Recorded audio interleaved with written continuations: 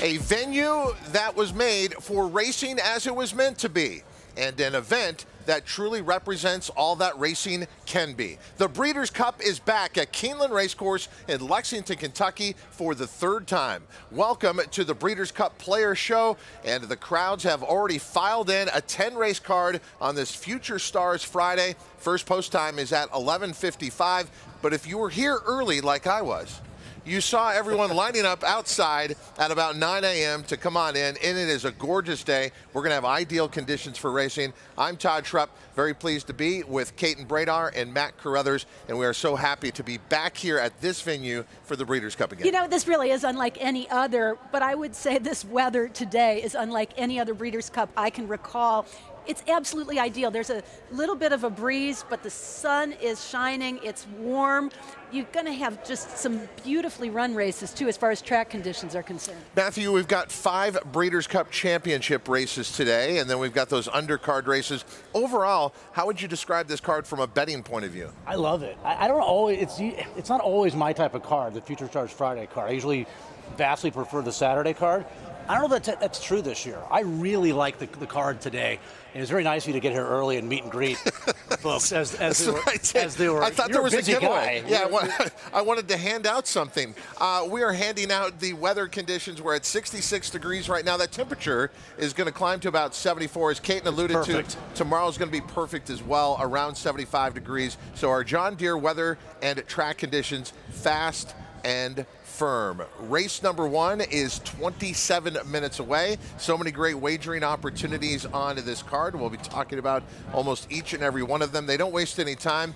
If you're a horizontal expert, well, the pick 5 starts right here. We've got a pick 5 that takes place in the first 5 races. Remember, our first championship race on this Future Stars Friday will be race number 6. Let's talk about this first race, a mile and a 16th optional claiming event for 3-year-olds and upward. The optional claiming price is $80,000. Non-winners other than twice. There is a scratch out of here. The 3, Mohafeth, is out. Open Road is our slight favorite right now. Well, I thought that Open Road might be favored, but before it's all said and done, I think you're going to see some fluctuation in the odds quite a bit. Ethereal Road, a little bit shorter odds than I anticipated, and that could float up before it's done. I'm kind of keying in on B-Doc as perhaps the most likely favored or very close with Open Road when it's post time for this one. We were talking as part of the wagering menu on this first race on Future Stars Friday. You can play a pick 5. Kaiten, you have put together a pick 5 ticket. Are you limited to a budget on this player show? I assumed so when I constructed the ticket. I did throw some horses out that I think do have a chance. So if you have a little bit bigger budget to work with, you might consider more coverage, particularly in race 2 and race 3. I think those are very tricky races. Race 4 is where I've singled, and I've gone to the 9. That's going to be Arabian Lion, who's going to be a short-priced favorite, and that in part, Todd, is why I kept the ticket at a smaller budget, because I think if a couple of favorites come through, we might not see those huge payoffs that we're likely to see a little later on with the pick 4s, pick 5s, and so on. But Arabian Lion, I think, is a very solid contender and a solid single in that one. And then in that last leg, that's the final race, the TAA Marathon, is the last race before the Breeders' Cup races kick off. I went 3 deep using 149, and I'm kind of zeroing in on horses that are coming out of the Tokyo in California as a graded stakes race, but watch out for Rattle and Roll. He's likely to get bet, and he's in great form. You could be playing this pick 5 with the official wagering partner of the Breeders' Cup.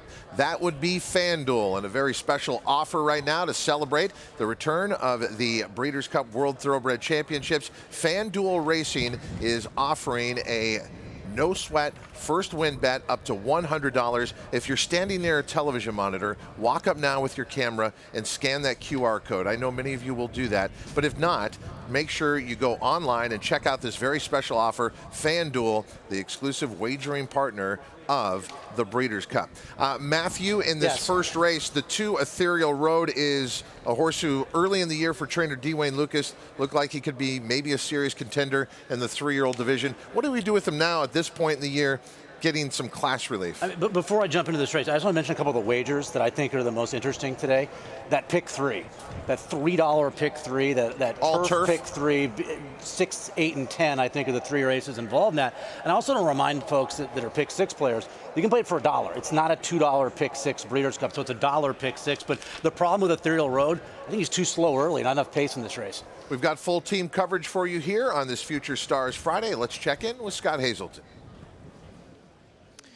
You have Doug O'Neill, who sends out B-Doc, the number 6 here in the opener on Future Stars Friday.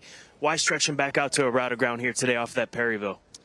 Well, you know, he acts like he can sprint or route. He's training well, and it's a great opportunity. He's doing well, but I don't think the route will be a problem at all. First wire finish, do you have to be aggressive in these kind of races here at Keeneland going to Mount 16th? Probably. Yeah, you probably don't want to be too far back, turn for home, and I don't imagine him being too far back. And Louis talked to him earlier, and he's such a top rider, so I'm sure he's done his homework, and we're very optimistic. Where was his energy level after chasing Gnight around there in the Perryville a few weeks back? He actually came out of it great. He was actually, believe it or not, as lazy as I am. I walked him around the shed this morning. He was coming out of his skin. So he's given us all indications. He's full of energy and ready to go, and we'll see you here in a few minutes. How would you describe the Breeders' Cup scene here at Keeneland on this beautiful fall afternoon? I feel like I'm on a movie set, man. It's just everything is just top notch, and everyone's dressed up, and everyone's feeling good, and you got the best looking horses in the world lined up here. So it's an awesome experience. Good luck this weekend, Doug. Thank you, Scotty. Regarding his horse in here, B-Doc, is the distance a concern at all for you, Matthew? No. I think he's going to get the lead in this race. I think he's faster than other horses in here. I mean, he's coming out of the Perryville, as you know, Doug and Scott were talking about, 7 furlong event, which he went pretty quickly up front. I mean, Gunite, who won that race, is going to be, what, second choice in the dirt mile tomorrow? I think Cody's Wish will be favored in that race, and he'll be second choice. So, I mean, he's lost to Gunite and Taba. They're going to be, 2 of your shorter price horses tomorrow. That win 3 back was good. He ran well enough going 2 turns in the Sir Barton at Pimlico. And keep in mind that track for the Pennsylvania Derby was a very tricky track. Some horses handled it. He did not. I'm just going to draw a line through that effort. Trainer Tom Amos has a horse here in the opener, and later on he will be in the Breeders' Cup Juvenile with Curly Jack. With him, Michelle Yu. Thanks so much, Todd. Talking about search engine here, do you think with the outside draw you have enough pace to run at or enough space of your own to get a good position? Well, it's a great question because the 9-hole being that far outside can be a post where you lose ground going to the turns. There's some speed. It's right inside of us. I think all the speed is towards the outside. I look for Edgar Morales, who knows this horse well, to break sharp, watch what's happening inside, and either be on the pace or right off of it. I think that would be a logical spot for search engine. Some of these colts in here facing older horses for the first time. You've had a plethora of races against older horses. Do you feel like that gives you an advantage because you can properly gauge where he's at? Well, it's a couple of things to that. I mean, number one, Search Engine is a developing horse. He's gotten better with all of his races. A lot of credit not only goes to the team that's gotten him ready with me, but also the ownership. My racehorse, as well as Greg Trementine, they've been very patient in bringing him along. And his last race at Churchill was very, very good. We're looking for a repeat of that. And a little bit about Curly Jack coming up later on today in the Juvenile. Yeah, he won the Iroquois at Churchill Downs, going 2 turns, which is today's race. And he's a horse that earned his way in with that win and got a big discount to enter thanks to the Breeders' Cup. So we're here. We realize he has to improve. But 2-year-olds that haven't run a lot, that's what they do. They improve. He's going to outrun his odds. Appreciate it, Tom. Thank you, Michelle. Guys? That's a big endorsement from Tom Amos on Curly Jack. Pretty confident. Yeah. Because I think you could argue that out of today and tomorrow, the most likely winner is going to be Cave Rock in the Juvenile. I mean, I would make that argument. So for him to come out and say that, expect Curly Jack, maybe not to beat Cave Rock, but to run extremely well, better than the bettors are going to think. That's obviously encouraging. So you're prepared to take some brave stands, huh? Make some brave arguments. Cave Rock doesn't get beat. Nice. I think out of the short, we're going to have a few of them, right? I think Flightline probably wins, but I think he's somewhat vulnerable. I think Jackie's Warrior is very vulnerable tomorrow. Some of the shorter price horses I think are vulnerable. I don't think Cave Rock is one of them. I don't see it. I actually agree with Matt. That is rare in these types of instances. Question mark? Is that rare? With some surprise. We rarely land on the same horses as feeling that confident about. But I think Cave Rock, it's his race, basically, to win or lose. The Pick 5 pool about to go past $700,000. The biggest pools you'll find here over the next 2 days at the Breeders' Cup. The best opportunities are in these 2 days of racing. And a reminder of the wagering menu here on race number 1 at Keeneland to start Future Stars Friday. Win, play, show, exacta, trifecta, superfecta, super high five wagering, and then horizontally speaking, daily double, Pick 3, and as we've been talking about, the start of the first Pick 5 of these 2 days of championship racing. Kate, it's also very windy out here today. I'm going to exclude Matt from this conversation because he thinks wind is nonsensical and has nothing to do with what happens on the racetrack. So we got a pretty strong tailwind down the stretch. Is it factoring in to what you're thinking about today? You know, most of the time I do try to see if that means anything, but I think with Breeders' Cup races and the level of quality that you're dealing with, you're better served to go into it with an open mind and watch and see what happens. I'm not assuming anything about the track other than it's a fair, fast, good racetrack. And as far as styles are concerned, I think you're going to see tremendous performances of both kinds. Now, I reserve the right to change that opinion based on the first couple of races. Matt's not changing. Let's go to Joaquin Jaime. What's that? Well, trainer Brendan Walsh has the 4 business model in here, and Brendan, he's coming off a second-place finish. In that race, you added blinkers. Did you see what you wanted to see with the equipment change? Yeah, I did. He was just getting a little unfocused, Joaquin, so I think they managed to get him back, his concentration back a little stronger, and I thought he ran a very good race the last day. And bouncing out of that race, what have you seen in his local drills here on the main track at Keeneland? Good. He's been working great, you know. He's a pretty consistent worker anyway, but he's been working good. He seems in good form, so I think he's set to run a good race. Have you experienced many beautiful fall days like this here in Lexington, Kentucky before? No, it's fantastic, isn't it? Hopefully it stays like this today and tomorrow. It'll make the occasion so much better. Appreciate it. Good luck here. Thanks, Joaquin. Kate, do we draw a lot of conclusions from the fall meeting here at Keeneland and bring it into these 2 days of racing, or do we think it very, very separate? Because Brendan Walsh had a very nice Keeneland fall meet. Well, I think momentum can be everything. So in regards to particular trainers or jockeys who were winning races and really having strong seasons, then I think it can have a bearing on the way the Breeders' Cup plays out for them. But on the other hand, as far as making assumptions about how the track may play, in the regular season, we had very different weather. We've had a good heavy rain since then. The temperature has changed several times pretty dramatically since then. So I think it would be a mistake to assume that the way the track played during the course of the Keeneland meet is the way it's going to play now. But Matt, we had some stats. For example, post position 1 in sprints was not productive over the course of the Keeneland fall meet. Don't you have to factor that in when we come into these 2 days? I think you do. I think you do have to factor post positions, and while you're concentrating on the wind, I'm going to be looking at the way the track's playing. Because, I mean, you guys have been here every morning for the last couple of weeks, but from what I've heard is that the track's been a little bit deeper, a little bit more tiring. We know the way it was here in 2020, where you're having track records every race. Nashville going, whatever he went, 7-2 or something in one of the undercard races.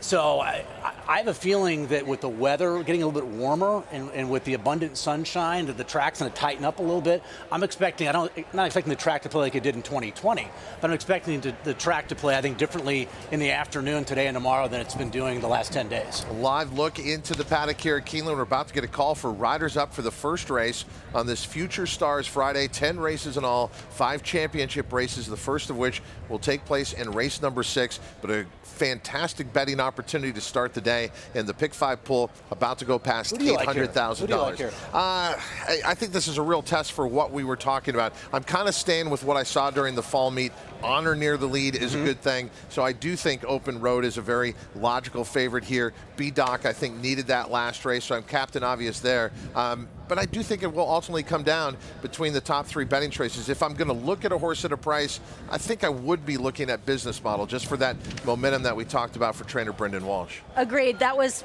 maybe the first horse I cut off the ticket, but had originally considered including. I thought Business Model is an improving sort of horse that, with the extra distance, might find himself a little closer to the pace. And I also thought that if you were playing a little bit bigger ticket, the 9 Search Engine is likely to stay right around 7-1, and he is kind of the wild card for me. I know we have a lot of races, Matt, but looking at this horse, Ethereal Road, is going to maybe direct me on how I'm going to play the rest of the main track races. If Ethereal Road can come from well off the pace and have an impact here, then it ties into what you're talking about. Might be a deeper track than what we saw during the Keeneland Fall Meet. But previously, Ethereal Road, not a lot of success here. 3 starts at Keeneland and has not been in the top 3. Joaquin? The husband and wife team of Kelly and Armando Martinez represented here with the 1 in Double Thunder, a horse that you have first up off the claim here. What did you like to claim this horse for $50,000 last race? Well, we looked at him and we saw that he had a whole bunch of class and that he was running real tough with a lot of tough horses, and we wanted to get a horse that would work for us for the whole year, and we just saw this race came up and thought we'd take a stab. A couple years ago, you guys were coming in from Fauna Park in Nebraska. I remember you and your husband had a goal of just to win 1 race at Keeneland Race Course. Now you've won a few. What is it like for your experience every single time you come here to Keeneland? Well, we love it, and this is the goal, and this is why we do it. We've came a long ways, and my son, Damien, Alexis, and my family and owners, they've backed us and believed in us, and that's what it takes. It takes people to believe in you. Thank you, Kelly. Good luck to you guys. Thank you. Thank you so much. Trainer Kelly Martinez saying she's come a long way, but Double Thunder has gone a different direction. A horse that last year was in the Breeders' Cup Juvenile, was not a hopeless long shot at 19-1, and then just 3 starts later is offered up for the $50,000 claiming price, and now new connections. That was a little bit of a turning point for him in the wrong direction, I think, but certainly high percentage off the claim, and the addition of blinkers, or the blinkers off, I should say, is interesting too. It would not be an overstatement to say that the Breeders' Cup would not exist or be as successful without the man that is standing by with Scott Hazelton. Those are some true words to be spoken here today, Todd Schrupp. That is D. Wayne Lucas, one of the all-time greats, sending out Ethereal Road, coming off of a solid 4th, most recently a mile and an 1/8. Can he close today going a mile and a 16th with this first wire finish and be effective, Wayne? I'd like to be a mile and an 1/8, but that's what they wrote, and that's what we entered. I think that I just told our ride not to let him get out of touch with the race. If we can stay a little bit closer, he's got a real good finish, from, say, the 3/8 pole. He seems very relaxed, very calm down here. Does he need a bit of a aggressive warm-up to maybe get him a little bit more into it? Not so much warm-up, but when the gate opens, I think our ride better get into him a little bit. And that's what I told him. I said, I think we got to send him up in there as much as we can. He doesn't have a lot of speed, so we got to do what he does best. How would you describe this afternoon that we're embarking upon in Lexington, Kentucky for another Breeders' Cup back here at Keeneland, Wayne? I think it's great. This venue is so good, and it looks like we're going to have a hell of a crowd already, and it's exciting. I think that other than the Kentucky Derby, this is what it's all about. And you get 2 days of it with every kind of horse, from 2-year-olds all the way to the classic and the grass horses. This thing has worked out. It's good. It sure has. Good luck today, Wayne. Oh, thank you, Scott. Kate and I feel like I went to sleep and then I woke up one day and D. Wayne Lucas was 87 years old. He has become a treasure in our game, and when you look at records and all the big events, his name is everywhere. The great journalist Tim Layden described it best, I think, when Secret Oath was successful in the Kentucky Oaks. It was as if Wayne Lucas was a living time capsule and opened us up to the glory days of horse racing, the start of the Breeders' Cup, and all that was possible. But it's certainly come to full fruition, and I would say it's not just good. I don't correct the coach very often, but it's a lot better than good. It is truly great. Matt, we grew up watching D. Wayne Lucas and his dominance in the early days of the Breeders' Cup. And the other thing about Wayne Lucas, as dominant as he's been, in his obviously his incredible career, he's won Breeders' Cup races at giant prices before, right? Take Charge, Brandy, Spain, just to name a couple. And let's meet our field for the first race on this Future Stars Friday, but we begin with the 1, Double Thunder. Double Thunder for Kelly Martinez was claimed for $50,000, takes the blinkers off, and stretches out to a route of ground for the first time this season. I like the race that Ethereal Road's coming out of, that trademark race. That's a good Vicky Oliver, BBN Racing runner. Beyer came back 93 for the winner. I just think he'll have too much to do. I'm not willing to include him at a relatively short price with his running style in a race in which there's a lack of speed. With a scratch of the 3, the 4 business model is next for Qatar Racing and Brendan Walsh, second most recently at this level, going a mile. I think the extra distance helps put him a little closer into the game early. Here's your biggest price on the board, dropping G's. We haven't seen him since the 25th of June, so a layoff of more than 4 months. Never competed at Keeneland, just 2 for 11 lifetime, 28-1 on the board. 5-2 on the 6, B-Dog for Doug O'Neill, stretching out off the Perryville, in which he came from off the pace to finish 3rd. The stretch out helps, and I look for him to be forwardly placed with Luis Saez aboard. I'll take all the long shots. Here's the 7, Jungle Warfare. He's another dead closer. I think he's a really good underneath horse. 9 seconds, 9/3 from 37 starts, just those 4 victories though, but 23-1. I think he has a shot of rounding out a real good exactor, potentially a trifecta. Open Road for Gary and Mary West and Brad Cox was the winner of a first level allowance at Churchill, going a mile and an 1/8. I just wonder where he's going to be in the early stages of the race, coming out of that one and now shortening up to the mile and a 16th. Tom Amos telling us a few minutes ago that Search Engine, he's getting better each and every start. He ran a solid second, probably the best race of his career in defeat at 7-2 in that 7-horse field, which was at Optional 80 at Churchill, September 30th. And there's your post parade for race number 1, the first of 10 races on this Future Stars Friday card at the Breeders' Cup.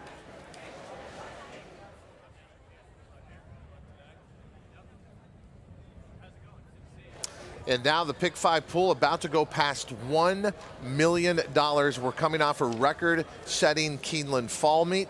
And so players across the country are familiar, obviously, with the product here at Keeneland. And now an international group of horse players focused on what's going on at Keeneland Race Course here in the Breeders' Cup.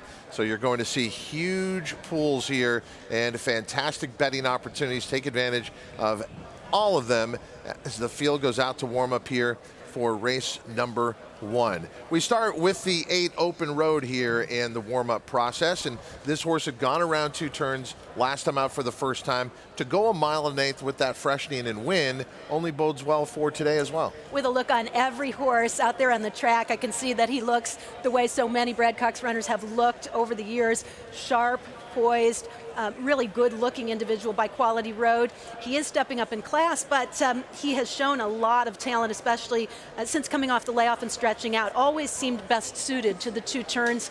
Again, I'm just wondering, with the boost in class, whether he, at this distance, is going to be able to be as forwardly placed. And aboard is Florent Giroux.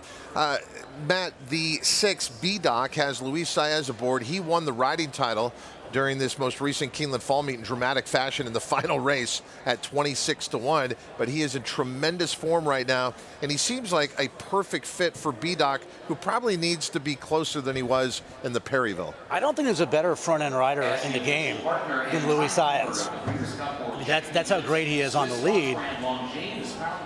He's an extremely strong finisher as well. And just an idea of, B-Doc and Open Road, I think they're the 2 fastest, but just give me an idea of how much faster B-Doc is. They faced each other at Ellis on the 29th of July, and I know Open Road didn't break that well, but Open Road was 9th at first call, and B-Doc was pressing the pace that day. I think Saez gets an easy lead. We're taking you right up close to the action here on the Breeders' Cup Players Show on the racetrack with her observations, Andy Biancone. Happy Future Stars Friday, Andy.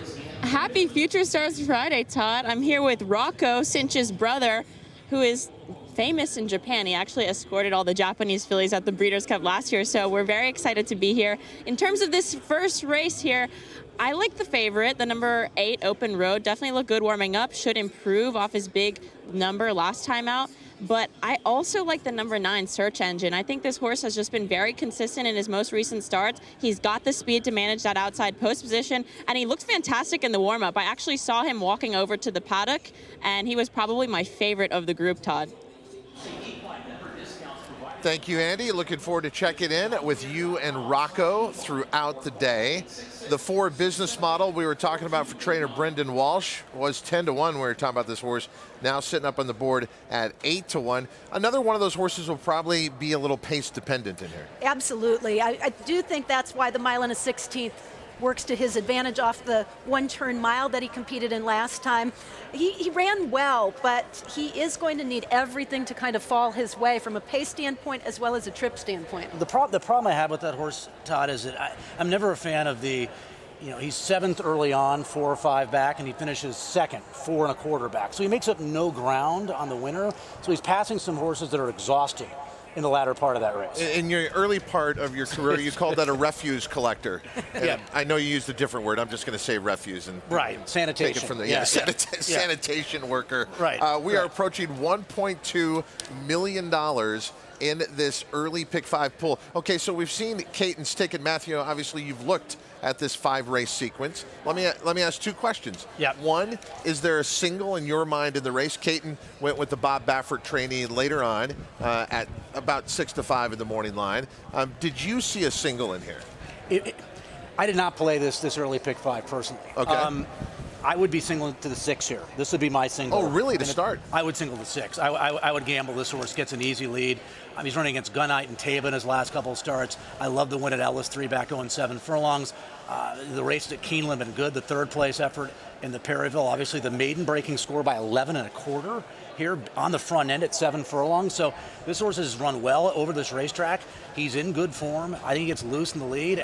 That's the horse that I would be singled to in the sequence. Okay, so second question about the pick 5 sequence. Where is the biggest price going to come? Wow. I think the 3rd race is absolutely wide open. I thought the 1 Call Me Fast could win that race. I thought there was a perfect trip with the 1. That win, that maiden special win here on the 8th of October was really good. The 9, Let My People Go.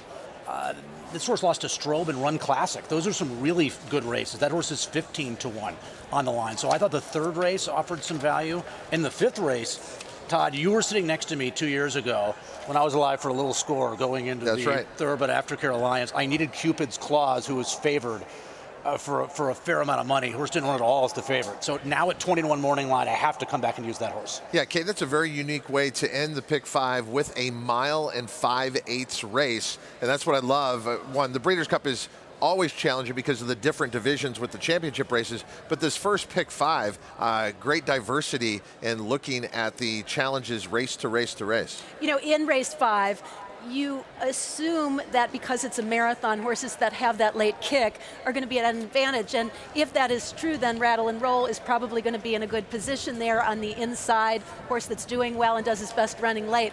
But it's not how it usually plays out, is it? And that's kind of why I leaned more heavily on the horses that had a little tactical speed combined with some experience against stakes horses, against graded stakes company. A lot of the runners in that TAA are taking a big step up in terms of class. There's a fair amount of pace, I thought, in that race for 13 furlongs, right? There's a couple of horses that have speed at much shorter distances. Okay, that's ahead in the pick 5.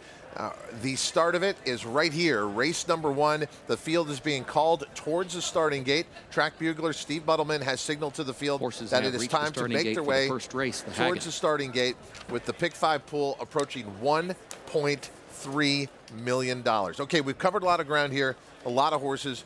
Let's get the bottom line. Caton, you first. Who do you like here in race 1? I like the 6, B-Doc. I agree with Matt about pace. I think he gets class relief, and I think he's a really nice horse. Yeah, I like the 6, and the other horse for me was Search Engine going in, and now I like the horse a little bit more. I mean, Tom seemed pretty bullish on his chances in the paddock. Andy telling us that the horse that looked best out on the racetrack warming up, Search Engine. So I like that horse underneath. So maybe a straight exacta for me. 6-9. The beauty of the Breeders' Cup, as most of our audience is aware, is that even if you like a couple prices along the way, you can single Cave Rock, for instance, later on. And if Cave Rock wins and pays $3, Todd, the pick 5 could still pay a lot. That's the beauty of the Breeders' Cup, the other races that are going to produce some prices, and the pools that we have. As the field gets towards the starting gate, the pick 5 pool now past $1.3 million. This is just the first pick 5 pool of these 2 days, and they have come out to play, especially when you consider the 3-hour time difference between here and the West Coast, where obviously they're coming up on about 9 a.m. as we get close to post time here. So we're only going to see these pick 5 pools continue. When you were greeting people here hours ago, there was a line of cars coming in? There was a line of cars. And how about this? We're going to be able to greet Andy Serling very soon.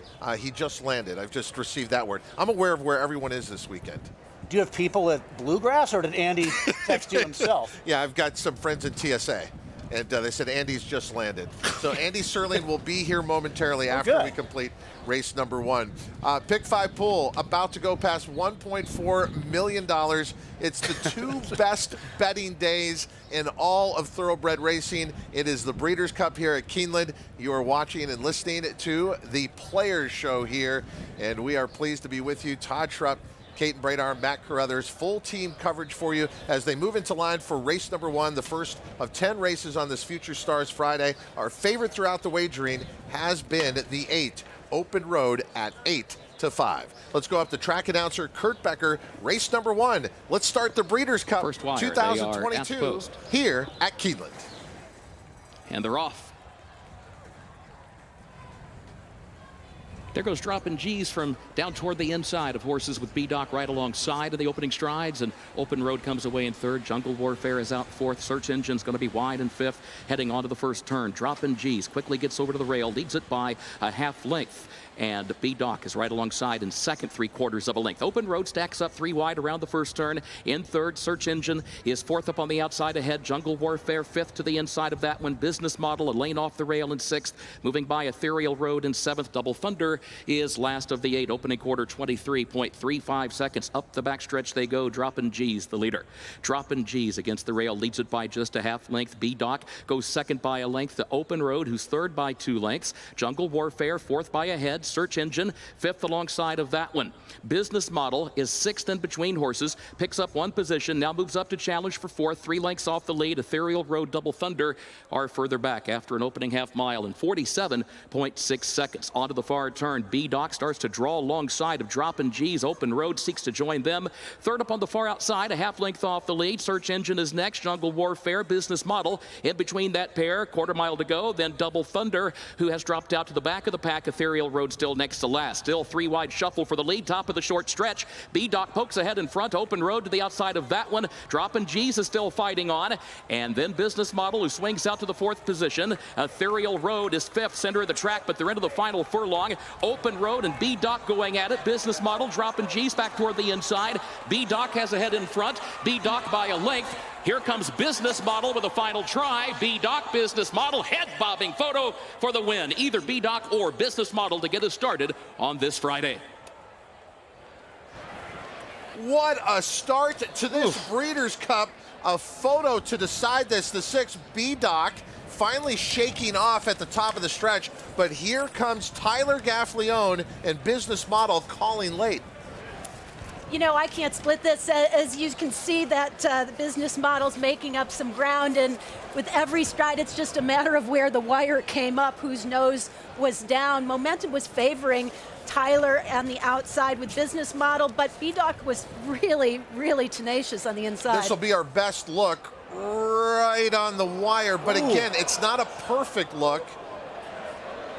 Did Tyler Gaffleone of Business Model time this perfectly? The difference here, the 4 Business Model 9-1, the 6 B-Doc up on the board at 2-1 as our second choice. Again, that first camera angle is way off. It's past the finish line, it's elevated, but that on the wire shutter camera, as we like to call it, gives you an idea of how much ground Business Model made up.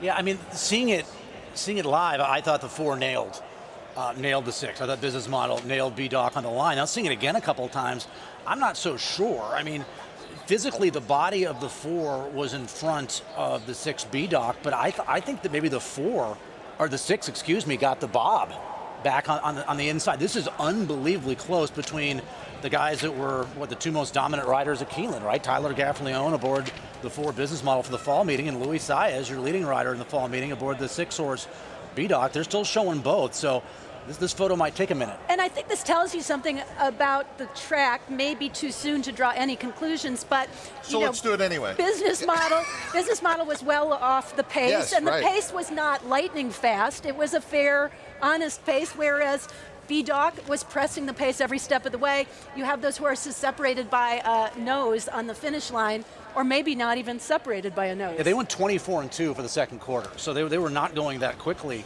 It was a perfect ride from Saez. Corrales wanted the lead with the biggest price on the board, dropping G's. He was content in sitting off that horse, knowing that in all likelihood he'd be able to get by the 39-1 shot whenever he chose to, and he was able to do that. We'll take another look. They still haven't haven't posted it. Again, this look is not going to clear up anything because, again, the camera's after the wire. It's elevated. We're getting used to new camera angles than what we had here during the Keeneland fall meet. And so, again, this I don't think shows us anything. And we had that situation at Del Mar last year where the camera angle was a little bit deceptive. So we're going to have to get used to what we're seeing here. The only thing you could, like I said, our best camera angle seems to be that one on the wire. Let me ask you this. We have a tie in the first race. That's what I was going to ask you. Could this be a dead heat? It could. I would definitely settle for that, this stage. Let's watch this angle one more time because it's the best that we have here on the player show. Watch him come down to the wire. It's clear that B-Doc has the advantage at first, and then right there, business model. Right on the wire. Photo sign. That could be a heater. It really could. Close. It absolutely could be, and the amount of time that's being taken to examine the photo suggests that it's a possibility here. What I think is amazing is the amount of ground that business model made up in the very last, even within a 16th of a mile. He was probably about 4 lengths off the leader. That is a lot of ground to make up in late stages of the race. It's about 5 minutes, Todd. They've been looking at this? Yeah, that's right. This is coming up on high chaparral territory. And both riders did not dismount. Luis Saez and Tyler Gaffalione have stayed aboard their mounts. Usually if one is sure, you'll see one kind of dismount, wait around for the inevitable. It is a dead heat. It is a dead heat to start the Breeders' Cup. Unreal. And if this portends of things to come, we are in for an outstanding Breeders' Cup. And how about the fact that we have West Point down congratulating Doug O'Neill with B-Doc. That is Terry Finley of West Point. Obviously, they're excited about Flightline later. And then we have Qatar Racing with the 4 business model. And posted on the board, 4, 6, 8, 5, dead heat for first between the 4 business model and the 6 B-Doc. So our 2 sires represented here, Candy Ride and Gormley to start the day. B-Doc, a son of Gormley, and business model, a son of Candy Ride. So 2 winner's circle pictures here to be taken. So what's B-Doc going to pay, about $3 now? Something like that? Yeah, you're not going to get to a 1 to 2. Well, who do you feel sorry for? People like yourself who like that horse at 2 to 1, or those who had business model at 9 to 1 and are going to get $10? I just feel better because I advance. Could have gone the other way. That's true. I'd have felt better for myself if the 4 got there. Well, I would have felt good for you as well. But it is interesting to think what this day could hold in store. I agree. If we start with a finish like that. Matt, do you want? But you used them both, right? You played your own pick 5, so it's okay. So that's good. Is it? Well, you know what? The 8 didn't win. Who was the favorite? So you could say that. Here's where it gets really confusing. I'm going to call it penny breakage. I don't care if Pat Cummings comes after me. What do those payoffs look like? How does penny breakage work in a dead heat situation? Are there $2 bills being passed around? Still waiting for the prices to come up here in race number 1. And we'll also get some of those pool totals to you for a pick 5 pool that was headed towards a huge number here in just the first opportunity of the day on Breeders' Cup Friday. As a matter of fact, checking that pool, the pick 5 pool ultimately ended up at $2.1 million. So the first pick 5 pool of these 2 championship days of racing, $2,120,364. The thing about this race is the 4 was the only horse closing. I mean, the pace wasn't that hot, but the 6 was part of the pace. It was in the dead heat win. The 5 held on for 4th in the race as the biggest price on the board. The horse that was battling B-Doc early on, obviously Open Road was sitting 3rd and was 3rd base of the entire race. So Speed did well, but the business model, the only horse from off the pace doing anything involved in the dead heat win. So still awaiting prices here after a long photo and seeing where this ultimately ends up.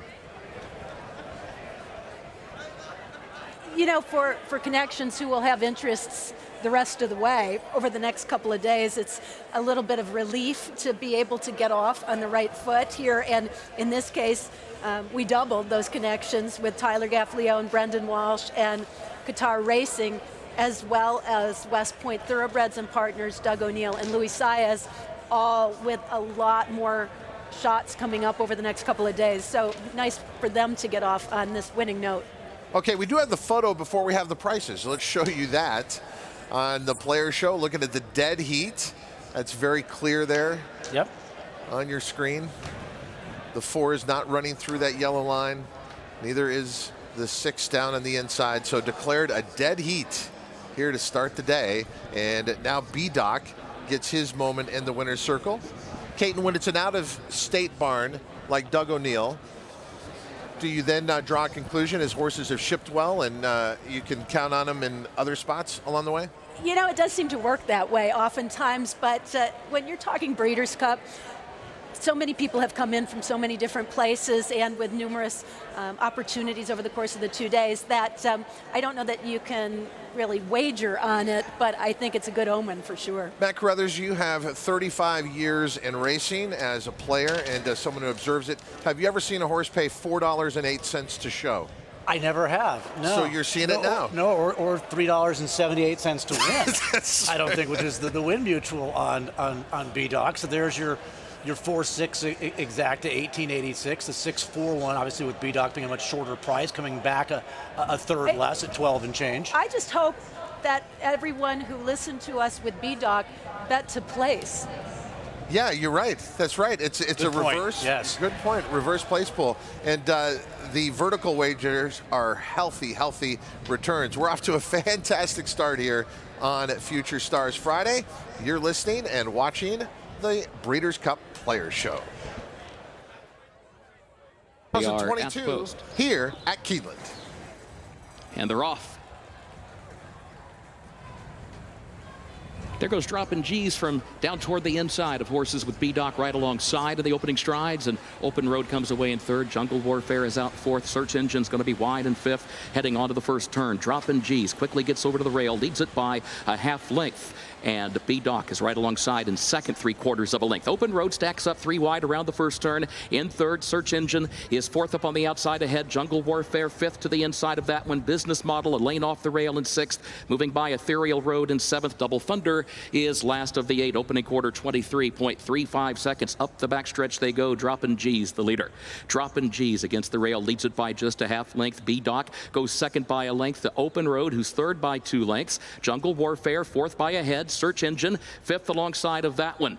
Business Model is sixth in between horses, picks up 1 position, now moves up to challenge for fourth, 3 lengths off the lead. Ethereal Road, Double Thunder are further back after an opening half mile in 47.6 seconds. Onto the far turn, B-Doc starts to draw alongside of Dropping G's. Open Road seeks to join them. Third up on the far outside, a half length off the lead. Search Engine is next. Jungle Warfare, Business Model in between that pair, 1/4 mile to go. Then Double Thunder, who has dropped out to the back of the pack. Ethereal Road still next to last. Still 3 wide shuffle for the lead. Top of the short stretch. B-Doc pokes ahead in front. Open Road to the outside of that one. Dropping G's is still fighting on. And then Business Model, who swings out to the 4th position. Ethereal Road is 5th, center of the track, but they're into the final furlong. Open Road and B-Doc going at it. Business Model dropping G's back toward the inside. B-Doc has a head in front. B-Doc by a length. Here comes Business Model with a final try. B-Doc, Business Model, head-bobbing photo for the win. Either B-Doc or Business Model to get us started on this Friday. Wire, they are at the post. And they're off. There goes dropping G's from down toward the inside of horses with B-Doc right alongside of the opening strides, and Open Road comes away in third. Jungle Warfare is out fourth. Search Engine's going to be wide in fifth, heading onto the first turn. Dropping G's quickly gets over to the rail, leads it by a half length, and B-Doc is right alongside in second, 3/4 of a length. Open Road stacks up 3 wide around the first turn. In third, Search Engine is fourth up on the outside ahead. Jungle Warfare fifth to the inside of that one. Business Model, a lane off the rail in sixth. Moving by Ethereal Road in seventh. Double Thunder is last of the 8. Opening quarter, 23.35 seconds. Up the backstretch they go. Dropping G's the leader. Dropping G's against the rail, leads it by just a half length. B-Doc goes second by a length to Open Road, who's third by 2 lengths. Jungle Warfare fourth by a head. Search Engine 5th alongside of that one. Business Model is 6th in between horses, picks up 1 position, now moves up to challenge for 4th, 3 lengths off the lead. Ethereal Road, Double Thunder are further back after an opening half mile in 47.6 seconds. Onto the far turn, B-Doc starts to draw alongside of Droppin' G's. Open Road seeks to join them. Third up on the far outside, a half length off the lead. Search Engine is next. Jungle Warfare, Business Model in between that pair. Quarter mile to go. Then Double Thunder, who has dropped out to the back of the pack. Ethereal Road still next to last. Still 3 wide shuffle for the lead. Top of the short stretch. B-Doc pokes ahead in front. Open Road to the outside of that one. Droppin' G's is still fighting on. And then Business Model, who swings out to the 4th position. Ethereal Road is 5th, center of the track, but they're into the final furlong. Open Road and B-Doc going at it. Business Model dropping G's back toward the inside. B-Doc has a head in front. B-Doc by a length. Here comes Business Model with a final try. B-Doc, Business Model, head-bobbing photo for the win. Either B-Doc or Business Model to get us started on this Friday.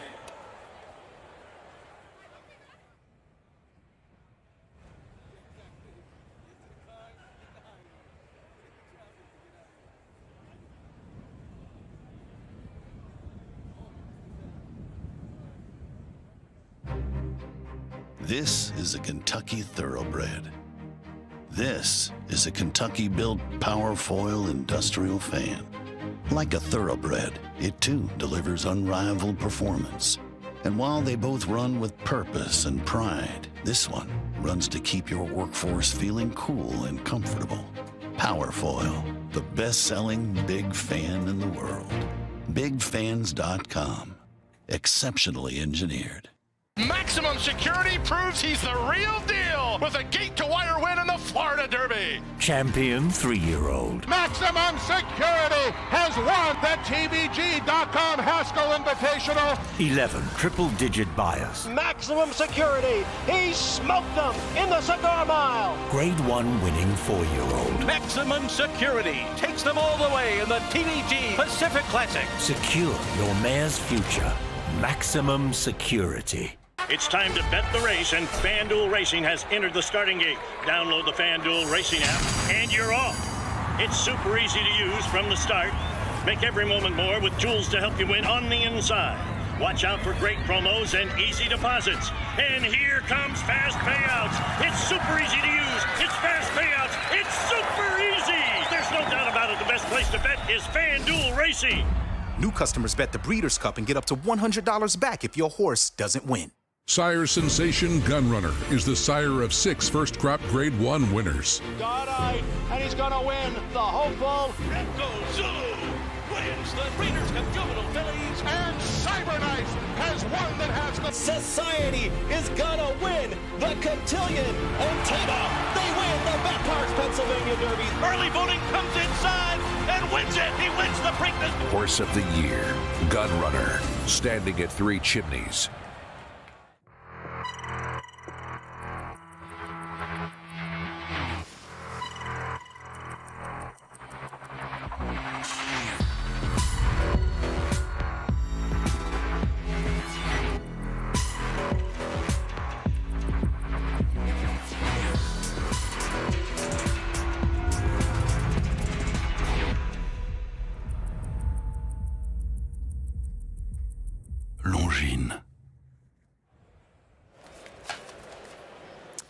Lots of Breeders' Cup merch to prove that you were here at this 2022 Breeders' Cup at Keeneland.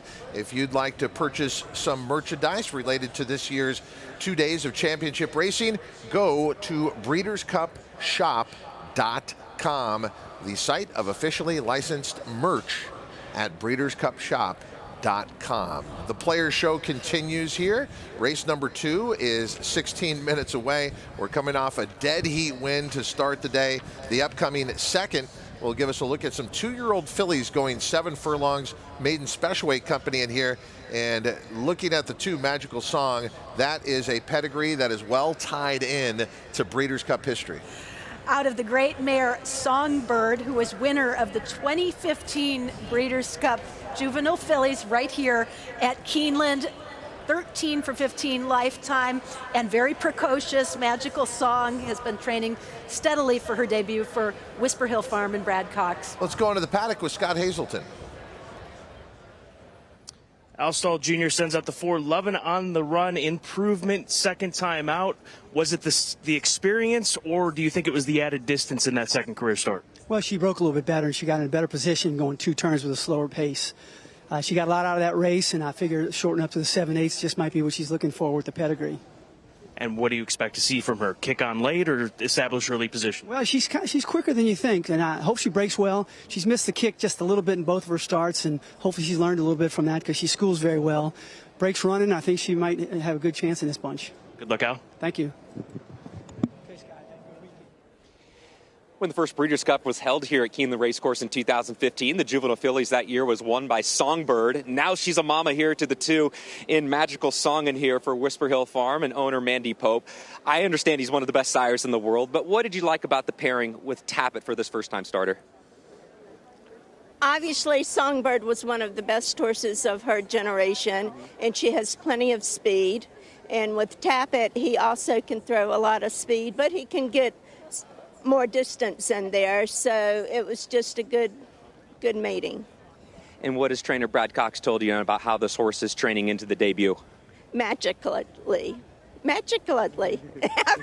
Yeah, she's doing sensational. She's doing great. So done everything right. She's settled in and doing what she's supposed to. So I can understand the name a little bit here with the dam being Songbird, but what's the story behind the name here in Magical Song? She is magic. To me, she's going to be magic. So, and obviously, song from Songbird. So, a magical song.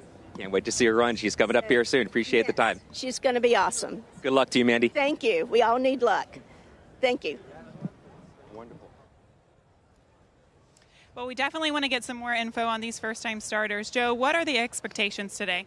You know, the filly was training well here at Keeneland. Obviously, 7/8 is kind of a difficult distance first time out, but she's seems like more of a 2-turn kind of filly, and you know, doing well, training well, breezing well over the surface here, and just figured we'd stick to what's comfortable and get her started here. But filly's shown us a lot of talent, so we're optimistic. In terms of her gate drills, what do you see, or what do you expect for her out of the gate today? She's efficient out of the gate, but we did school her in behind horses in preparation of this race, just because, you know, obviously horses that have a start under their belt usually tend to be a little quicker away from there. So in a perfect world, I'd like to see her sitting at, you know, first stocking tier and make a run at them. Thank you. Good luck. Thanks, Gabby.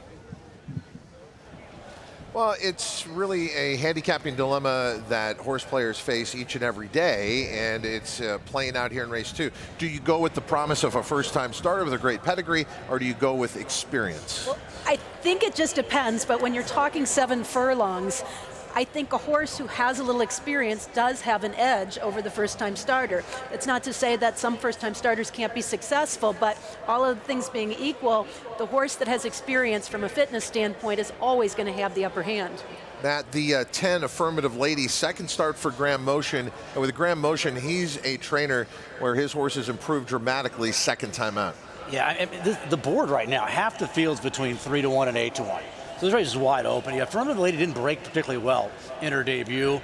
Drawn nicely, John Velasquez. I do like the way she finished that day to run third here at Keeneland almost a month ago. We have a call for riders up here in race 2.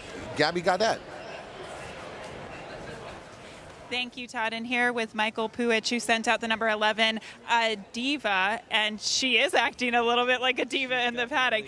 Is this her normal behavior? Yeah, it is. When she gets to feeling really good, that's her way of touting us that she's ready to go. And the wind and the leaves, they just kind of fired her up a little bit. But yeah, I like to see this out of her, because when she's doing this, I know she's back, you know, she's on her game. Well, her last race was her best race. Was she doing this pre-race last time? She was. She actually was. And I was regretting I kind of eased her into the race. I kind of backed off on her training a little bit. I did the same this time because she ran so well. But she makes you pay when you back off a little bit on her, because she gets to feeling a little too sharp. So hopefully she's good. She's got this is a really interesting, tough field, deep field. The 2-horse, I was just excited to see her, you know, tap it out of Songbird. So I like this filly. I think she's training great, and I think she'll run well. And I'm actually just excited to see how good she actually is. Thank you, Michael. Good luck. Thank you. And as you can see, Todd, even competitors can be fans.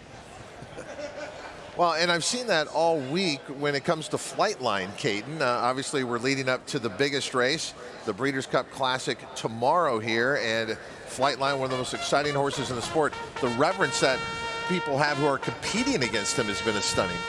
Now, it really has been remarkable and something I haven't often witnessed, the number of trainers who are already in awe and have been singing his praises, also considering some trainers making their decisions as to where they ran in the Breeders' Cup based on that. But Songbird has certainly earned that type of a reputation as well, not just as a young horse, but later on with one of the more memorable Breeders' Cup finishes.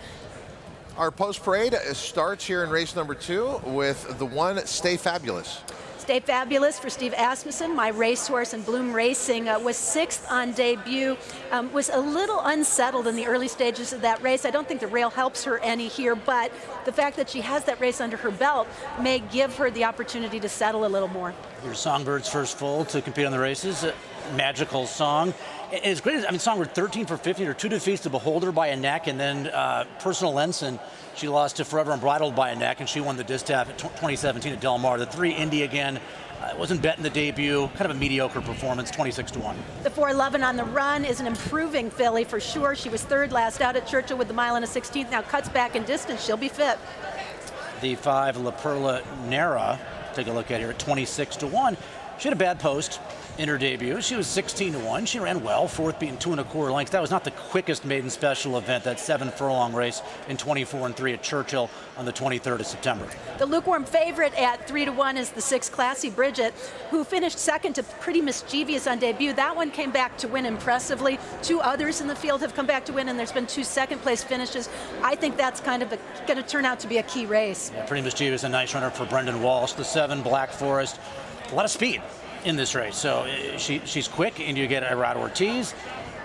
Beaten favorite, though, in 2 of 4 lifetime starts. Daughter of Arrogate is the 8, Vivid Dreams for Rapoli Stable and Todd Pletcher. Love the name, and her last workout out of the gate was maybe a wake-up call. The 9 at 31-1, strikingly spun. Mother Smart Ashley, 1 for 16 in her career. Siblings that have really not done much on the racetrack, huge price. The 10 Affirmative Lady makes her 2nd start for Graham Motion, 3rd sprinting, and looks like the type, again, a daughter of Arrogate, who might appreciate a little bit more ground. The 11 Adiva, 2nd last out and very sprightly in the paddock. This horse has some pedigree, Todd. No gilt. This horse is a half to Hard Aces, earner of over $1.2 million, half to a Stroll in the Park, $283,000 winner. The dam herself, 3 wins, made $162,000. Was a dirt sprinter back in the day, all in with aces for Larry Jones. I was wondering when Mrs. Carruthers would make an appearance on the show. That is your post parade for the Breeders' Cup Players Show.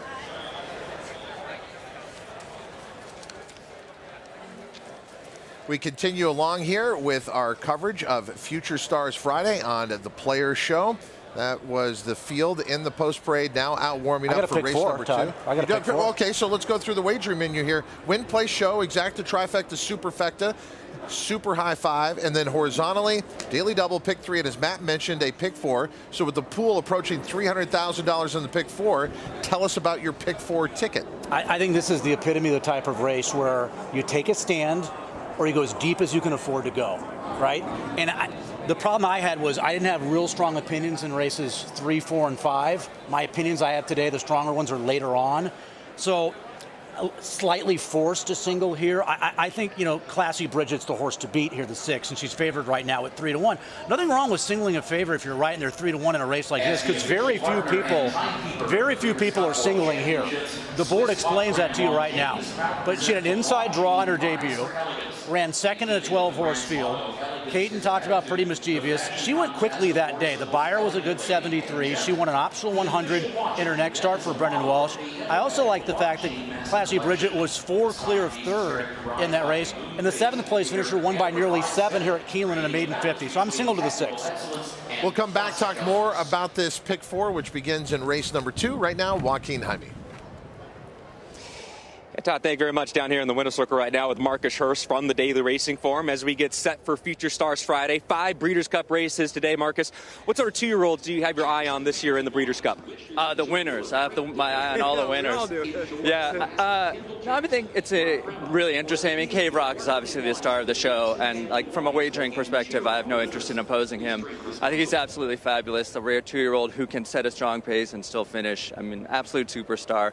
even with these short-priced horses, if you're a fan, it's fun to watch, and I'm looking forward to see what he can do. But as far as betting-wise, I like a filly named Pleasant Passage in the Juvenile Fillies turf. I didn't expect to like that horse when I came to Lexington last weekend, but she caught my eye trading in the morning, just really galloping strongly. I went back and watched her 2 races, both wins.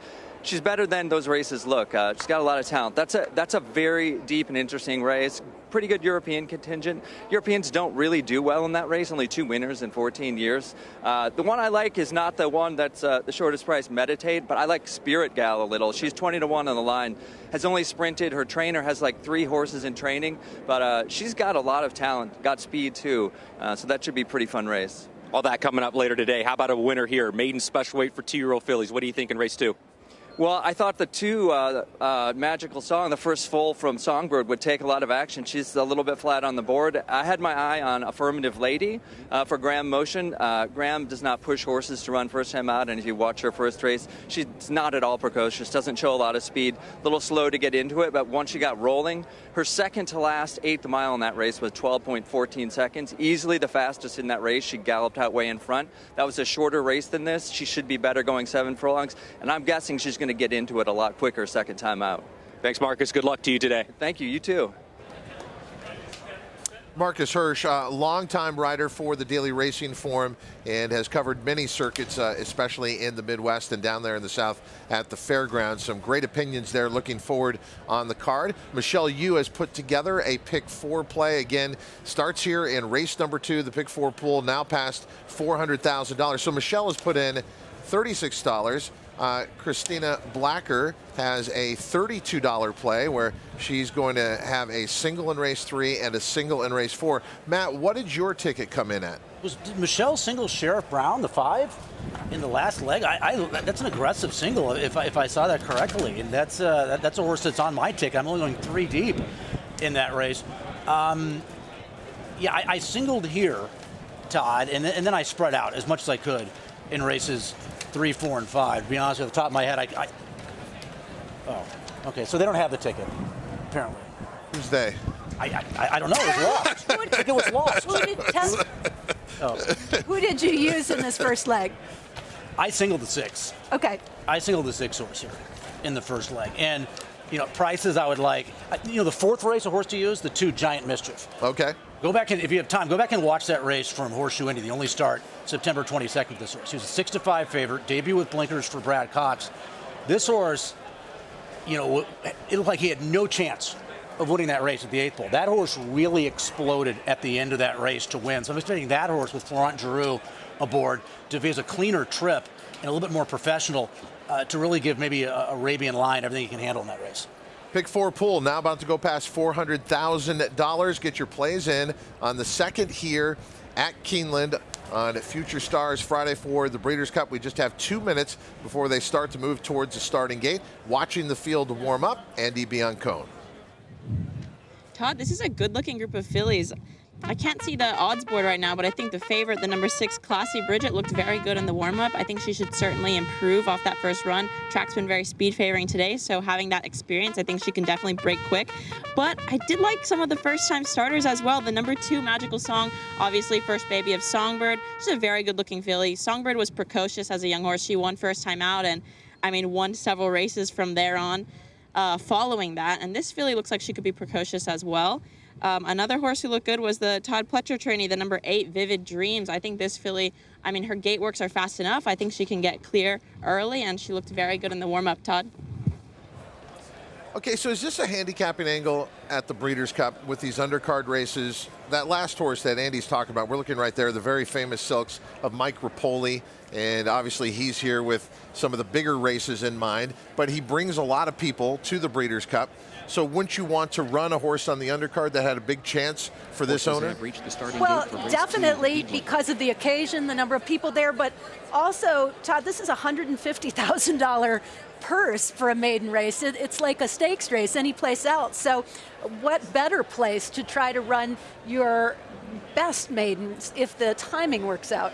And his team that he has is unreal, especially at these sales. I mean, I happen to know Ed Rosen personally pretty well, who's the pedigree guy for Mike Rapoli. Because I was looking up the dam, 0 for 7, not a lot of information on the bottom, but spent $250 on her. Filly by Arrogant appears to be training well. I like that 47 and change gate work coming into this race a week ago on the 29th of October. So yeah, I would think for Mike to debut undercard Future Stars Friday with a 2-year-old that the horse has talent and is live. The field is at the starting gate for our second race on Future Stars Friday. A fantastic betting board. We've got 2 horses here at 3-1 vying for favoritism. The 10 Affirmative Lady, the second time out for trainer Graham Motion, in the 6 Classy Bridget, who is second time out for trainer. Don't read those numbers Chris out Hartman. across. Don't do that. No, I'm not going to do that. Okay. Oh, I have good news for you, by the way. I have a pick 4 in the 4th. It was my fault. The 4th is my pick 4. Okay. So I have good news for you. Something to look forward to. Also, I wanted to ask you this question, but it would make sense for most of our audience. It would only apply to those maybe up in Minnesota. Amongst the Rosens, your favorite Ed Rosen or Mark Rosen? Mark Rosen's still doing his thing. I know he is. But I know Ed a lot better at this point in my life. Okay, and I don't think Mark will be offended. All right, bottom line, you guys, who is going to win race 2? Caton. I'm going to stick with the 6 Classy Bridget, coming out of that key race, sitting that stalking, a little bit off the pace type trip. I like the 6 too. She ran a very good second her debut. She should obviously move forward. That was a fast race. She ran a winning race in defeat in that 12-horse field at Churchill. I like the fact it was also 6.5 furlongs, so the stretch out not nearly the problem for her that I would think of others in this field, especially the first-time starters debuting at this tough distance. You two are agreeing a lot today. That's we're going to have to hang around a little later when we get off the set. Figure this out. They're moving into line quickly here for race number 2. Looks like a deep field, a talented field. Maiden Special Weight Company going 7 furlongs for 2-year-old fillies. Let's go up to track announcer Kurt Becker, race 2 here on Future Stars Friday at the Breeders' Cup.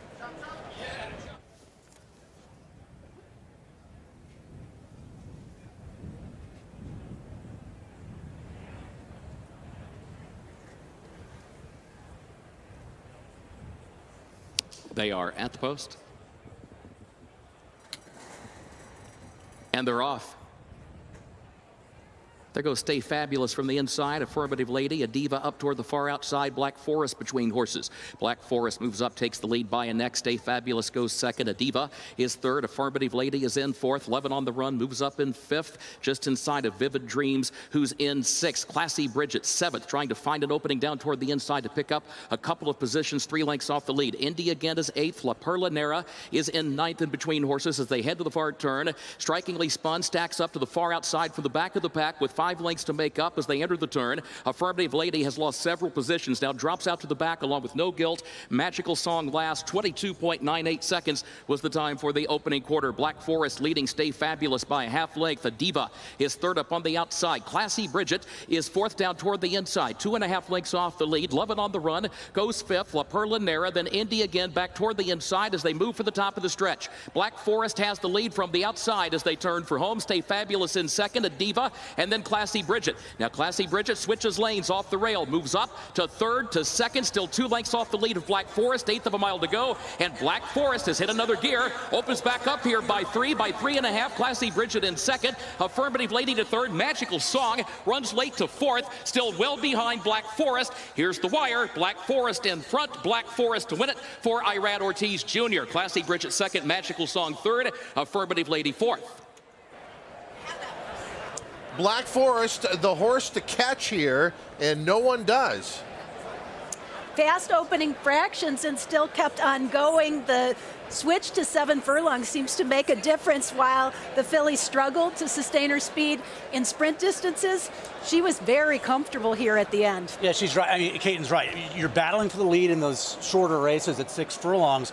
Actually ran 4.5 furlongs in her second start at 7 furlongs, able to control things. And, Irad Ortiz wins this race. He has to go a little quickly the opening quarter to establish control. He goes 22-4, but then he really slowed things down. What was the half? 46-2? I mean, they were crawling the second quarter, and he looked loaded turning from that. I mean, he was a lock at the quarter pole in this race, and he went on to win pretty convincingly at 7-1. Slight overlay. 7-6-2 posted on the board. 7-1 over 3-1 over 6-1. running on for third there, Magical Song with that Bred in the Purple pedigree by Tappet out of Songbird. She's definitely going to be a horse who's going to get better with each start and probably around 2 turns. Absolutely. She actually was a bit green in the early stages as well, so she'll benefit from the experience, but not a bad effort, particularly when you consider she was facing a horse who had raced 4 times going into this, ending up winning. 7, 6, 2, 10, 12 posted on the board. We mentioned 7-1 on your winner. 3-1, your favorite was the 6, Classy Bridget, finishing second. Third, number 2, Magical Song at 6-1. The 10, Affirmative Lady, in there at 7-2, and the 12, No Guilt. Yeah, the Lucas horse, she ran well too. Yeah, it was super high price. 5, rounds it out at odds of 46-1, and it is a Keeneland graduate coming back to where it all started. Keeneland September sale last year. Black Forest was purchased for $85,000. Daughter of Frosted out of the forestry mare Black Oak, and was bred by Hiddenbrook Farm and Godolphin here in Kentucky. Fausto Gutierrez having some disappointments going into this year's Breeders' Cup with not being able to make the event with the mighty Latruska, but perhaps has another really promising filly here in Black Forest. Waiting for the prices to come in and getting a good return here of about $16. Irad Ortiz Jr. aboard a Black Forest for the first time today, and an aggressive ride out of the gate, and holds on for the victory here. A horse that hadn't done that previously, had disappointed many times as the favorite. Yeah, and you know, right. I mean, she was the beaten favorite in her last start. She was the beaten favorite in the second start of her career. This was her first start at Keeneland. I mean, all 4 lifetime starts at Churchill for her. Classy Bridget, she's just not that great out of the gate, and she was kind of shuffled back a little bit. And then when she angled out and had, you know, clear run on Black Forest, I mean, Black Forest, Irad hadn't even asked at that point in time, and Arietta was all over Classy Bridget. So, you know, you figure Black Forest would win and probably actually pull away, and that's exactly what happened at the end of this race with a really easy gate-to-wire win. And we'll see. I mean, you know, I think most players, Todd, they want a fair racetrack on these big days. And, you know, you're a quality racehorse, and you get over the slow second quarter, and you have speed, you're going to be tough to get by. And based on the finishing order and the positions of the horses in the first 2 races so far today, which were kind of similar as far as level of competition are concerned, but different as far as distance, you had speed carry when it should have. You had horses who were able to come from the back of the pack and close. You had a stalker who finished second, who was a very logical contender. So it seems like it's been pretty true to form and a pretty fair racetrack, although again, it's still early. And Todd, let's be honest, there is no better hand than Black Forest, right? Oh, yeah. I mean, hands down. Yeah, by far. Okay. We agree on that. I don't know, Kate and I like disagree. the cake. I like the cake. Black Forest cherry cake, best cake ever. Ooh, probably disagree. I wish you had used that to get to the 7. Kate liked the 7 a little bit here, returning $17.30. Michelle, you ran up on the set and shouted, I had that one. Congratulations, Michelle, I did not. And I'm out of my pick 5 and out of my pick 4, but good for you. You are watching the Breeders' Cup Players Show. It's Future Stars Friday.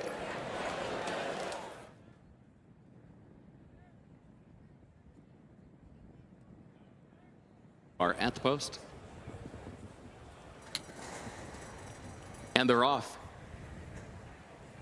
There goes Stay Fabulous from the inside. Affirmative Lady, a Diva up toward the far outside. Black Forest between horses.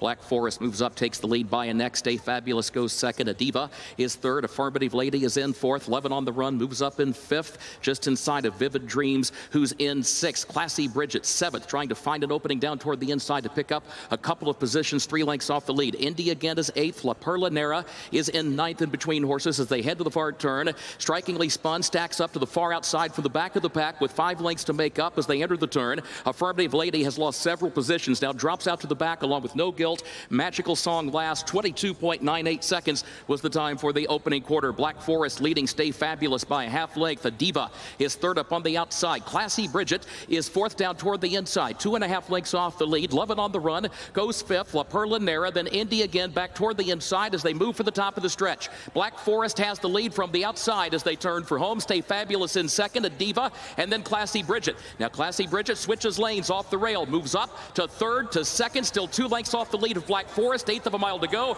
and Black Forest has hit another gear, opens back up here by 3.5. Classy Bridget in second, Affirmative Lady to third, Magical Song runs late to fourth, still well behind Black Forest. Here's the wire, Black Forest in front, Black Forest to win it for Irad Ortiz Jr. Classy Bridget second, Magical Song third, Affirmative Lady fourth. Post. And they're off.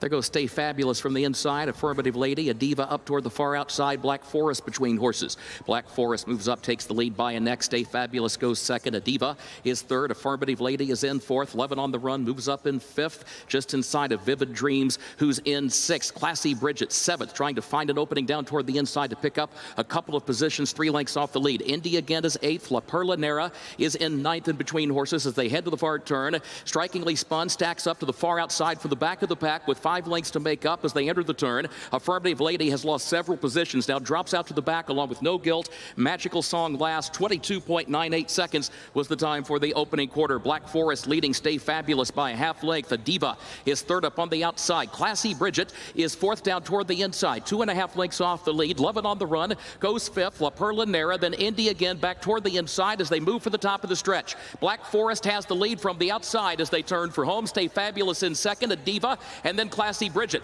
Now Classy Bridget switches lanes off the rail, moves up to third to second, still 2 lengths off the lead of Black Forest, 1/8 of a mile to go, and Black Forest has hit another gear, opens back up here by 3.5. Classy Bridget in second, Affirmative Lady to third, Magical Song runs late to fourth, still well behind Black Forest. Here's the wire, Black Forest in front, Black Forest to win it for Irad Ortiz Jr. Classy Bridget second, Magical Song third, Affirmative Lady fourth.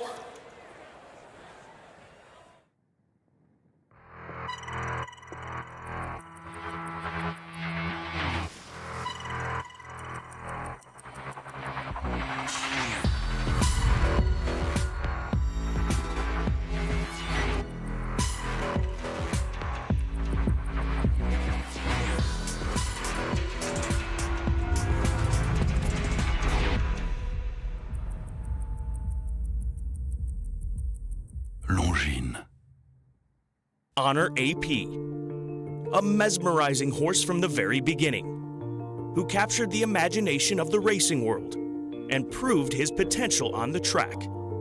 A Grade 1 winner, out of a multiple Grade 1 winner, with incomparable looks and an unbeatable pedigree. The speed, the bloodline, the physical. Honor AP. Only at Lane's End.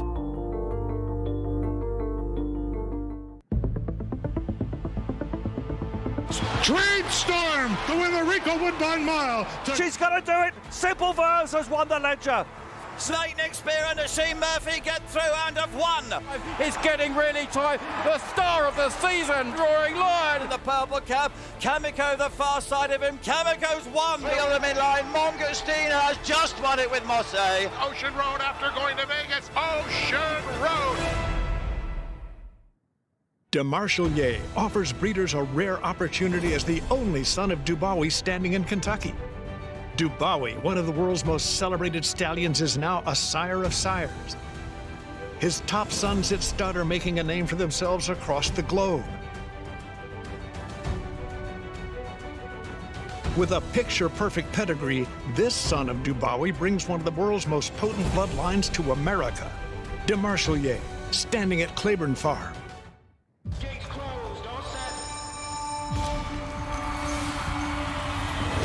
At Calumet Farm, we're proud to offer proven stallions to fit every breeder's needs. With over 72 million in progeny winnings on dirt and turf, our diverse roster is producing the champions of today and tomorrow. Calumet Farm, a legacy reborn. It's time to bet the race, and FanDuel Racing has entered the starting gate. Download the FanDuel Racing app, and you're off. It's super easy to use from the start. Make every moment more with tools to help you win on the inside. Watch out for great promos and easy deposits. And here comes fast payouts. It's super easy to use. It's fast payouts. It's super easy. There's no doubt about it. The best place to bet is FanDuel Racing. New customers bet the Breeders' Cup and get up to $100 back if your horse doesn't win. Here with Chris Jackson, Jackson Family Wines proprietor. And Chris, what makes Jackson Family Wines different from other vineyards? We've got a fundamental belief in mountains, ridges, hillsides, and benches. If you think about farming, wine's very counterintuitive. You don't want a lot of soil nutrients. You don't want a lot of water. You want stress. You want difficulty, and that leads to more flavorful, more complex winemaking. And what is significant about mountains, hillsides, and benches that you just mentioned? They're just a stressful environment, and they convince the vine to focus on the quality of its fruit as a means of survival. So if you try mountain grapes, if you try benchland grapes that have less water, less nutrients, they're going to be more concentrated, more flavorful, and lead to a more balanced wine. What steps does Jackson Family Wines take throughout the growing and winemaking process to assure that they're a leader in sustainability? We care about water conservationism, we care about soil health, and we care about mitigating our environmental impacts like carbon emissions. And so we think of it as a vine-by-vine, plot-by-plot approach. What are the little decisions we can make to make the local ecosystem healthier, and what can we do to be a good steward globally? Sustainability is part and parcel of who we are and what we do, because we want our business to exist for hundreds of years into the future. That's the goal. What makes Jackson Family Wines portfolio pair so well with food? It's balanced.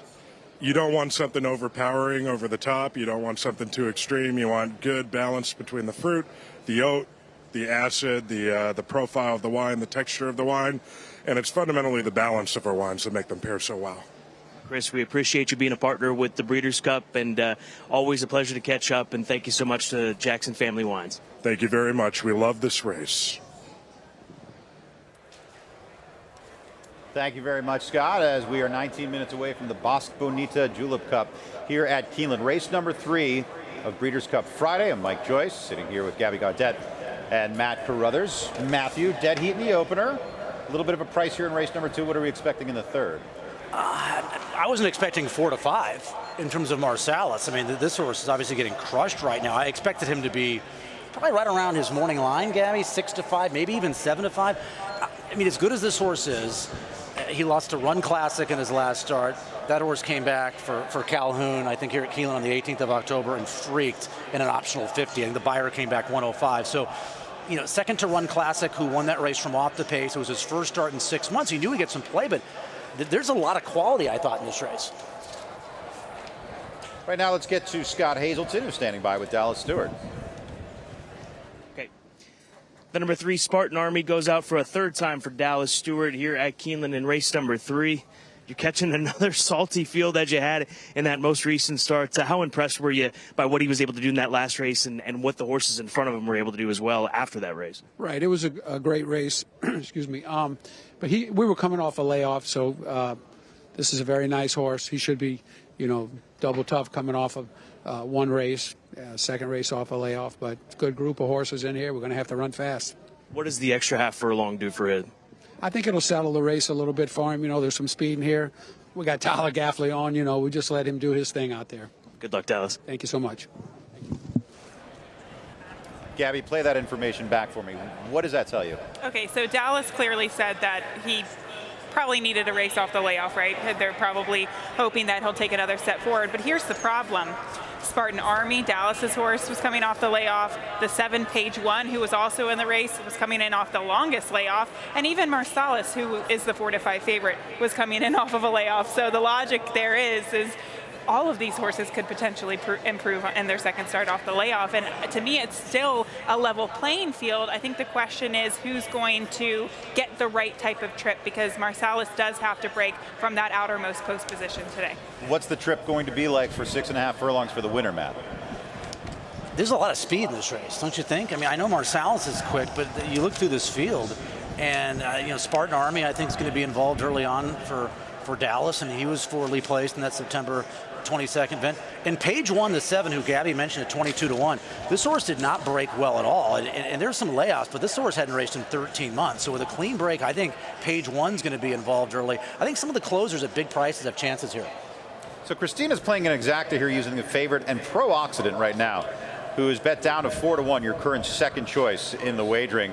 And a gelding, if you can forgive the mile effort last time out, looks very good. And in fact, I don't know how much you need to forgive that effort. I love this horse, and I would play this exacta multiple times over because I love this bet. You're going love, huh? I love. I actually really like this horse. The reason why, he's a half to a multiple grade 1 winning sprinter and AP Indian. I love the turn back for this horse, and he actually had a troubled trip last time out, which we can get into more in a minute. We're going to get to Joaquin Jaime, who's standing by with a Hall of Famer. A Hall of Famer and one of the all-time greats down in the Keeneland paddock right now. Hall of Famer Chris McCarron is next to me. 9 Breeders' Cup wins for Chris McCarron. Chris, when a jockey's riding on Breeders' Cup weekend, what's it like for a jockey? What's the anticipation for you guys? Incredibly exciting. You know, if any of these jocks ever tell you that they don't get nervous on a Breeders' Cup day or any of the big days that we have, they're telling you a lie, because it's, you know, the only way that we had a little incident back here, but it looks like they're okay. When you get nervous, it's because you care. It's because, you know, you're excited about the situation. And I would get more nervous if I wasn't fully prepared, which was seldom. Most of the time, I got myself really prepared before the races began, and then, yeah, go ahead and carry out the task at hand. The headliner this year, no doubt, Flightline in the Breeders' Cup Classic. If you were riding in the Breeders' Cup Classic, but you're riding another horse, what would be your game plan? How would you defeat Flightline? If I was on Life is Good, since I've drawn inside of Flightline, I would let Life is Good blast off from the gate, try to open up a couple of lengths in the first, say, eighth of a mile, and then stay out in the 3 or 4 path and try to tempt Flavian to drop inside of me if I'm going by the stands the first time. Flavian's a very smart rider. He probably wouldn't do that, but I would present him with the opportunity to drop inside and save some ground, and then I would have him where I want him to try to intimidate him at some point in time. Flightline's the best horse in the race, and you know, I got mixed emotions. I want to see him really dazzle and put on a show. But by the same token, I think it'd be more exciting if we had about 4 horses across the track with a 16th of a mile to go. That would be awesome. Chris, thanks for joining us here. Enjoy your Breeders' Cup weekend at Keeneland Race Course. Thanks, Joaquin. Always a pleasure. Thanks. When the money was down, none better than Chris McCarron, as he was an all-time great and still great ambassador for the sport. You know, one of his great all-time rides, we all know the obvious ones, the 2 at his now come to the top of your mind. His ride on Northern Spur in the 95 turf at Belmont for Ron McAnally, getting the lead, clearing that field, all out late to win by an X. So many great rides, but yeah, as good a money rider as I've ever seen. So we're taking a look at the field saddled, post-parade coming shortly. Am I alone here on Call Me Fast? I've got Pro-Oxidant and Call Me Fast with big circles around them, but I know it took 5 tries, but the light bulb really went on last time out. It did. The only reason why I don't like him today is the rail post position. When you look at his races, especially the race where he drew the rail at Churchill Downs going 7/8, kind of took a little wind out of his sails. He's a big horse that almost moves like he's in slow motion. And if you don't move on him and get him going, it could be a big problem. Let's check in with Scott Hazelton once again. Mike and Gabby, this number 9 runner, Let My People Go, has been giving the folks down here some trouble. In fact, they had to bring a pony over to settle him down and get him focused away from being saddled. They tried to saddle him on the walk. He reared up and just continued to act up. So they've had to go through about 3 different scenarios to finally get the saddle on, which they have, and now they're putting the blinkers on. So that's why we haven't seen much move forward down here in the paddock with 12 minutes to post. The 9 Let My People Go, just not willing to be saddled up until now once that pony got with him. So we'll keep an eye on him. He's a big price, 35-1. He's my top pick in this race. Ooh, Gabby, how much concern should Matt have? Well, the question is whether or not he's had bad behavior in the afternoon in the past, because you don't ever want to see changes in behavior. Maybe there's a lot of people out today and he's just not reacting to the environment he's in today. Yeah, look at his last 5 races. He wins at 16-1, talking about the 9. He's second at 30-1. he was in that Run Classic race. That was not an embarrassing performance. He did not have a very clean trip. The traffic issues were legitimate. He was beaten less than 4. And then he ran to Strobe. This horse looks like a new superstar potentially for Brad Cox. He's 2 for 2. He earned like a 99 in his debut and earned a 97 and going 10-2 at Keeneland on the 14th of October. So I was looking for an off-the-pace horse coming out of some really live races, in my opinion. And he's 35 to 1. Obviously, what happened in the paddock a couple moments ago, cause for concern. But right now, if he wins $72, $73, just to finish up on the 1, Call Me Fast. I thought this horse had a chance too, Mike. I liked the win October 8th. Cape Trafalgar was your pace setter in that race, and the runner-up, who was your even money favorite for Saffie Joseph, and this horse absolutely just blew away from him. But he had a perfect trip. I can't imagine he has the same type of trip today that he had October 8th. Let's check in with Michelle Yu. JJ Hernandez going to be aboard Seal Beach. You're going to get reacclimated with the track. How excited are you coming into today when you're going to have the favorite Cave Rock leader? I'm really excited and I'm looking forward. I'm really happy to be here, and then I'm going to bring the best of me and let's get lucky. Is it nice to have mounts earlier on in the card so you can get a feel for the track? Yes, it is. I can stretch myself and then I can be ready for later, but I'm going to be ready for this race. Best of luck. Thank you. Guys? He has emerged as the best rider in Southern California. He had a riding title under his belt at Del Mar by such a wide margin it wasn't even in question going into the final weekend, and he has really become a top-notch pilot.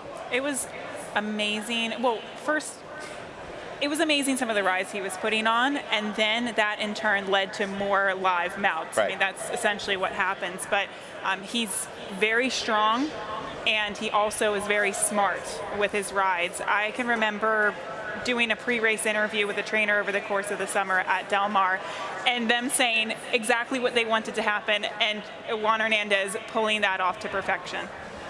See the wagering menu on screen right now. Get down, some of the best wagering in the world this weekend right here at Keeneland Race Course. 10 minutes away from this third race as they come out onto the racetrack. And a little while ago, our very own Michelle Yu caught up with Mike Maker. Mike Maker has Seal Beach in this particular spot right here. And I know you're going to be busy this weekend, but let's talk about Seal Beach. If you ignore some of his route races, his 7 furlong races seem good. What is it that's a difference maker about an elongated sprint? This horse in particular, I think 7/8 is his best distance. He doesn't have enough speed to keep up going 6.5, and usually find some kind of trouble. Race at Saratoga, he hit the rail, and Javier hurt his foot, so he had to pull him up. But, he ran a good race last time, my best horse in the race, but had some trouble. So figured another big effort in store today. Looking at your Breeders' Cup entrance over the weekend, I see one theme, and that is turf. Can you tell me a little bit about how your program has developed to be such a superior turf program? Well, I trained for Mr. Ramsey, and he stood Kitten's Joy, so enabled us to have access to a lot of turf horses, and just kind of fell into place from there. Do you consider yourself a predominantly turf trainer, or do you just like a fast horse? A fast horse. We all do. Thanks, Mike. You got it. Mike Maker has Seal Beach here, guys.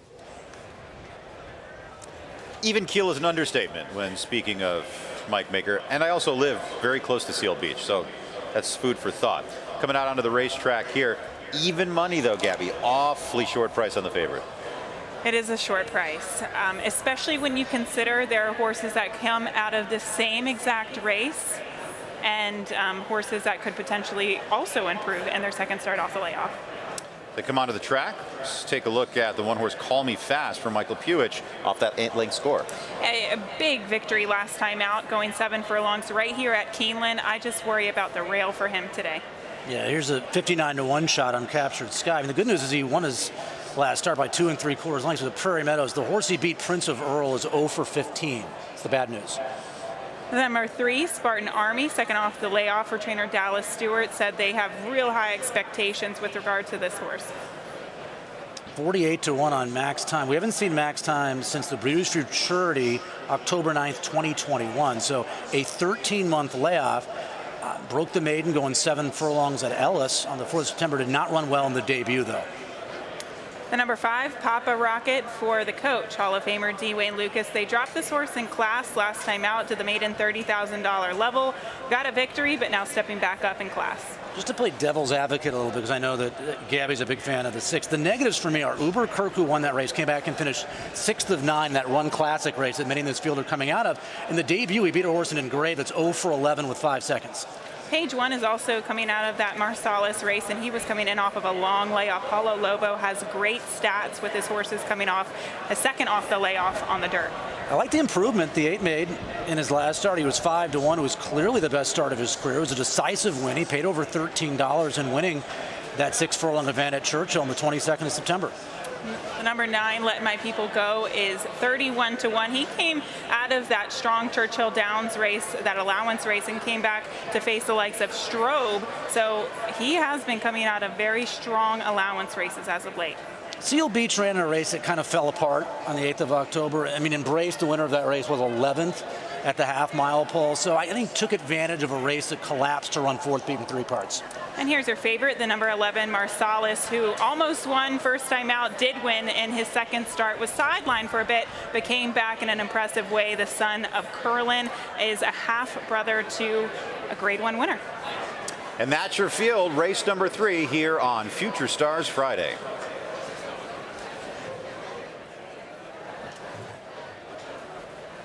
So 6-5 now. Marsalis has floated up a little bit in price, but look, there's nothing wrong with this colt. But do you get concerned that he couldn't get the 6 last time and now he's got to go 6.5? The thing that was really impressive about his win, though, in that race, I mean, Gabby touched upon that was his first start in a half year, 6 months. But he battled the entire race. And if you look at the chart of that race, I mean, the winner, the 3rd, the 4th place finishers were all off the pace. I mean, he battled the lead, he put away all the other speed and still managed to run 2nd and hadn't raced in 6 months. So I would look at it as that was a really, really good performance. I think 6-5's fair. I think opening up at 4-5, Gabby was a little short. I think he should be a 6-5 favorite. Looks like he's going to be. Yeah, the winner closed Run Classic, and then he went on to get a 105 buyer in his next start. So yeah, Marsalis did all of the dirty work.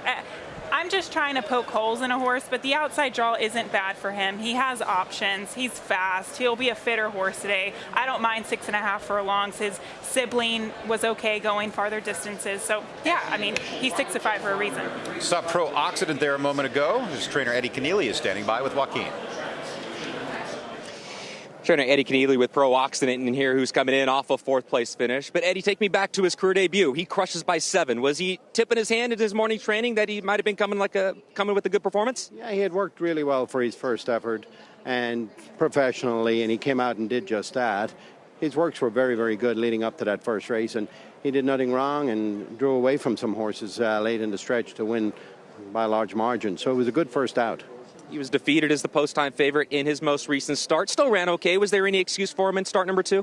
Bobbled a little bit at the start and maybe not enough pace in the race. I think he's a come-from-behind sprinter, and I think if there's quality pace in front of him, I think it helps his chances, and hopefully we get that here today. What sort of insight did you give Luis Saez today on him? Just about that. Be patient, be confident. Thanks, Eddie. Good luck to you. Thank you. Okay, I like what I heard from Eddie, and I'm glad he brought up the bobbled out of the gate, because that was not in the short comment. When I watched his last race, Mike, I thought significantly stumbled. His hind end went out from underneath of him. He lost his footing and his front feet.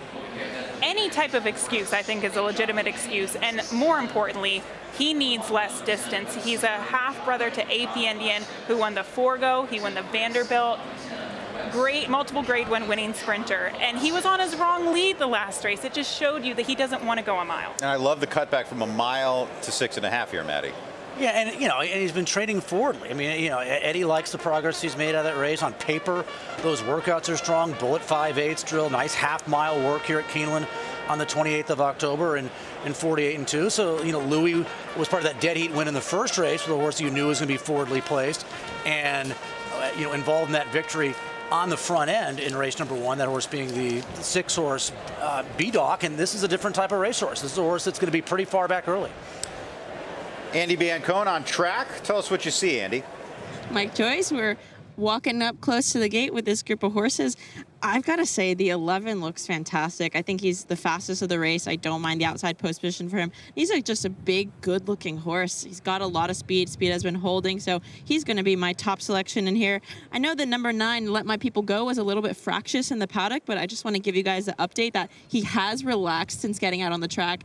I heard he was a little bit fractious, a little washed out. Well, all that sweat has dried up, and he looks very content and happy to be out here. So I think it was just that anxiety of being in the paddock with the big crowds, because he just looks right at home, very happy and content out here on the track. A couple of others who stood out to me. The number 6, Pro Occident, looked very good. I'm just not sure how the pace scenario is going to work out for him. I'm not sure he's got that speed to get out of there. So I'm going to go with the number 1, Call Me Fast, as well as the number 11. The number 1 looked very good, and I think he's got a little bit of speed. Obviously, the inside post is a little bit of a concern, but I think he can get out of there, Mike. Okay, so good news for you, Maddie, that your horse settled down here. Yes. I think that just makes me more bullish on Pro Occident, what you just said there. Yeah, well, yeah, she said he looked great out on the racetrack. I mean, he's 3-1 right now. I mean, he's your solid second choice in this race. I think people are thinking, okay, the 11's just better and faster, and he's a good chance he goes gate to wire. So I can't use the other horses that are going to be speed horses in this race, because Marsalis is going to put them away on the front end. So I have to then take a horse that can close, and the public has decided that closer that makes the most sense is the horse that you're looking at right now, Pro Occident, son of Medaglia d'Or, the AP Indy mare Ender's sister, as being that alternative running style horse in this race. Right. When we go back to the 1, Call Me Fast, I wanted to pick him so badly. Me too. In here. That win was really good. It was really good. But when you watch the replays, doesn't it seem like he likes to kind of be outside of horses, get his feet underneath of him, find that rhythm? I don't know if he'll ever have that opportunity, especially if he doesn't break well. But he had the garden spot trip in that race. Beautiful. Perfect. He might get it again. He's tactical, and now he cuts back to 6.5. Could happen twice. Well, it goes into the starting gate 8-1 as your 4th choice in the wagering. As once again, your favorite at even money is Marsalis, a talented runner for Steve Asmussen, ran game and defeat to Run Classic last time out. It's very well meant and won coming back. They're loading up here. It is post time for the 3rd race on Future Stars Friday, the Bosque Bonita. Matt Carruthers has the number 9 here, Let My People Go.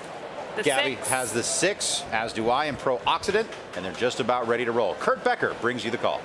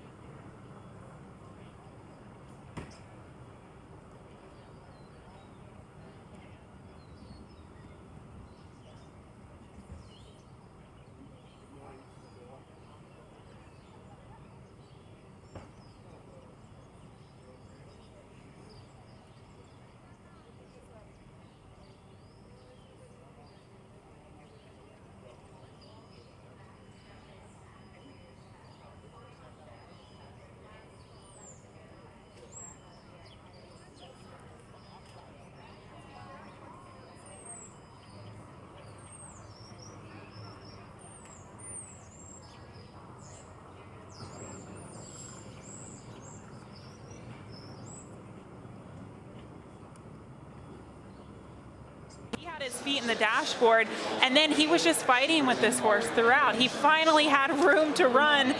There's an argument to be made that the one Call Me Fast was the best horse in this race, but The big argument. Marsalis crossed the finish line first. He certainly did. So once again, we're looking into the incident out of the starting gate with the number 9 horse, Let My People Go, who did indeed let Rafael Bejarano go out of the saddle in the first jumps of this race. Horse and rider both okay, but they are taking a look at it. The other horse who ran great was Page One. I mean, this horse didn't break September 22nd, broke a ton better today, and off that second start, that 13-month layoff, involved the entire way and ends up holding on for 4th as Seal Beach kind of grinded it out to round out the try. 11, 1, 10, 7, and the 6 Pro Ox with another bad trip 5th. And there's a look at Ricardo Santana Jr. Very happy to get to the winner's circle here for Steve Asmussen and Stone Street Stables. We've seen those connections team up for so many victories over the years here. And a son of Curlin. Curlin making an impact on this sport for the last 15 years, both on the track and with his progeny. And it was another, especially with his progeny. Yeah. If you only have to look at the Breeders' Cup Distaff, look no farther than the Breeders' Cup Distaff. There was another race, guys, where the speed horses have to work a little bit early, so the opening quarter is usually fairly quick. 22 and 2, kind of a quick opening quarter for 6.5 furlongs. But they went 23 and 4 for that second quarter, really slowed things down to produce that 46 and 1/2 mile, which made things easier for horses like Marsalis, obviously, that were just off that pace that got slow to the half.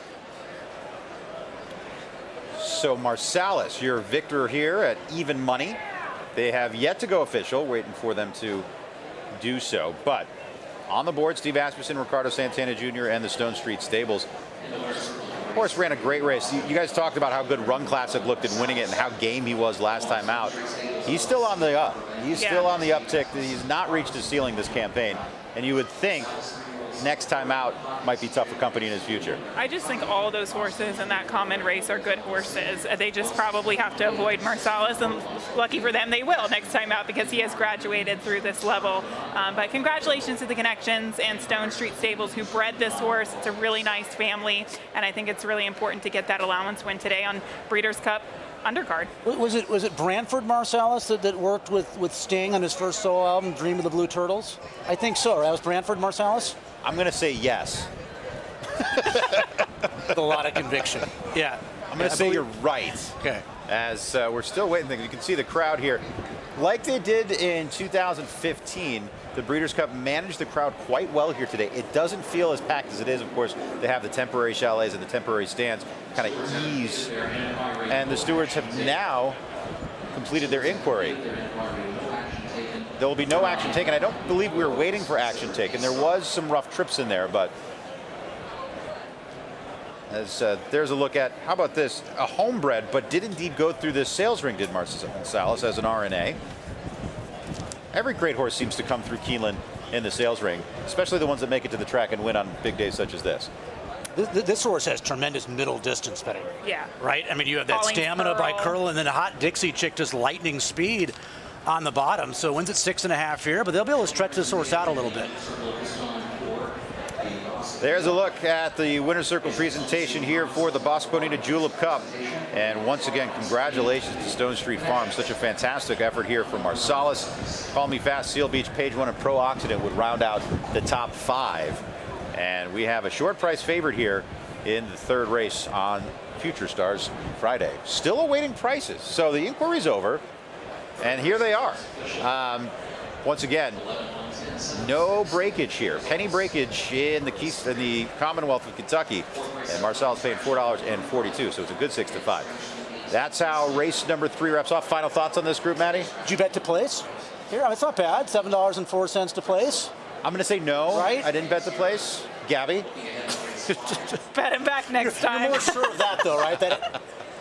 Okay, we're going to put a bow on this third race, and I'm going to work on my place wagers for later on in the card. Coming up next, race number 4 here at Keeneland. We're going to have Allowance Company, and then after that, some stakes racing action as we get into the meat of Future Stars Friday.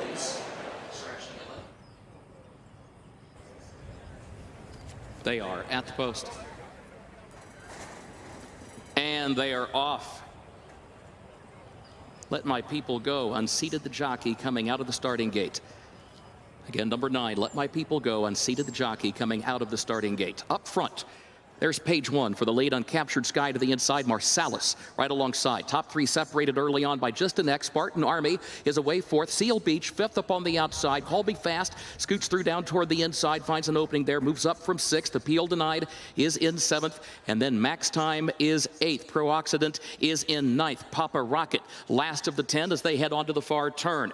Opening quarter, 22.58 seconds. Page 1 between horses, ahead in front. Uncaptured Sky is right there to the inside. Marsalis third up on the outside. Seal Beach has to go to the center of the track from 4th, a length and a half off the front pair. Spartan Army 5th in behind horses. Call Me Fast is 6th, and also looking for running room as they turn for home. Page 1, Marsalis, Seal Beach, Spartan Army behind that trio. Uncaptured Sky has dropped back. Call Me Fast tries to find an opening down toward the inside. Marsalis strikes the lead from page 1. Seal Beach, Call Me Fast is still running toward the rail, but still back in 3rd. Final 16th. Marsalis in front. Marsalis, Seal Beach, Call Me Fast to the inside. Marsalis with the lead. Marsalis to the wire. Marsalis to win it.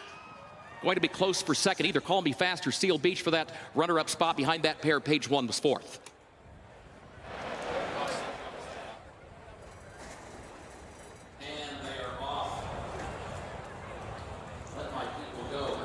Jockey coming out of the starting gate. And number 9, Let My People Go, and seated jockey coming out of the starting gate. Up front, there's page 1 for the lead Uncaptured Sky to the inside. Marsalis right alongside. Top 3 separated early on by just the next. Spartan Army is away 4th. Seal Beach 5th up on the outside. Call Me Fast scoots through down toward the inside, finds an opening there, moves up from 6th. Appeal Denied is in 7th. And then Max Time is 8th. Pro-Occident is in 9th. Papa Rocket last of the 10 as they head on to the far turn.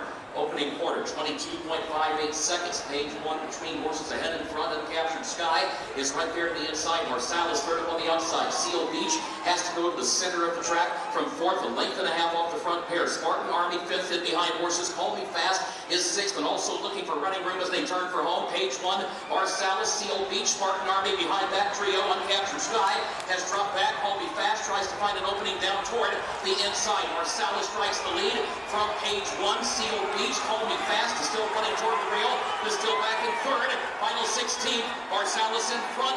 Marsalis, Seal Beach, Call Me Fast to the inside. Marsalis with the lead. Marsalis to the wire. Marsalis to win it. Going to be close for second. Either Call Me Fast or Seal Beach for that runner-up spot. Behind that pair, page 1 was 4th.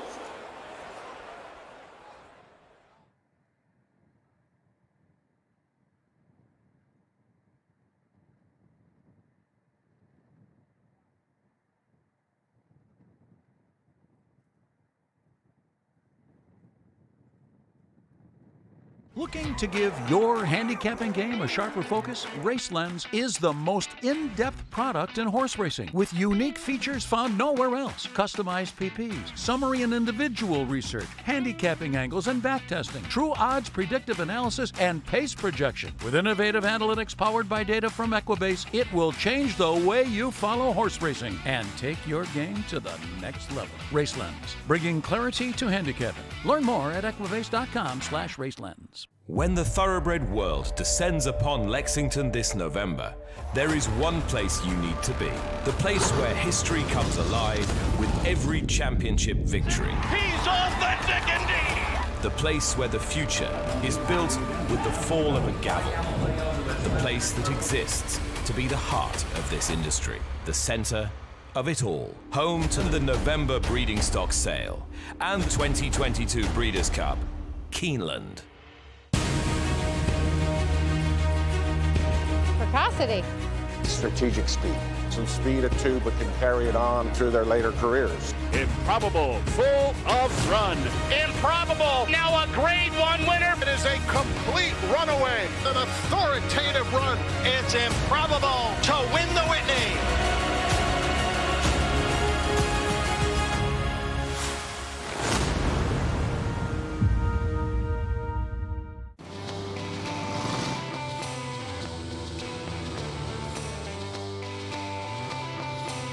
We owe great times to good friends, to the glasses that spark conversation, to the ideas that then pour out. Ours came from a night like that, and somehow survived the morning after. To make our own tequila, one we'd be proud to pass around. It wasn't meant to leave our house, but since we made this for friends, we thought it wouldn't hurt to make a few more. Grab a glass, amigo. Our tequila is your tequila. Our casa is your casa.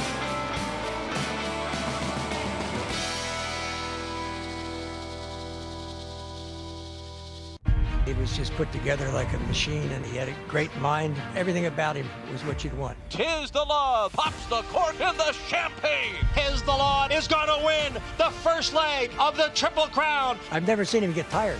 Respect the law, tis the law. His structure is just perfect. His bone is perfect. He's left the others behind. He's gonna win the Run Happy Travers. He's everything you would look for in a horse.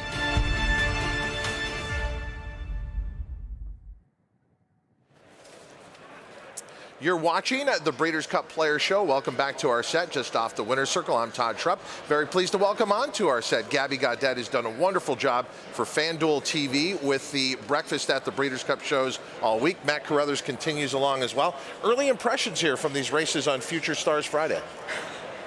Really want to say, I don't think there's any sort of bias, in my opinion. People want to jump to those conclusions, don't they? I'm going to... Don't agitate her. And we were talking about that in the beginning of the meet as well, and I actually thought that the race meet in general was pretty fair. The track was. But again, and for those who don't know, Gabby also covers for Keeneland the entire fall meet, so you have to give a preview. There was one thing that Matt and I were talking about that was very prevalent during the Keeneland fall meet, and the sprints, if you had the inside post, it was really, really difficult to win. It'll be interesting to see if it continues to play out that way. And we have seen in the first couple of sprint races, middle of the field, outside of the field. But Call Me Fast, the one horse in the last race, I thought should have won, but got a brutal trip. So I can't say that it was the part of the track that he was on that cost him the win. Matt, I better be on my game. Gabby's come to play. But it was the post, though, to your point, because the horse, I think if you break from the rail, you better be fast. Yes. And that horse not quick enough to get out of the blocks and be competitive early on. So you're up against it from that standpoint automatically, because you're going to have to navigate your way between horses. Looking into the saddling stalls here as the field is assembling in the paddock for race number 4, a 7-furlong optional claiming event for 2-year-olds. The optional claiming price $100,000. Non-winners of a race other than Scratch the One, Prove Right. And looking at our favorite there, that was the 9 Arabian Lion for trainer Bob Baffert. Is this horse a deserved 1-2 favorite? I mean, he was 3-5 in his debut.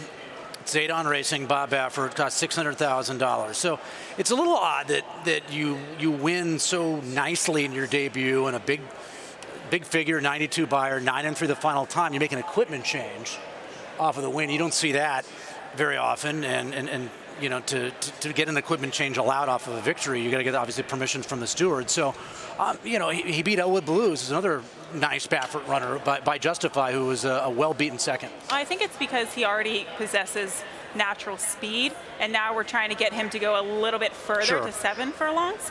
And we've seen Bob do that before, take the blinkers off so that they have a little more stamina. Bob Baffert's barn getting some bad news. They had to scratch tomorrow in the Big Ass Fans Breeders' Cup Dirt Mile, a horse they had high hopes for. Laurel River being reported as a scratch earlier today. That's looking ahead to Saturday's That's a huge card. scratch. That is a huge scratch. But Bob Baffert, obviously with the favorite here in race 4. The wagering menu in the 4th at Keeneland, win, play, show, exacta, trifecta, superfecta, super high 5 wagering, then horizontally speaking, daily double, pick 3, and it does start a pick 4. Matt, you have a $27 suggested play. Tell us how you arrived at this.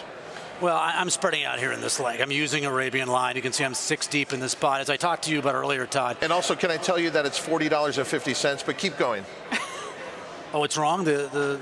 So now we've had the missing pick 4, and now you've got the wrong math. So that'd be 81 divided by 2. That'd be $40.50. Andy Serling is going to find you. Let's gather ourselves and get more information into this race. Wait. She won't do a live interview. Well, that was very live. We're still gathering our thoughts here. Might do one on tape, though. I mean, just because I'll do it live. That's true. Can it be about your pick 4 and how much it costs? So did you want to get back to that? Let me ask you this. Did you want to spend $40.50 or did you want to spend $27? No, let's go all in. $40.50 on the pick 4. So the 2 Giant Mischief. This horse, I don't know, Gabby, if that race at Horseshoe Indy from December 22nd, you're watching that race, you think that Rivoli, who ran second in that race, was gone. Yes. I thought it was unbelievable that Giant Mischief not only won, but won by a length and a half. And for a horse that looked like he had no chance, a furlong from the finish line, to not only win, but to do it in that manner. I love the way that horse finished after having some problems in the early to middle part of the race. Gabby, can I just, have you heard the phrase, defy your own logic?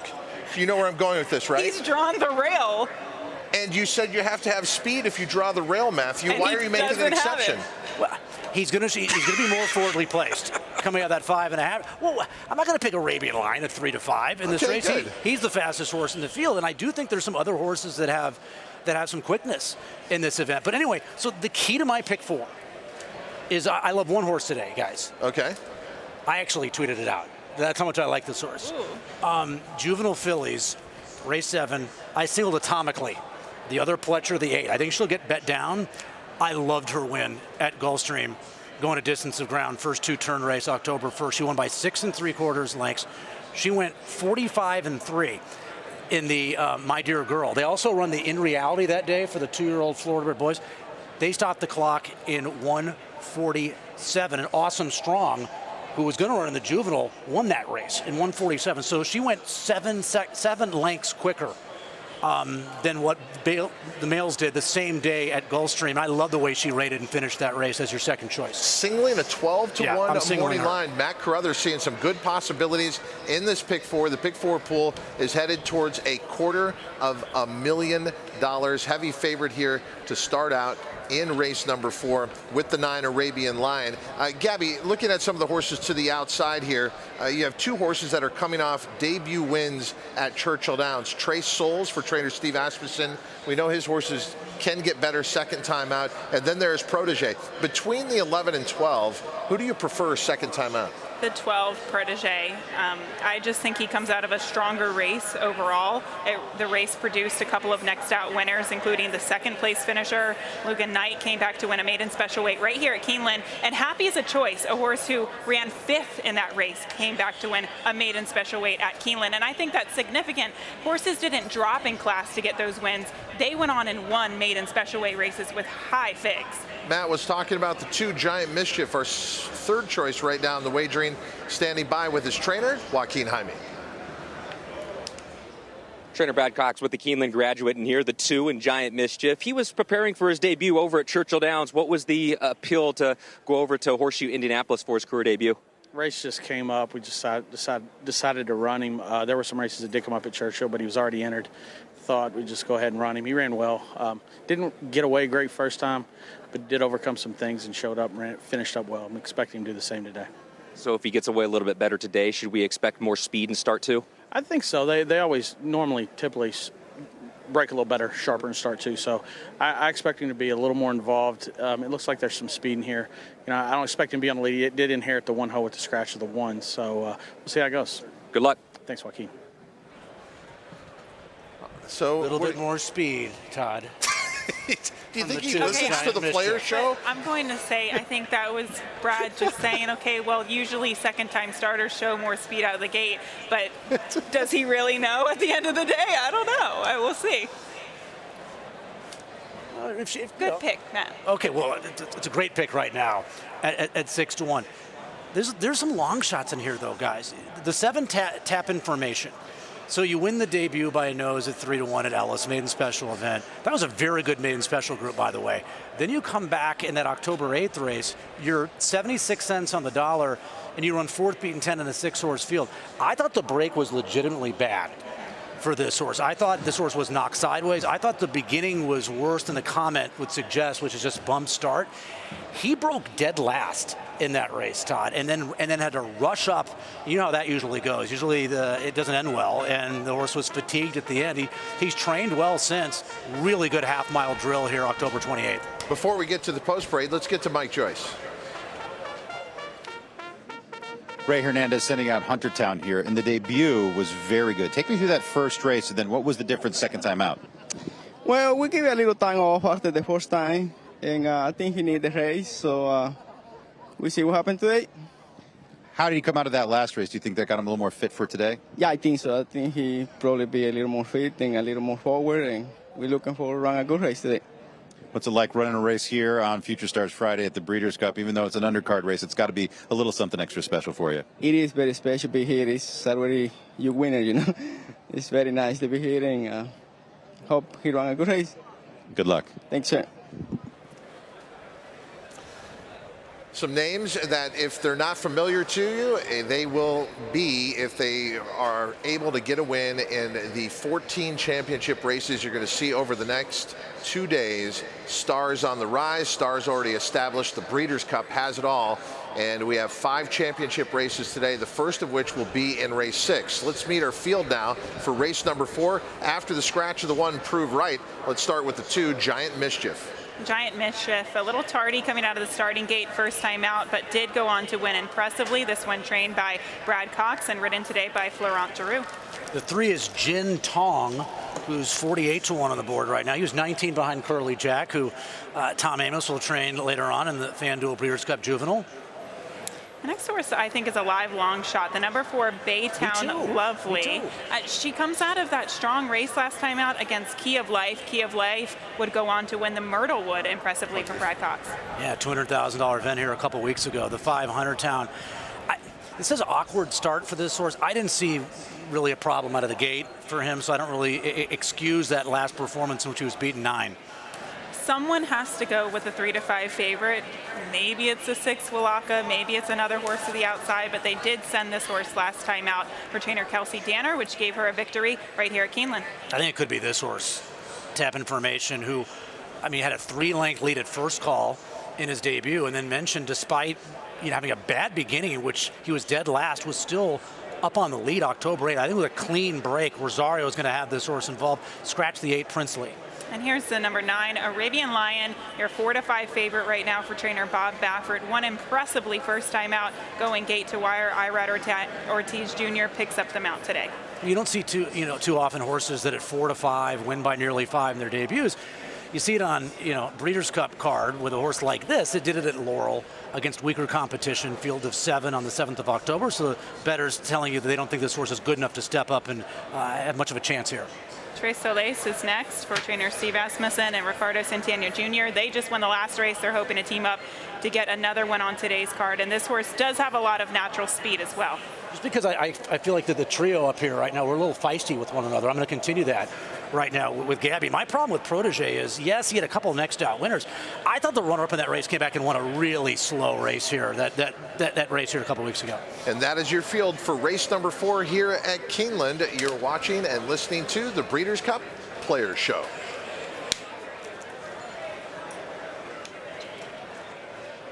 The 11 Trace Souls by Triple Crown winner Justify has quite a pedigree and sits up on the board at a pretty good price at 9-1.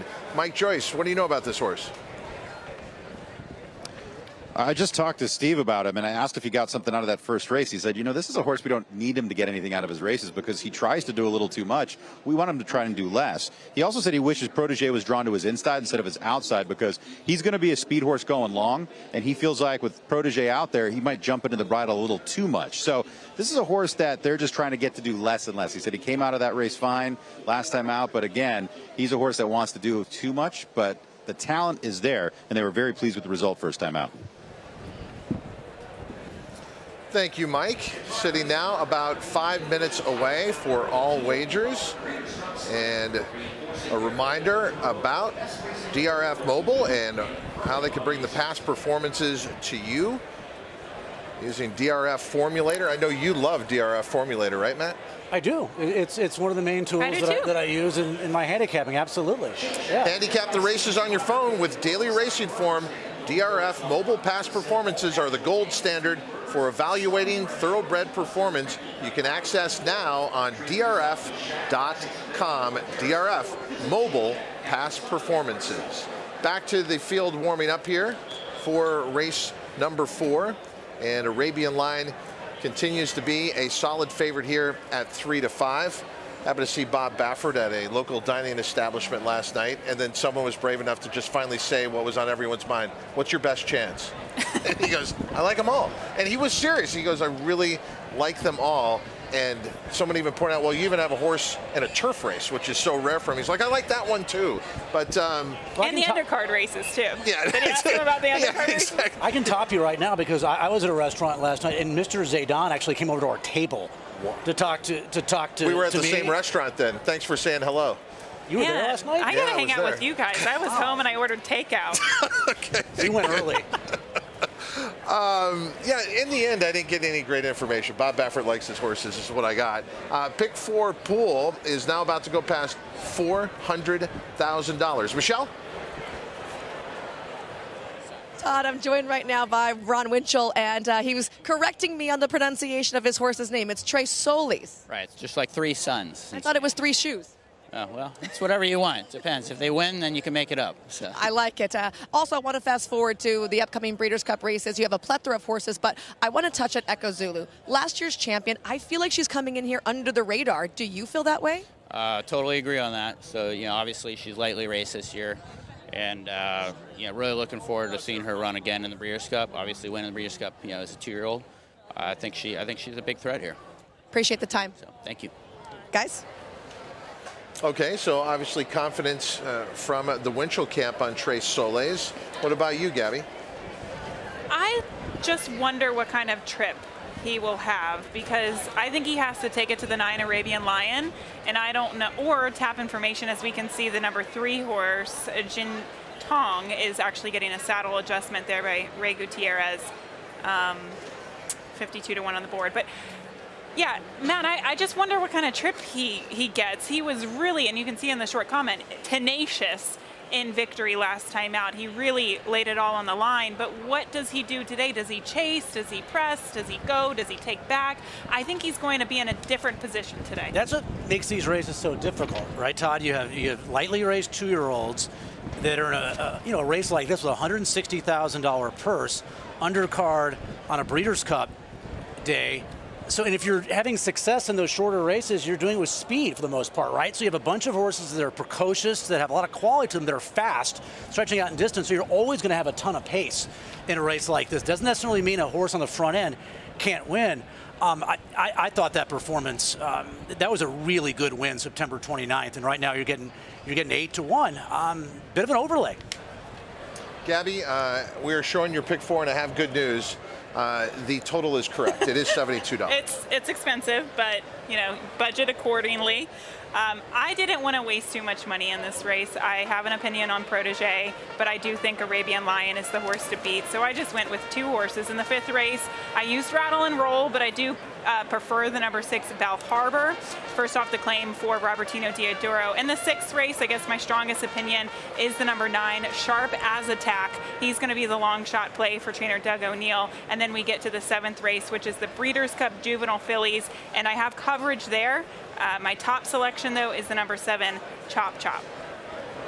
There is a suggested $72 play from Gabby, and then Mac Brothers has a $40 50-cent possible play where he singles a 12-1. But it does look like a good sequence as far as the return. Oh yeah. Even if Arabian Lion wins, because you're singling a 12-1. These races are so difficult. I mean, I think anything can happen in race number 5. 6th race, the Juvenile Turf Sprint. I kind of defensively used the Platinum Queen, who I think is going to get bet down from that 7-2 line. But I thought Dramatized had a shot at a big price in that race. A runner that's 15-1 on the line that beat Love Reigns when they met in the Queen Mary at Ascot back in the middle part of June. And then I think you do have to use Love Reigns in that 6th race for Wesley Ward. The Bolt Landing win was superb. Thought about the Indian Summer. Wesley Ward wanted that filly fresh going into the Juvenile Turf Sprint, and fresh she is off of a 2.5-month layoff. Up close to the action down on the racetrack with some observations about how the field looks as they arrive at the starting gate for race 4. Andy Biancone. Todd, we're following these horses to the starting gate. Oh, it was a really tough pick for me. I think we can't discount the number 11 Arabian Lion. I mean, he was so fast in his debut. He looked great today. Blinkers came off the horse, which typically trainers do when they want to relax a horse, and this horse looked very relaxed coming to the gate. He was just happy, carrying himself very confidently. He's a big, strong horse physically, so definitely going to use him. And then I was torn between the 11 and 12, but in the end, I'm going to go with the 11, Tres Soleils, because I just like him better physically. I think he's just a more balanced-looking horse as a whole, and so I'm going to go Arabian Lion and Tres Soleils, Todd.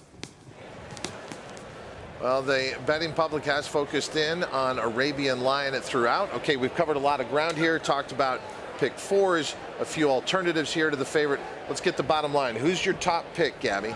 The 12 Protege. I think he sits a forward trip, doesn't need to be on the lead, but he has enough speed to get himself in position from that outside post. Matt? I like the 2, Giant Mischief. The thing to watch is the speed in this race are the horses to the outside, right? Horses 7 through 12 appear to be the quickest horse. So the horses towards the inside are the horses that will be a little further back early on. And we'll see if Arabian Lion, breaking in between all that speed towards the outside from the 8 hole, the 9 at 3 to 5, has some issues. You said 8 hole. I had to 7 anyway. I paused 7. for a moment. We said 8 hole. It's like, don't talk about the host that way. All right, the pick 4 pool now past $600,000. Race number 4 here on Future Stars Friday. It's the Breeders' Cup at Keeneland Race Course. Up to Kurt Becker.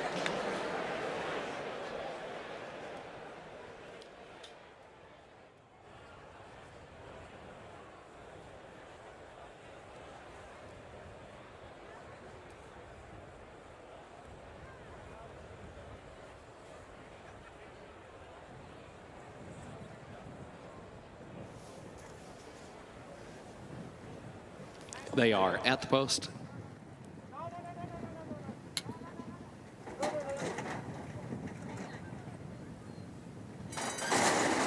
And they're off. There's tap and formation between horses. Tres Soleils is there up on the outside. Arabian Lion kicks in, and Giant Mischief down toward the rail. Tap and formation has the lead, though.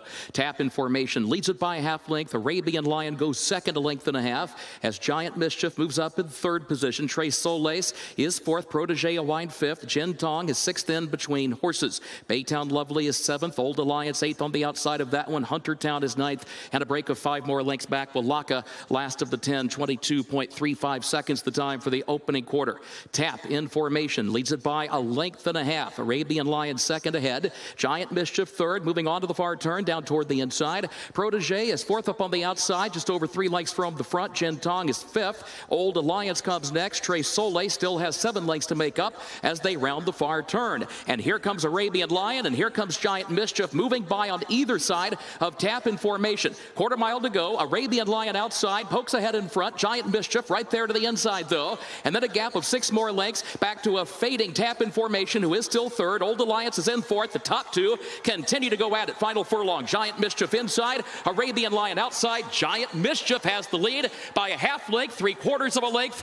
It is Giant Mischief. Florent Giroux with the advantage. Giant Mischief to win it. Arabian Lion was across the line in the second position, a long way back to the battle for third, either Old Alliance or Walaka with a late run. And a nice win here at 6-1 by Giant Mischief. Florent Giroux and Giant Mischief overcoming the dreadful rail in these sprint races. How did they do it? This was actually a perfect ride by Flo because he was very patient and he saw a small opening and the opportunity, and it seemed like he made a little early of a move just to establish that position, and he saved ground. The 9 had to go a little wide. That might have made the difference. The other important facet to Giant Mischief winning this race is, as Brad Cox stated, this horse does have a little bit of gate speed. I think getting in a position early on, I mean, this horse broke really well. Yes. And broke about third or fourth, and then all of a sudden, Florent just had to wait, and Rosario started to get tired aboard. The 7 tap in formation got tired with Joel aboard, and that also really helped the inside open up when the 7 just faded back. Then the rail was there for the taking. Florent took advantage of it, and now it's a 2-horse race between your heavy favorite Arabian Lion and your eventual winner Giant Mischief. I mean, the rest of this field, far Yeah, how many lengths back. were these two ahead of the rest of the field? I don't know. Maybe we can figure it out here as they hit the wire with Giant Mischief winning the race by about a length. Wow, I mean, oh my God. That's at least 10 lengths or so back to the third place finisher, I believe, the 10, Old Alliance. I'd say maybe even more than that. And the final time, a good one, 7 furlongs in 1:22.1. While we're here on Future Stars Friday and looking forward to the championship races for these 2-year-olds, Giant Mischief is going to be with the rest of these 2-year-olds soon in Stakes Company. That was the move I was alluding to. Flo could sense that the 7 tap information was fading, and he's like, okay, this is my chance to stay on the rail. I'm just going to ask my horse. We get that position, and he cornered better than the 9. I don't know if it made the difference of winning and losing, but it was a textbook ride.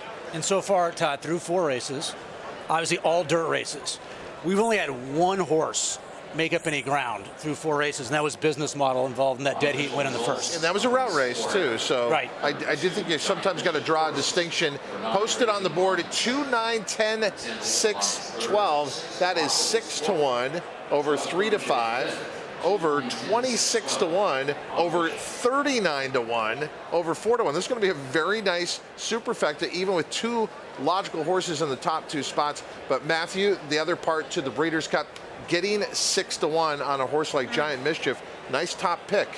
Great job. And full disclosure, usually when I do this, it never works. I went back last minute and doubled the bet on this horse to win. So yeah, good start. All of our positivity gave you that much more confidence. Can I be negative though? Can you mind if I be negative for a moment? Yeah, exactly. Why didn't you single this horse instead of the 8 later? Yeah, right, Gabby. He's defied his own logic. So the big scores, but having the big scores on Breeders' Cup weekend, it's about singling a horse like this. Yeah, you're right. Right? You're right. Right, in terms of the big scores. And if your other horse is right, if your other single is right, this is going to be a fantastic pick 4 for you. These pick 5 will pays coming up here in a moment. Yes. Are going to be pretty good now with Arabian Lion. This is a popular single. 2, 9, 10, 6, 12. We have just gone official here. And so some boxcar winners here early in this pick 5. And we'll have our first stakes race coming up. It will be the Grade 2 Thoroughbred Aftercare Alliance. The pick 3. Mile and 5/8. The 50-cent pick 3, 192.99. Giant Mischief, owned by Spendthrift Farms. Steve Landers. Bay Colt by Into Mischief out of the Giant Oak mare. Vertical Oak was bred by Stone Street Thoroughbred Holdings here in Kentucky. Trained by Brad Cox, rid to victory by Florent Giroux. But the next race, as we said, is the Grade 2 Mile and 5/8 Thoroughbred Aftercare Alliance. 3-year-olds and upwards to conclude an early pick 5. That, as Matt pointed out, should have some nice will pays. Rattle and roll.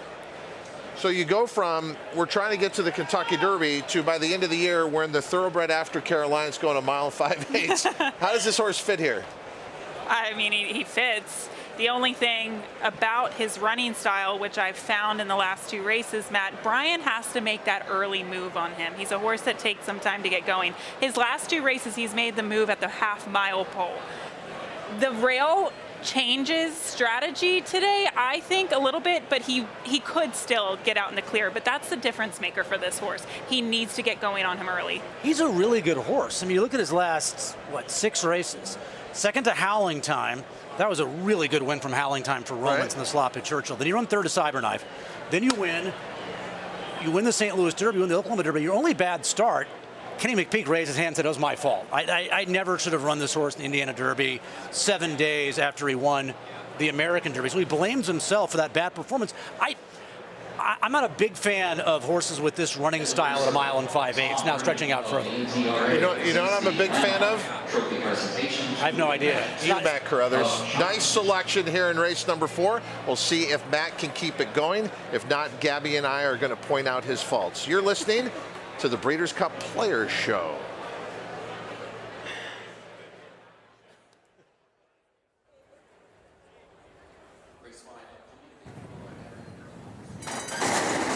And they're off. There's tap in formation between horses. Tres Soles is there up on the outside. Arabian Lion kicks in, and Giant Mischief down toward the rail. Tap in formation has the lead, though. Tap in formation leads it by a half length. Arabian Lion goes second, a length and a half, as Giant Mischief moves up in third position. Tres Soles is fourth. Protege a wide fifth. Jin Tong is sixth in between horses. Baytown Lovely is seventh. Old Alliance eighth on the outside of that one. Huntertown is ninth, and a break of 5 more lengths back. Walaka last of the 10, 22.35 seconds the time for the opening quarter.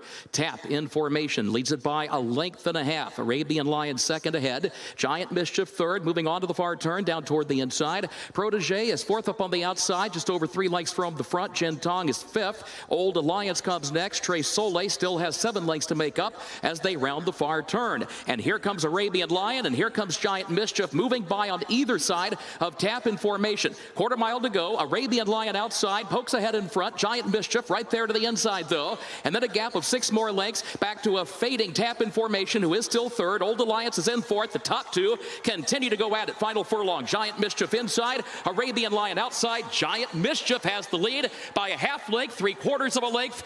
It is Giant Mischief. Florent Giroux with the advantage. Giant Mischief to win it. Arabian Lion was across the line in the second position, a long way back to the battle for third, either Old Alliance or Walaka with a late run. And There's tap in formation between horses. Tres Soles is there from the outside. Arabian Lion kicks in, and Giant Mischief down toward the rail. Tap in formation has the lead, though. Tap in formation leads it by a half length. Arabian Lion goes second, a length and a half, as Giant Mischief moves up in third position. Tres Soles is fourth. Protege a wide fifth. Jin Tong is sixth in between horses. Baytown Lovely is seventh. Old Alliance eighth on the outside of that one. Huntertown is ninth, and a break of 5 more lengths back. Walaka last of the 10, 22.35 seconds the time for the opening quarter. Tap in formation leads it by a length and a half. Arabian Lion second ahead. Giant Mischief third, moving on to the far turn down toward the inside. Protege is fourth up on the outside, just over 3 lengths from the front. Jin Tong is fifth. Old Alliance comes next. Tres Soles still has 7 lengths to make up as they round the far turn. And here comes Arabian Lion, and here comes Giant Mischief moving by on either side of tap in formation. Quarter mile to go. Arabian Lion outside, pokes ahead in front. Giant Mischief right there to the inside, though. And then a gap of 6 more lengths back to a fading tap in formation, who is still third. Old Alliance is in fourth. The top 2 continue to go at the final furlong. Giant Mischief inside, Arabian Lion outside. Giant Mischief has the lead by a half length, 3/4 of a length. It is Giant Mischief. Florent Giroux with the advantage. Giant Mischief to win it. Arabian Lion was across the line in the second position, a long way back to the battle for third, either Old Alliance or Walaka with a late run.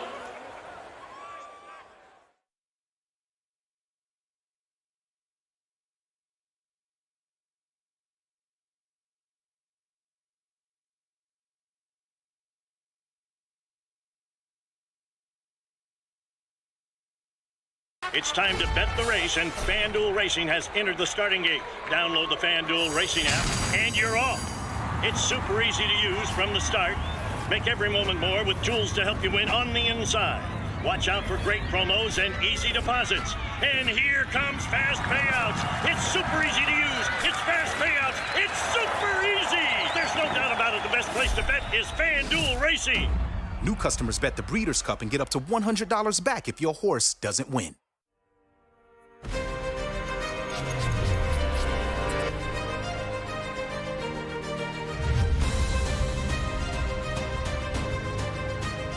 $1,400,000, $2,300,000.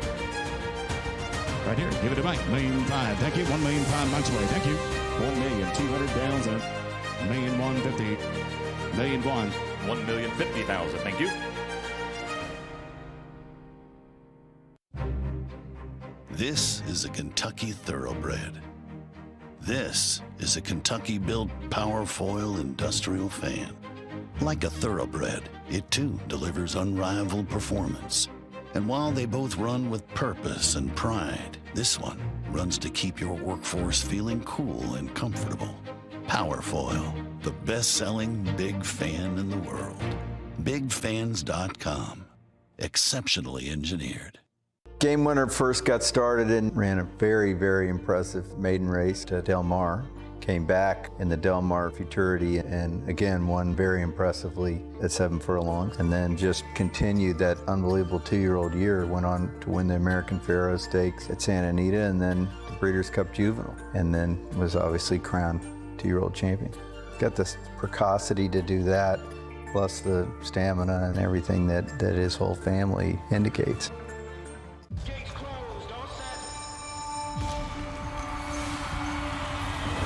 At Calumet Farm, we're proud to offer proven stallions to fit every breeder's needs. With over 72 million in progeny winnings on dirt and turf, our diverse roster is producing the champions of today and tomorrow. Calumet Farm, a legacy reborn.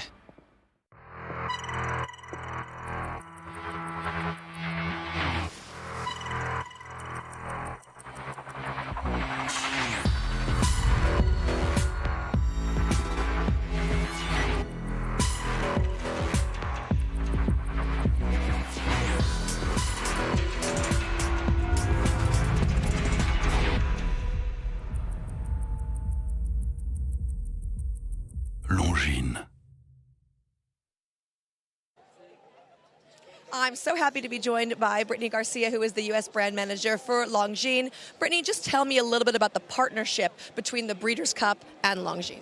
Sure. So Longines has a rich history going back 190 years. And going back as far as 1869, we created a pocket watch with a beautiful engraving of a horse head on the back of the pocket watch. Since then, we've created movements where we've been using it to time to the second, even back in the 1800s. So we really always have had a strong connection with the equestrian world and Breeders' Cup. As Breeders' Cup is the final championship of the year, it's really only natural that we would support this partnership. And thank you. We're so lucky to have you here. Thank you so much. And just look at the watch, too. It's so beautiful. Nothing about a Longines watch doesn't fit in with the BC, guys. Coming up next is the Thoroughbred Aftercare Alliance, and it brings attention to something that I think fans who maybe follow the sport casually do not understand. Horses just don't run in a left-handed circle at a variety of distance on a variety of surfaces. They can do so much more than that. So there are many horses that after their racing career is done, they go on to some other discipline. It was here at Keeneland where Whitmore had the biggest win of his career, taking the Breeders' Cup Sprint 2 years ago. Whitmore is now retired, but he's not done being an equine athlete. The Racehorse Makeover Project shows that these horses are so valuable in other avenues other than racing. And for Whitmore, the Eclipse champion of 2020, the Breeders' Cup champion, it was to show everybody that even a hard-headed Whitmore could be a very useful horse at something else. Everybody is here just to celebrate Thoroughbreds and their new chapter in life. I didn't really get to start working with them till like middle of May this year, so we had a big crunch time. We had a lot to do in a very short window. The next horse up will be 472 Whitmore with Laura Moquette riding. I had a blast. It was so much fun. It was so fun to see everybody turned out to like support him. It was really cool. He had his fan club, groupies. I've got friends of mine that train horses that called me on the way down here to say, hey, what time's Whitmore showing? It was challenging and he made his way through it, and he just took a walk in the woods in his mind and saw some really scary stuff. His pivot work was beautiful, the mounting block was great. Got spooked at some things, the chains cast a shadow on the bridge that made it look like black snakes were dancing on it. The pool noodles were wonderful. The water was great. We've only walked through water twice. Thank God he didn't lay down. He's probably like, oh yeah, I can get her now. But to have him be able to keep his composure, they don't have to do it perfect in my mind as long as they give you an effort. And that's what he did, so I was proud of him. I think it's all on us to make sure that aftercare is not an afterthought. We have to raise awareness to what Thoroughbreds can do after the racetrack. And I think it's really important for FIRST and every entity in horse racing to ensure that Every thoroughbred, for what they do for us on the racetrack, is finding a home that they can have a new vocation to make sure that they're still succeeding in life. He's unique in the fact that he's so successful, but he's not unique in the fact that these horses become our family. He's just been the most fun blessing in our entire life. I am probably going to do some hunter stuff this winter and just see how that goes. But I thought this was a great place to start because it just desensitizes him to a bunch of stuff for the rest of his life. So the Thoroughbred Makeover falls under the umbrella of Thoroughbred Aftercare, and that is the point that the industry has really put a lot of efforts into, and that is making sure that when horses come off the racetrack, they have a forever home. It takes a lot of resources to do that, so that's why we have things like TAA in place, because it takes a lot of time, energy, money to be able to retrain these horses. And if you are wondering about donating to an aftercare program, you can check with the Thoroughbred Aftercare Alliance, and they can tell you more about the organization you're thinking out helping financially. We all have an obligation to take care of these amazing equine athletes who've given so much to us. Has there ever been a more popular sprinter than Whitmore? Sprinter. I mean, we've had maybe more popular horses, obviously, the Zenyatas of the world, but he reminded me of Kona Gold. Because Kona Gold had all those starts in the Breeders' Cup Sprint, came through eventually as a winner.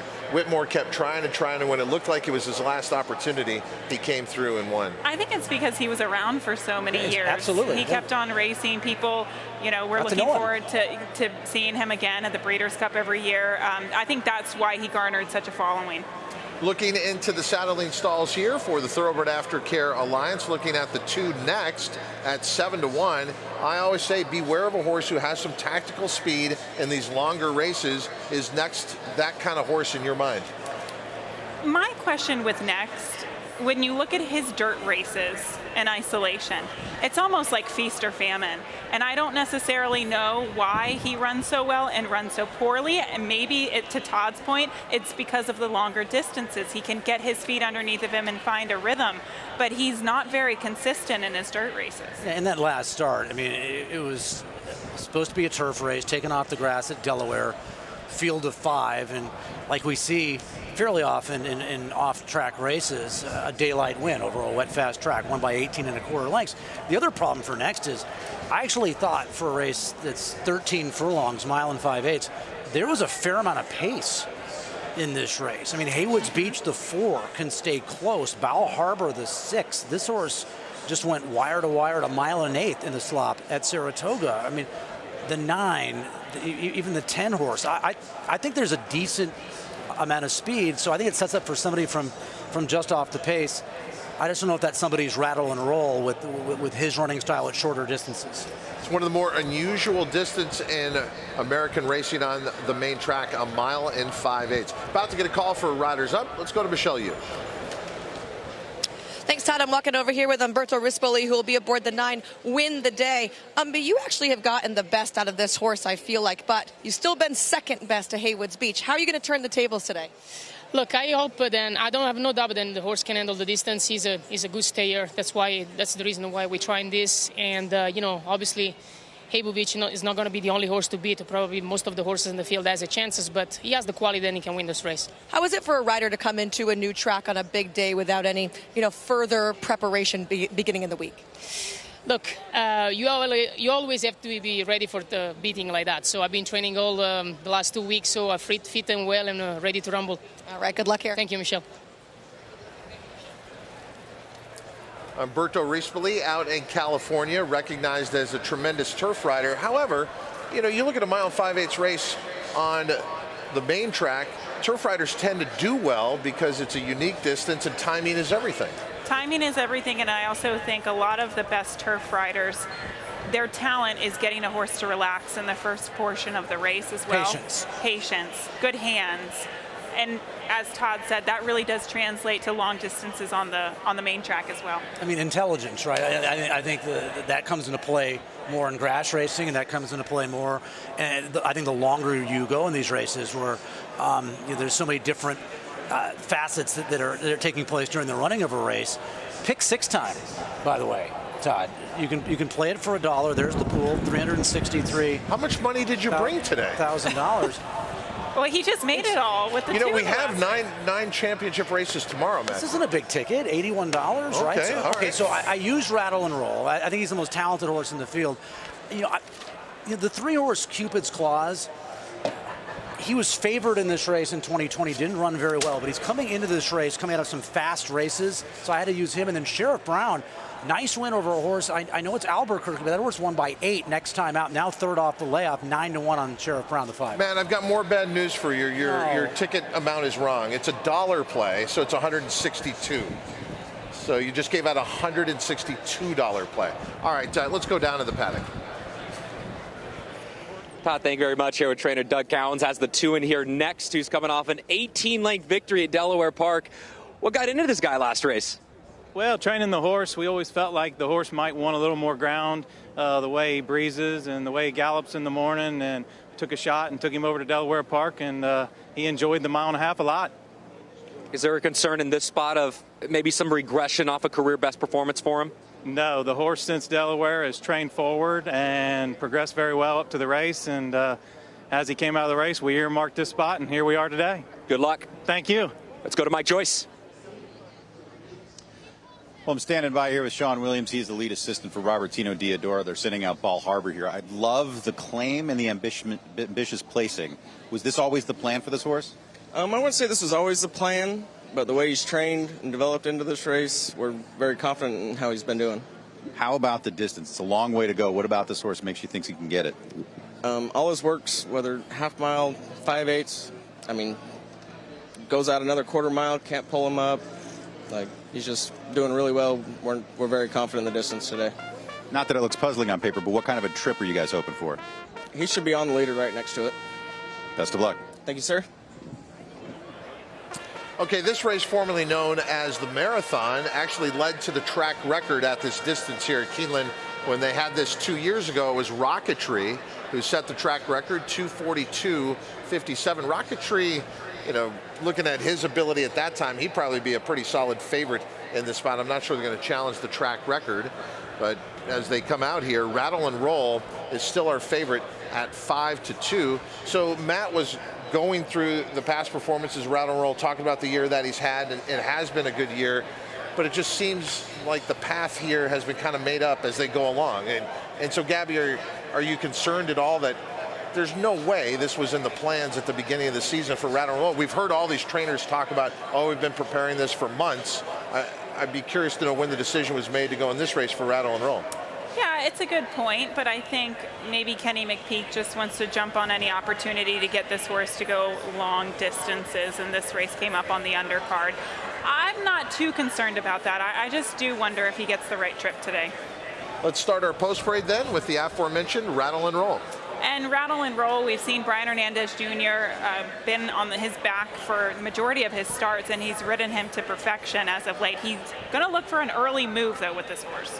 I'd want a bigger number on next in terms of betting this race. I think 7-1's a little light. Now 5-1. That's a big hit this horse just took. So dominant win on a wet, fast surface in his last start race was taken off the turf. This horse is a little bit better going further. Cupid's Claws did run a good race against West Willpower 2 starts back, who won the Fayette here. The 4-horse, 7-2 right now in Haywood's Beach. Game win on the 2nd of October. Obviously, he's in good form. He's won 2 of his last 3, and his defeat was a turf race in the Del Mar Handicap September 3rd. From Albuquerque to Keeneland on the Breeders' Cup undercard, the number 5 Sheriff Brown, where trainer Todd Fincher picks up Florent Giroux. Yeah, I think that horse has a big chance at 10-1. Ran 4th in the TVT Pacific Classic last year. Here's the 6 Ball Harbor. He's won over this turf course. He's made $718,000. He's fast, he's in good form. Lots of reasons to like him. 7 Kazan, first off the claim for trainer Jonathan Wong, who actually picked up his first meet at Keeneland during the fall meet, hoping to continue that momentum with a big long shot. Clayton the Lionheart, 26-1. He ran 4th to a Paulo Lobo runner that was a wire-to-wire winner at Churchill on the 30th of September. Impressively, the figure came back 89 for 11 Central, the winner. The number 9 Win the Day for trainer Doug O'Neill. Umberto Rispoli, who's been aboard him the last 2 starts. He'll hope to turn the tables on Haywood's Beach. Boy, the public chilly on the 10. 8-1 morning line. Add 20 points to that right now. 28-1. Kind of a bit of a plotter and coming out of a race that kind of collapsed on turf October 9th. And that is the field that will contest our first graded stakes race on this Future Stars Friday at the Breeders' Cup. It's the Grade 2 Thoroughbred Aftercare Alliance.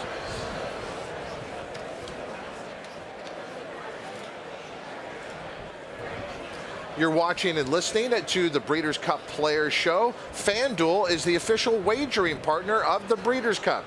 If you do not have a FanDuel account, we want to change that with FanDuel Racing and offer you a no-sweat first win bet. You can scan that QR code or visit FanDuel online.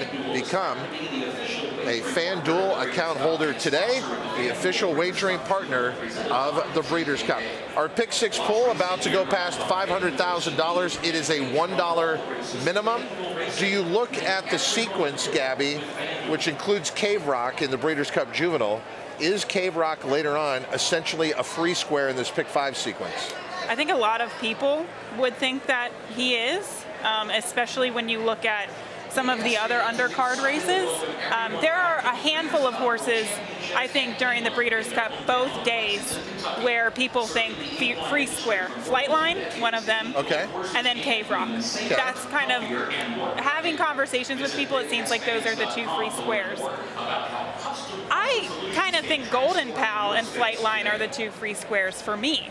Really? Because in juvenile races, so much can change with these horses from race to race. Right. I don't know if he's a complete lock. That's how I assessed it. But I know a lot of people think differently. Matt, are you a lot of people? Do you think Cave Rock is...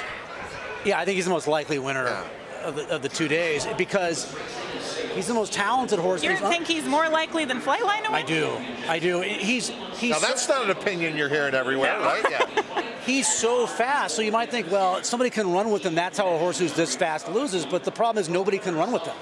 I mean, he's just faster than everybody else in the Breeders' Cup Juvenile. National Treasure, Baffert has in that race too, putting the blinkers on.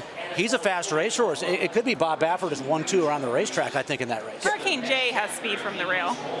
He's a sprinter speed. I mean, I don't know if it's going to make an impact. It's 80-1 speed for a half mile, I think. Gabby, I just want to stay just with your cautious concern for Cave Rock for one more question about it. We'll bring it back here to the start of the Pick 6.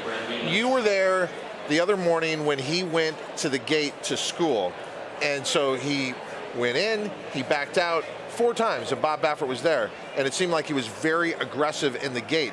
Is that any type of cause for concern? You want a horse to settle once the gates open because of his natural speed. I think it's really problematic when horses that have a lot of speed don't break well because they have to overcome things, and the rider essentially might press them or push them to get to that front running position. So yes, he can't be anxious in the gate today. If he has a misstep coming out of the gate, it might not cost him the race, but it's going to make his job more difficult. Okay, he looks like a 3-year-old, doesn't he? Oh, he's massive. And the other thing is he runs a lot like his father, Arrogate, if you watch the way he holds his head very low.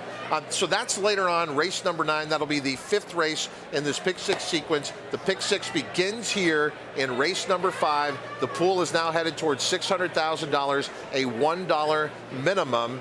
Is this the type of race where you got to use a lot of horses, Gabby? If you're a Pick 6 player, you got to use a lot of horses in this race to get out? I think this is a tricky race. I really do. I don't necessarily trust Rattle and Roll in that, does he get the right trip? Brian seems to know this horse so well. He needs to move on him a little early.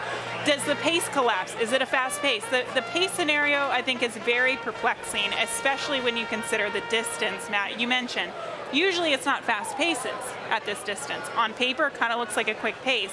But this is one of those races that you could make a case for several in here. I went to the 6, Bal Harbour, first off the claim, but the biggest thing for him is to be able to settle and relax early. And I don't know if that's going to be possible with the presence of other pace in here. You know, the board hasn't changed at all, by the way. I know we don't see a ton of fluctuation with the pools being so big on Breeders' Cup Day, but in the first 4 races, we've seen some fluctuation in the odds. I mean, the odds right now look exactly like the odds looked 20 minutes ago for this race. I like this horse, Cupid's Claw. Here's the angle. So you look back, you see a horse that, ran 3rd to Lone Rock in this race at Del Mar last year, was favored in this race at Keeneland in 2020 didn't run well at all. And his 2 starts at Keeneland have not been great. But most recently, it was a mile and a 16th, and the winner of that race went wire to wire. He's come out of, I think, some strong races in which you had lone speeds get leads and go wire to wire. He's the pick for me in this race, and I'm just going to box the 3 that I like. 17-1 on the 3, and then Sheriff Brown. I think the 5 gets the trip, third off the layoff. This is a horse that you can find good races at 10 furlongs. He has a win at 9 furlongs. He was competitive at 7 furlongs, maybe a mile and 5/8, too far for him. But he's done well at varying distances throughout his career. He's made $506,000. He's at 10-1 right now. Florent Giroux looking to go back-to-back. And Rattle and Roll, we've been kind of piling on him a little bit for horses 5-2, and a horse I'm using in my exacta box. His best performance to me was his last race.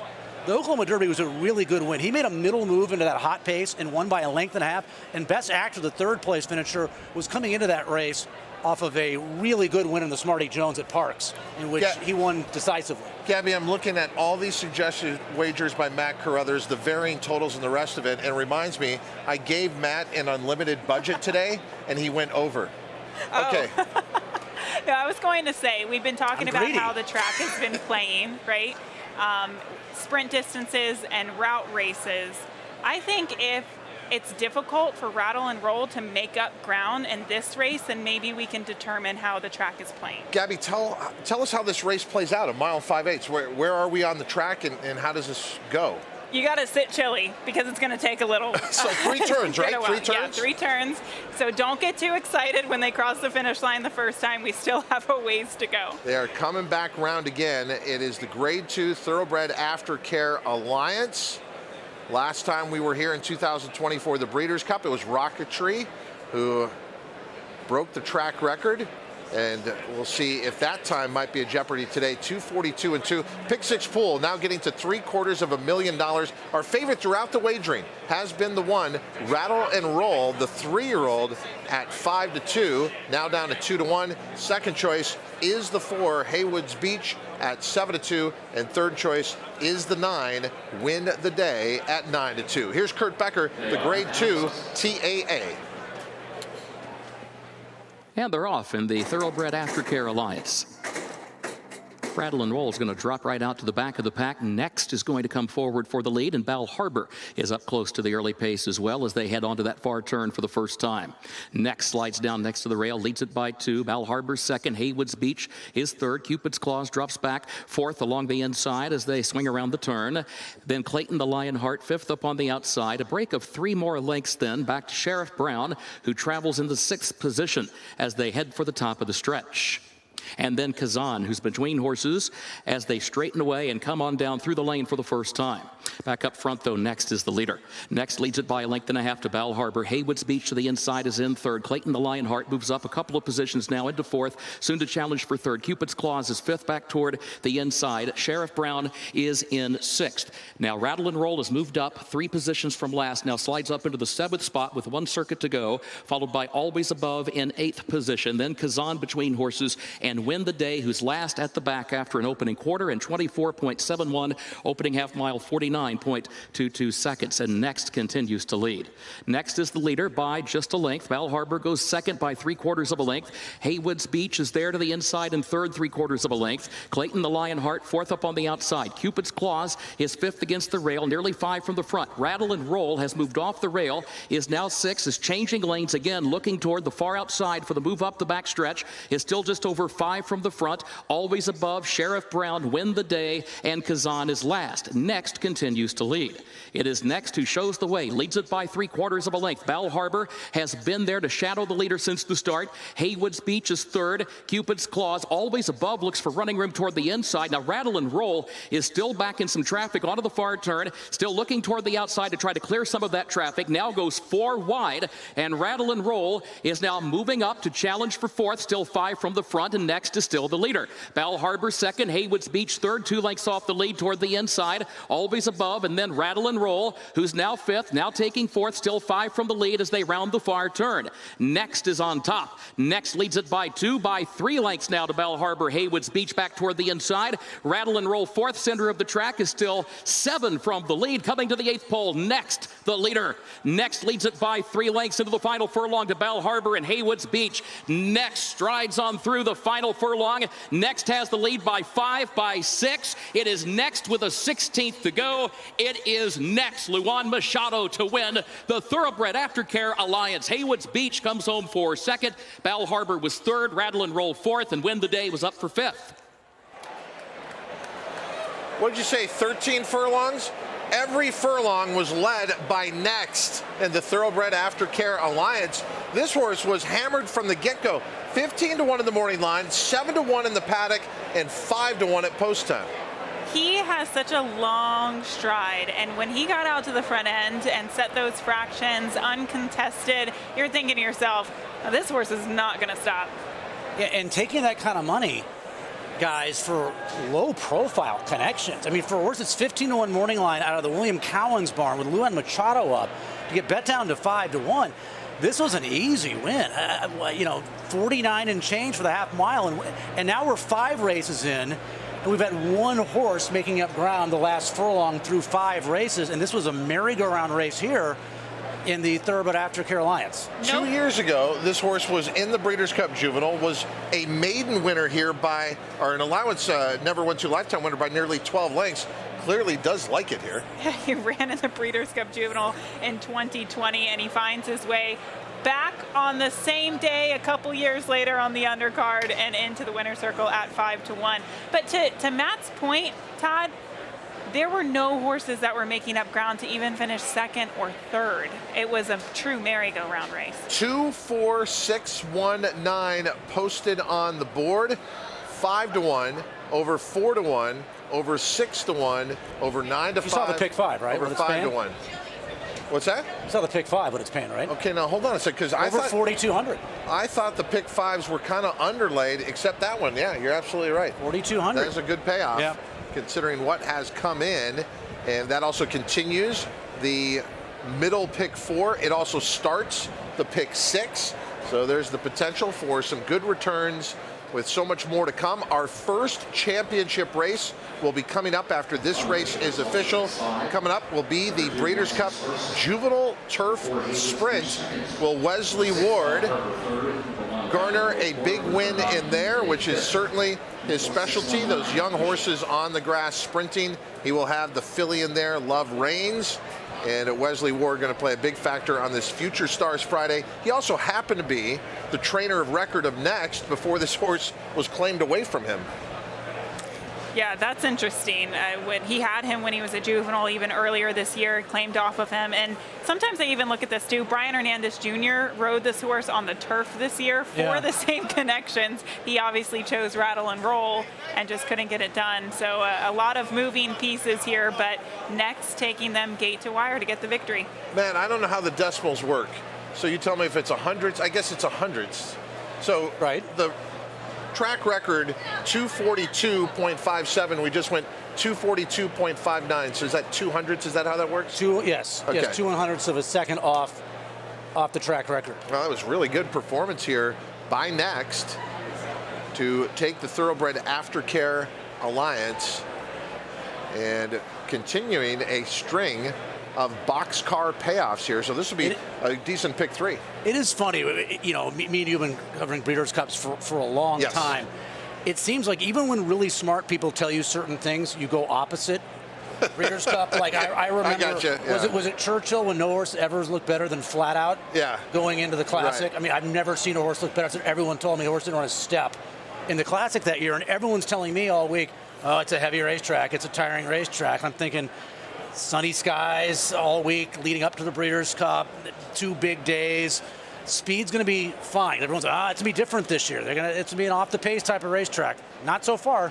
Well, the other thing is, Gabby, you have to take into account the type of races that we're talking about. We're still early into these 2 days. We're not even into the championship races, so a lot of that could change. Sometimes, I personally looked at this race and saw Next as a contender. Did I see Next as a 5-1 shot? No, but I thought it was a 10-1 shot with a chance and did win. That's when you have to really, that's when you're able to really determine what's going on with a track. When long shots are going wire to wire and favorites aren't closing.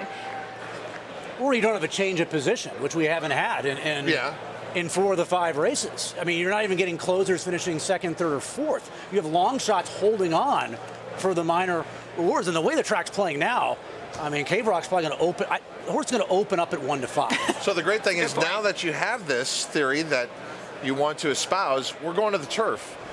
So now we're going to be looking at that and trying to figure out where we stand there. So we won't be back on the dirt for a little bit here until we get to the Juvenile Fillies and we get to the Juvenile for the males, with Cave Rock being a heavy favorite there. And I thought, in terms of the turf, I thought Wesley Ward said something interesting during the week. He said during the Keeneland meeting, the rails were out big time, and now obviously they're not. So he thinks the inside is going to be, normally he wouldn't like the 2-hole with Love Reigns, but he thinks the 2-hole could be pretty good because those inside paths, fresh sod, the place to be on the turf. Well, just so we can scramble our minds a little bit more, I thought Honor Near the Lead was good on this turf course during the Keeneland Fall Meet, but then after we were done, we had that stretch of rain we've been talking about. So this turf course, yes, it's firm, but it did get some much needed water. So I'm curious to see what we see in the next race, which will be on the turf, the Breeders' Cup Juvenile Turf Sprint. You are watching and listening to the Breeders' Cup Players Show on Future Stars Friday at Keeneland. TAA.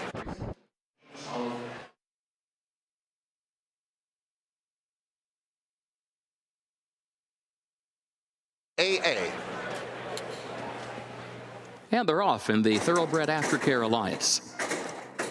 Rattle and Roll is going to drop right out to the back of the pack. Next is going to come forward for the lead, and Bal Harbor is up close to the early pace as well as they head onto that far turn for the first time.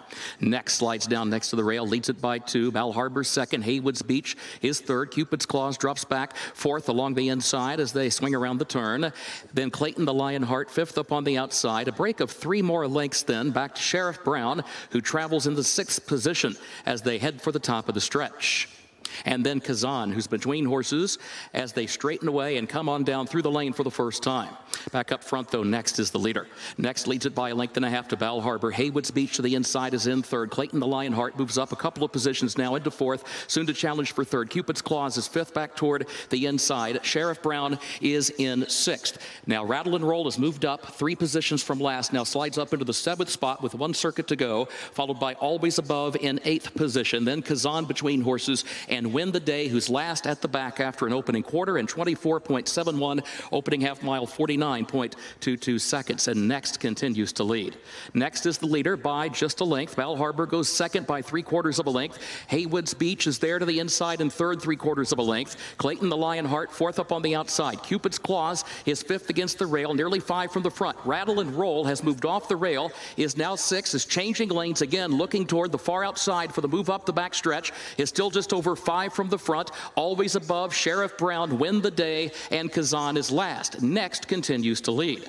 It is Next who shows the way, leads it by 3/4 of a length. Bal Harbor has been there to shadow the leader since the start. Haywood's Beach is 3rd. Cupid's Claws, Always Above, looks for running room toward the inside. Now Rattle and Roll is still back in some traffic onto the far turn, still looking toward the outside to try to clear some of that traffic. Now goes 4 wide, and Rattle and Roll is now moving up to challenge for 4th, still 5 from the front, and Next is still the leader. Bal Harbor 2nd, Haywood's Beach 3rd, 2 lengths off the lead toward the inside. Always Above, and then Rattle and Roll, who's now 5th, now taking 4th, still 5 from the lead as they round the far turn. Next is on top. Next leads it by 2, by 3 lengths now to Bal Harbor. Haywood's Beach back toward the inside. Rattle and Roll 4th, center of the track, is still 7 from the lead. Coming to the 8th pole, Next, the leader. Next leads it by 3 lengths into the final furlong to Bal Harbor and Haywood's Beach. Next strides on through the final furlong. Next has the lead by 5, by 6. It is Next with a 16th to go. It is Next, Luan Machado, to win the Thoroughbred Aftercare Alliance. Haywood's Beach comes home for 2nd. Bal Harbor was 3rd. Rattle and Roll 4th, and Win the Day was up for 5th.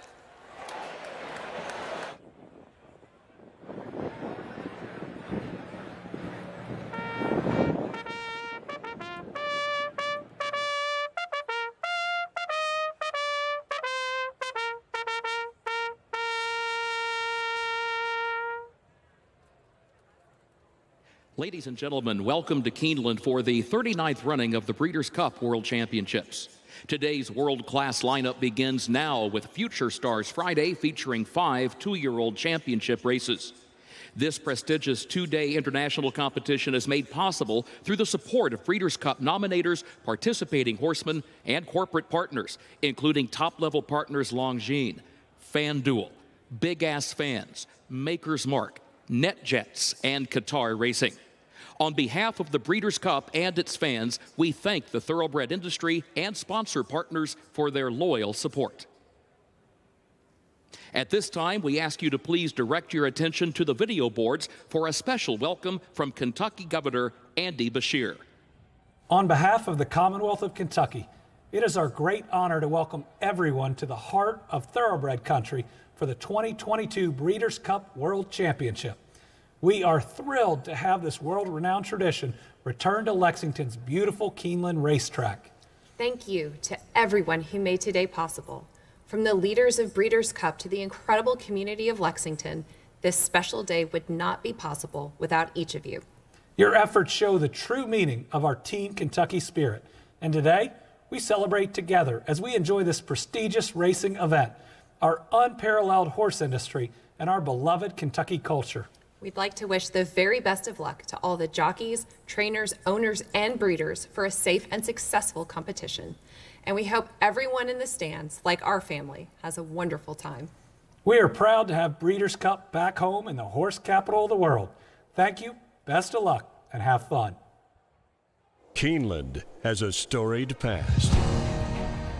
One draped in racing excellence, where inches have decided legacy and defeat. They're coming to the wire! Oh, it's desperately close! Today, future stars are made among the bluegrass and burros. Welcome to the 39th running of the Breeders' Cup World Championships. They've come from all over the world to emblazon their legacy on horse racing history. An epic battle of global greatness right in the heart of horse racing's home, Lexington, Kentucky, to pursue their birthrights and the one reward that changes it all, the privilege to be called a world champion. A superstar wins the Breeders' Cup Juvenile! The stage is set as all 5 Juvenile Championship races take over future stars Friday, including the highly anticipated $2 million FanDuel Breeders' Cup Juvenile. He's just too good! Keeneland, the world's best are here. Get ready for the rumble and the roar. Get ready for an experience that's a breed apart.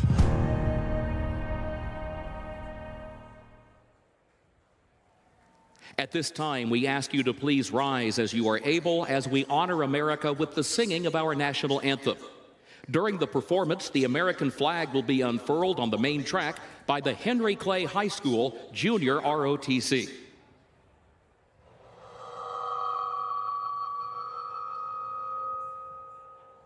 National anthem. Please welcome rising Nashville star Faith Schuler.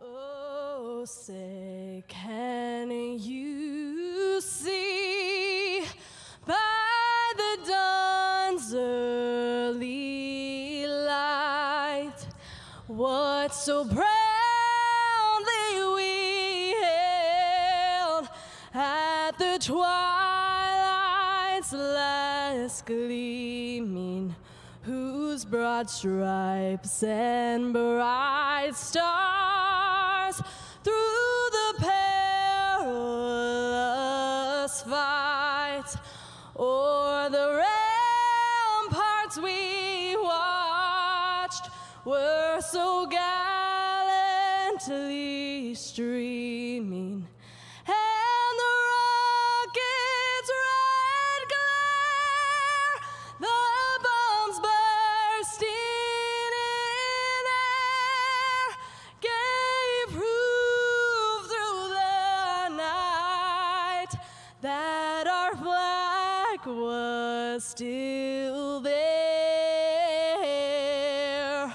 Oh, say does that star-spangled banner yet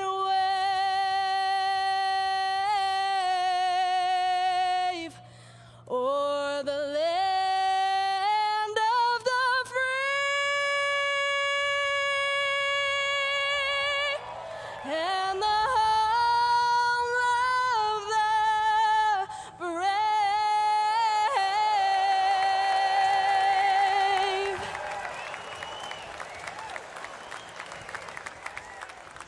That concludes the opening ceremonies for the 2022 Breeders' Cup World Championships.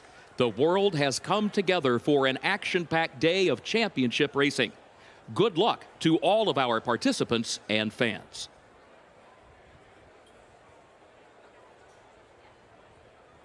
It's time to bet the race, and FanDuel Racing has entered the starting gate. Download the FanDuel Racing app, and you're off. It's super easy to use from the start. Make every moment more with tools to help you win on the inside. Watch out for great promos and easy deposits. And here comes fast payouts. It's super easy to use. It's fast payouts. It's super easy. There's no doubt about it. The best place to bet is FanDuel Racing. New customers bet the Breeders' Cup and get up to $100 back if your horse doesn't win. If this place could talk, it would roar. It would say, this is racing. This beating heart in the heart of horse country. Steady and strong beneath the roar. Reminding us why. For the love of the horse. For generations to come.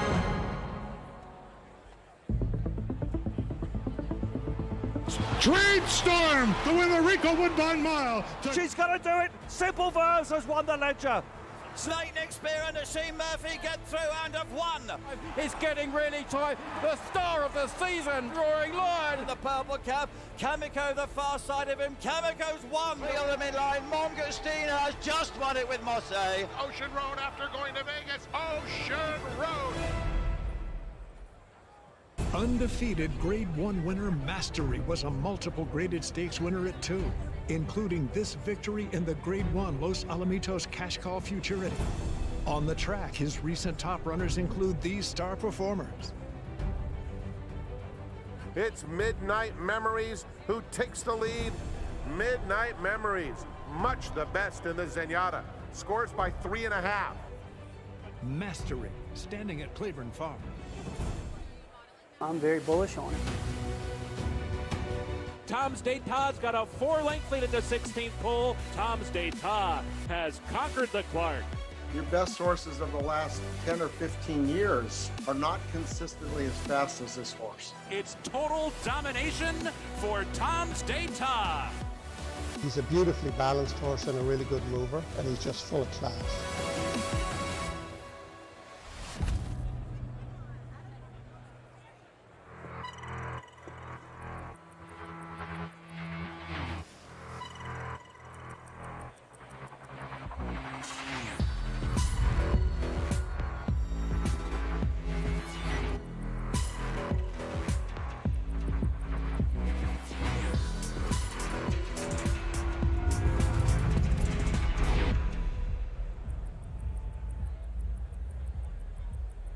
Longines.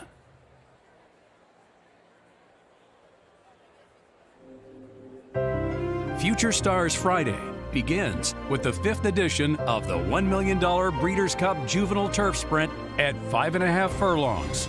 Trainer Wesley Ward and jockey Irad Ortiz Jr. dominated the last 3 races with front-running victories by 4-wheel drive in 2019 at Santa Anita Park, Golden Pal in 2020 at Keeneland, and last year with Twilight Gleaming, who became the first filly to win the race with her victory at Del Mar. This is the Breeders' Cup Juvenile Turf Sprint.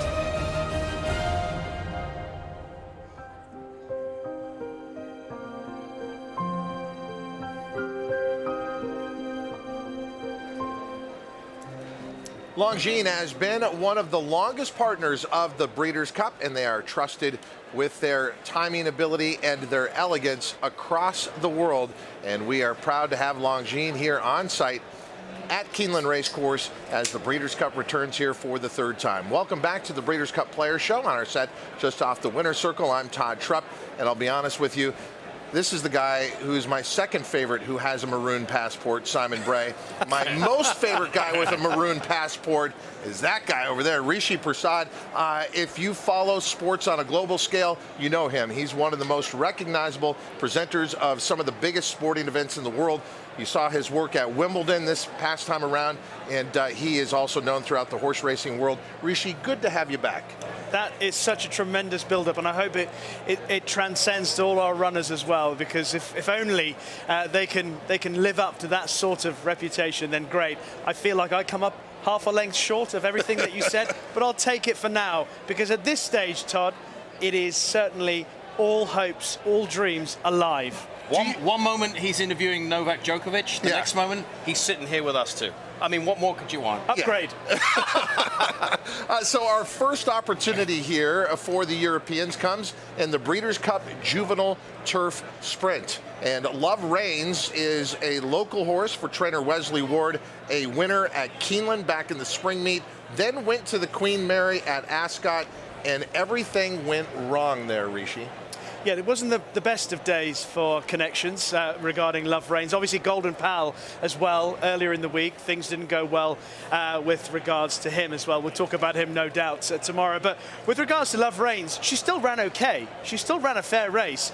And, of course, the horse that beat her on that occasion, Dramatized, is lining up today. And Dramatized is nearly 5 times the price of Love Reigns. Dramatized obviously went slightly the wrong way after that win at Royal Ascot. But connections believe she's back in the sort of form that saw her beat Love Reigns. This time last year at Del Mar for the Breeders' Cup, Charles Appleby put on an absolute show. Has he lowered expectations at all with what we should expect from his yard this year? He's got the 5 Mischief Magic in here. I think Charlie Appleby is realistic about his chances. 6 from 11 in his Breeders' Cup career so far. That cannot carry on ad infinitum. There will come a point where it'll level out. But he generally picks horses that he feels will handle the travel, will be able to deal with different conditions, and horses that he feels will be able to replicate their best form on a different continent. Mischief Magic is a good horse, but I don't think he's quite up to the normal Charlie Appleby certainties that have come over. He ran in the, it's funny, I was reading through the form figures and looking at the comments. So it said promising for his run in the Middle Park Stakes at Newmarket last time, and I actually stood next to Charlie Appleby when the race was run, and he gave that face afterwards, little grimace at the end of the race when I turned to him to get his reaction. It was a grimace of, he wasn't quite as good as I thought then. Which is probably why I believe that he's going for this race, because Mischief Magic, if his top Group 1 horses tend to be shipped off getting ready for the Classics next year, perhaps. But Mischief Magic, I think, he's vulnerable amongst the Appleby contenders. The field assembling in the paddock for the first of 5 championship races on this Future Stars Friday. It's the Breeders' Cup Juvenile Turf Sprint. Down in the action, let's head down to Michelle Yu. Wesley Ward, certainly the king of the Juvenile Turf Sprint, winning the last 3 runnings of this. How does Love Reigns stack up to your past winners? She's a good one. I'm really looking forward to this. We've been planning on this since she broke her maiden here in the spring. Kind of worked backwards from there, and everything went to plan. So let's see what happens, but we're excited. You said everything went to plan, but you did enter her in the Indian Summer and opted not to run. What went into that decision? It was 26 days from race to race, and I kind of wanted to enter to look at it, see what posts we drew, see what the opposition was like, to see if maybe we wanted to run over the course. And I just called Barbara and her team and just said, look, I just think it's going to be too much of an effort for her. I didn't want her to run her Breeders' Cup race that day and take away from today. We know that you get horses ready to go on debut. Is it similar when you bring a horse to a big race off of a layoff? It's a little similar, but it's different. You know, I mean, you really want to make sure everything goes well here, to where you're bringing your horse to the Breeders' Cup exactly how you want them on that day until you get here. And we're fortunate that everything went well. She doesn't seem to be a need the lead type, but you did draw the 2-hole. Do you feel like your hand is kind of forced at that point? I'm a little concerned with being down there, but they did take, one advantage is they did move the rail off from down. They moved it out for the last couple of weeks, so we're going to have really good footing, really good ground, this being the first race they run on the grass since they've done that. So we'll have real good footing down the backside, but it'll be Irad's race to where he just doesn't go too fast if he's in front, or if he maneuvers away from behind to get her out for the final drive. Appreciate the time. Thank you. Wesley Ward looking for his 4th straight victory in the Juvenile Turf Sprint.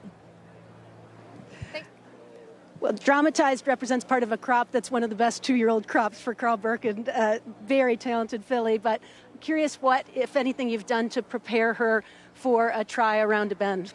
Yeah, we took her away to Southall, one of our all-weather tracks, left-handed course, and we specifically just galloped round the bend there on, and she did it very, very well. So she's only done it once, but she did it well. So as much as we could do, really. In terms of her last race at York, any excuses, and what gives you hope for today? Yeah, she just form tailed off, really. I wasn't as confident going into York anyway, and afterwards she was very quiet for a month, 6 weeks.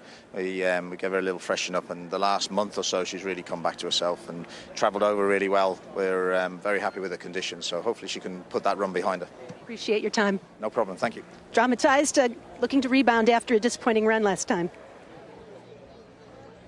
Well, there is no better story this Breeders' Cup than Tyler's Tribe. Tom Lepick, the owner of Tyler's Tribe, here with Tyler, who the horse was named after. We've told the story plenty of times, but now it is race day. How are you feeling? I'm feeling great, excited, ready to go. Tyler, I know you're feeling better, but are you here for Grandpa? Can you hold his hand through this? It's a very stressful moment. Yeah. Can you tell me how excited you are to see Tyler's Tribe run? Excited, very excited. Well, best of luck. We're all rooting for you and your horse. Thank you. Do you know you're the favorite, by the way? Well, it doesn't matter. We got to run the race, and we're pretty honored to be favored. But we got 5.5 furlongs to run. We're hoping we can do it fast. Well, best of luck. And if anyone ever doubts the power of television and storytelling, Tyler's Tribe is a perfect example. And the story of Tyler, who battled leukemia, was able to finish up some important rounds of his treatment and ring that bell.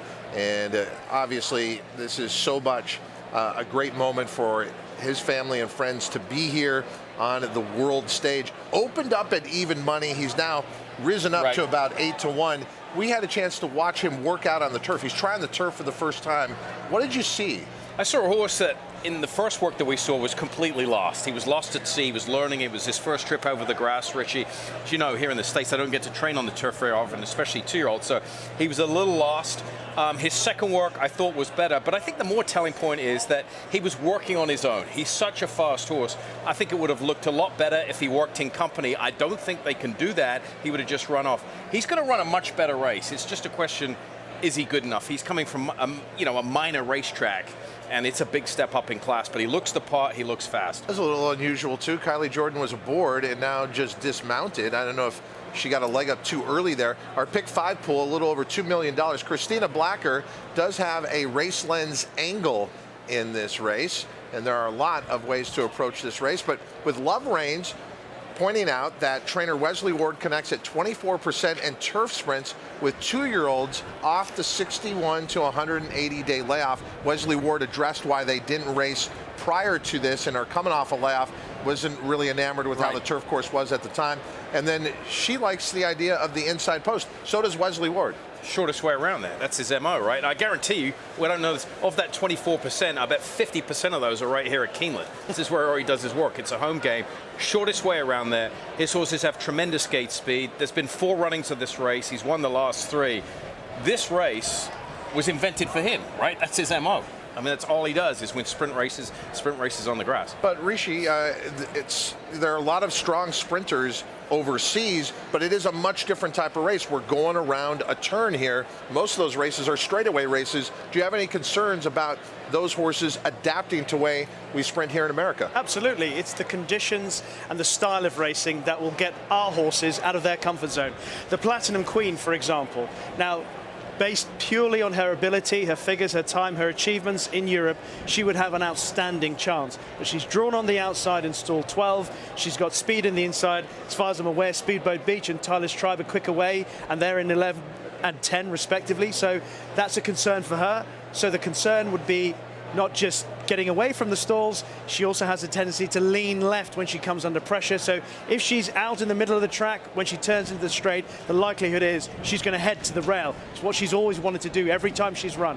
So a couple of question marks against the Platinum Queen. She's never been around a bend in her life at pace. So I'm against her, even though I respect what she's achieved. Well, what do you make of her coming out here before the post parade? So she's come out early, the Platinum Queen. Well, I spoke to a few people connected with the Platinum Queen earlier this week. When she was in quarantine and she wasn't allowed to come out, she was a little bit edgy. And I'm sure you would have all noticed she's been wearing that red hood. The red hood is to keep her calm and try to just keep her temperature down as best as possible. So I think it's a case of getting her away from all the hullabaloo of the prelims and getting her out on the track where perhaps there's a little bit more quiet for her. Before we get to the post-parade, let's get to Michelle Yu. Thanks, Todd. I'm joined by Charlie Appleby, who sends out Mischief Magic in here. Very nice middle of his progression this year, but all of his races have been further. Any concern on the turn back? No, I think dropping back, he travels very well. Look, we know there's going to be plenty of gate speed out there, and for our European horses, it's going to be a challenge for them. But I'm confident he'll be doing it the right way around anyway, and hitting the line hopefully at the right time. I feel like a lot of times we see a lot of the Europeans jump right into the mile race, and a lot of people end up in the sprint this year. Why do you think that is? Well, it's a race that I think has developed since, we were lucky enough to be part of it there a few years ago there with Sound and Silence. This horse's full brother finished second there when it was on the undercard. So there's a lot of horses there back in Europe that, the sprinting opportunities aren't really there come the autumn. And, I think it's a great initiative for the Breeders' Cup to put this onto the main card and for it to be a Grade 1 race. Thanks for the time. Pleasure, thanks. Charlie Appleby, you guys in here with the 5 Mischief Magic.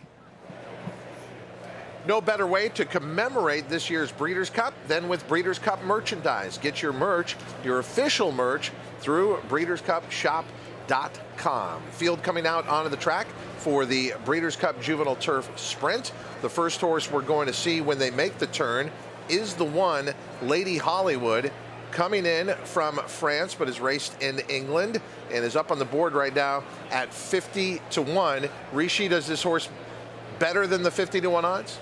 I think she's better than the 50-1 odds, but she is not the best of the Europeans. Her form is okay. She has got better as the season's gone on. As you mentioned, she's run a lot in France, and she's got to find a lot. But good luck to her connections. Alice Haynes, she's only been training for 2 seasons. Here's the 2, Love Reigns. She's won 3. Wesley Ward, as I mentioned, won 3 out of the last 4 runnings. Stone Street Stables, the breeders. Irad Ortiz at board here, currently sitting up there at 3-1. Up next will be the 3. That's Private Creed for Steve Asmussen. This horse who's done really well as of late. Won 3 out of 4 starts, including the India Summer right here over this very racetrack. And Joe Rosario will be looking for a trick from off the pace. This style fits his kind of style of riding. He likes to sit back and come from off it. Up next will be the 4. We'll let Rishi take the Euros. Yeah, dramatized. Now, if this race was run 3 months ago and someone told me she would be 14-1, I'd be having as much as I could at those prices. But she has to bounce back off a long layoff. Her last run was at York at the Ebor meeting in August. She was disappointing, but that was over further. I like the fact she's well drawn, and I like the fact that Ryan Moore is in the saddle. He could potentially have ridden Persian Force. There's Mischief Magic. What do you think of this one? You kind of touched on it from we heard from Charlie, just coming out behind the rest of the field. I think he's a very talented 2-year-old. Again, his style of racing is not what you expect from 5.5 furlong speed. He likes to be held up and delivered late in his race. They may get away from him. Similar comments would apply to 6, Persian Force. Very good form over 6 furlongs, but his style of racing is to gradually build himself into the race. I'm up against it. That's my pick, Persian Force. The 7, Oxymore, turning back in distance. I like this move for Chad Brown. The 8, American Apple, comes in off a decent win last time out in the Matron. That was over softer ground. The 9, Sharp as Attack. I've bumped into 3 or 4 connections. They're easy to spot around here. They're all wearing their Breeders' Cup hats. And every single one of them keeps telling me the 9 will run a huge race. The 10, Tyler's Tribe. Todd, we like this horse. I think, the sentimental story here, just imagine it, just enough as if the grass will affect the performance of the 10. Speedboat Beach. We bumped into Bob Baffert last night, and he said, this is the last time you'll see Speedboat Beach on the grass. He'll be back on the dirt after this race, unless there's another $1 million sprint turf race around. What about the 12? And the Platinum Queen certainly has the ability to win the race, but her outside draw and a tendency to lean left when she comes under pressure means that there are a couple of big question marks against this filly. And that is the field of 12 2-year-olds that will contest our first championship race of this 2022 Breeders' Cup. It's the Grade 1 Breeders' Cup Juvenile Turf Sprint.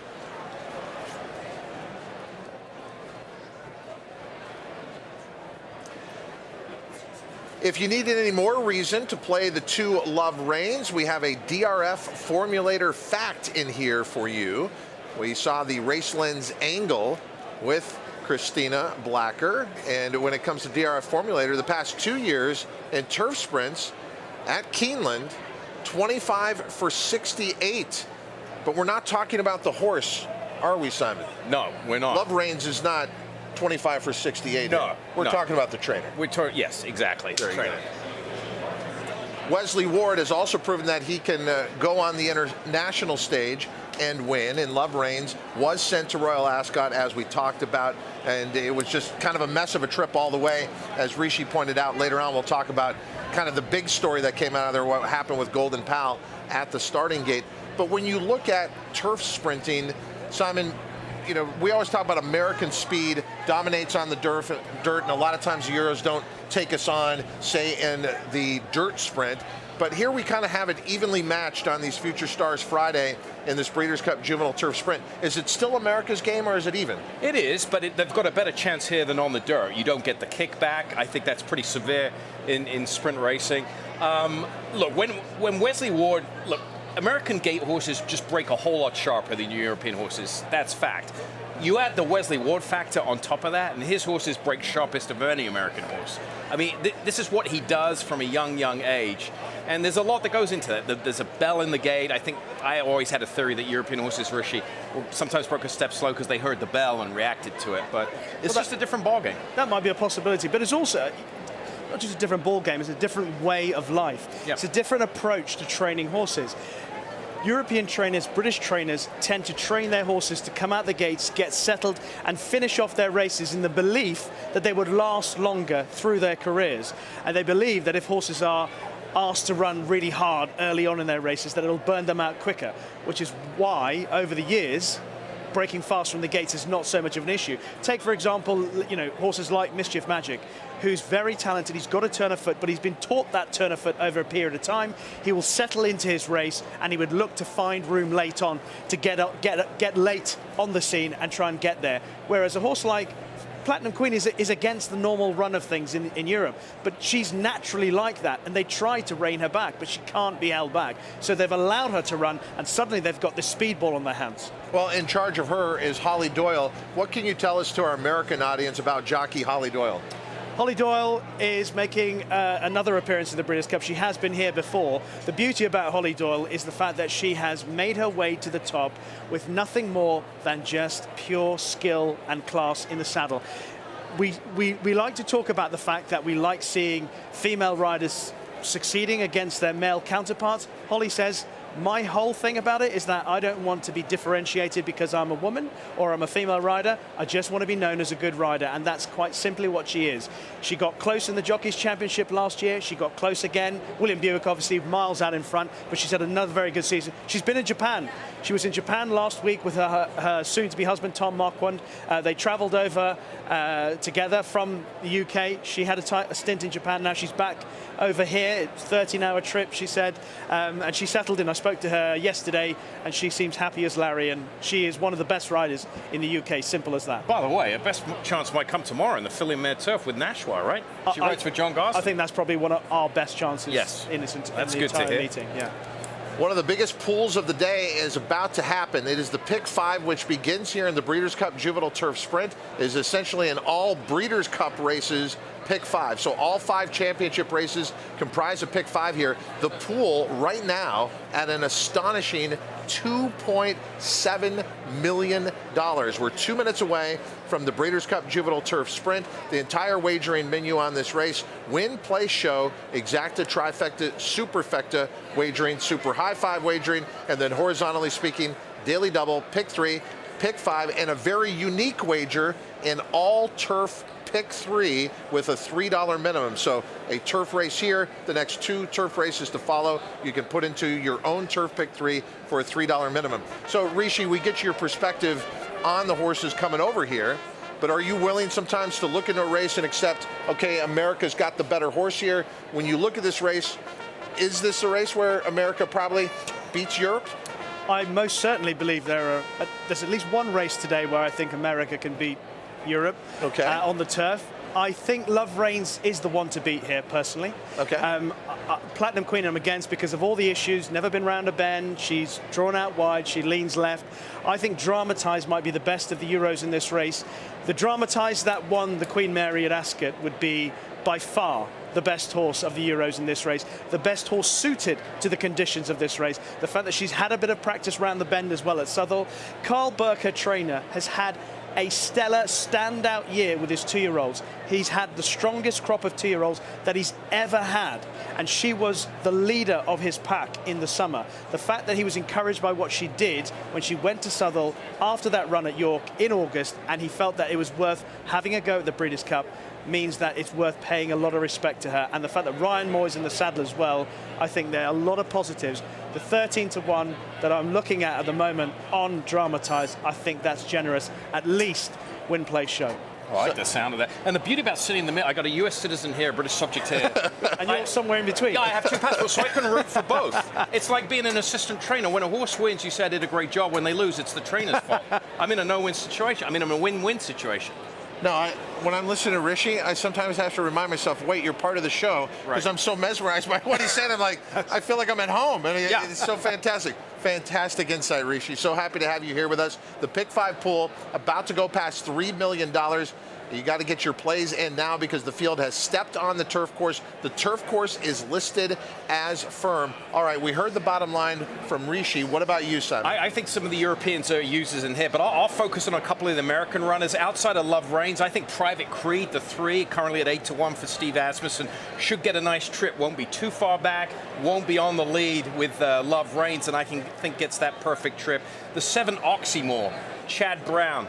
Kind of what Rishi was saying about Charlie Appleby. This is a horse that maybe could have gone on to some distance races. Juvenile turf, they cut back in distance here, electing for what probably is a softer spot compared to that race. So I'll use the several in here in a pick 5 situation. 3, 5, 6, 7, 10. With the expanded format, this is one of the great races over the 2 days at the Breeders' Cup because it's $1 million. It's a true rarity, $1 million for 2-year-olds sprinting on the turf. The field is moving into line for the Breeders' Cup Juvenile Turf Sprint. We do see an adjustment on the 4 Dramatized here, we think. Although, we do see the rider off. It looks like they're just adjusting the saddle. It must be because they're not stopping the loading process. No, sometimes you get a little worried in that situation if there's going to be a late scratch, but they're not. They're just obviously going to go ahead.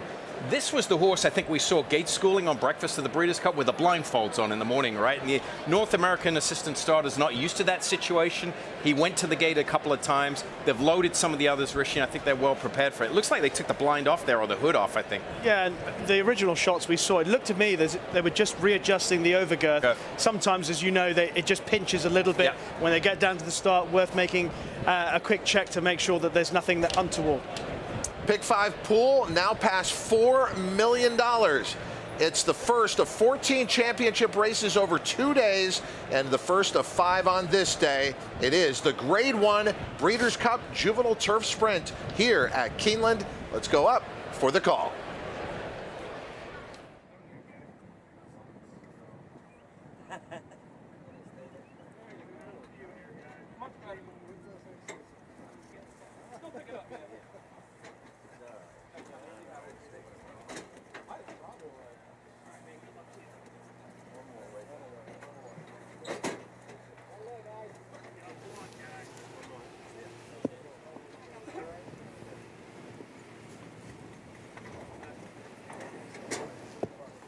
They are at the post.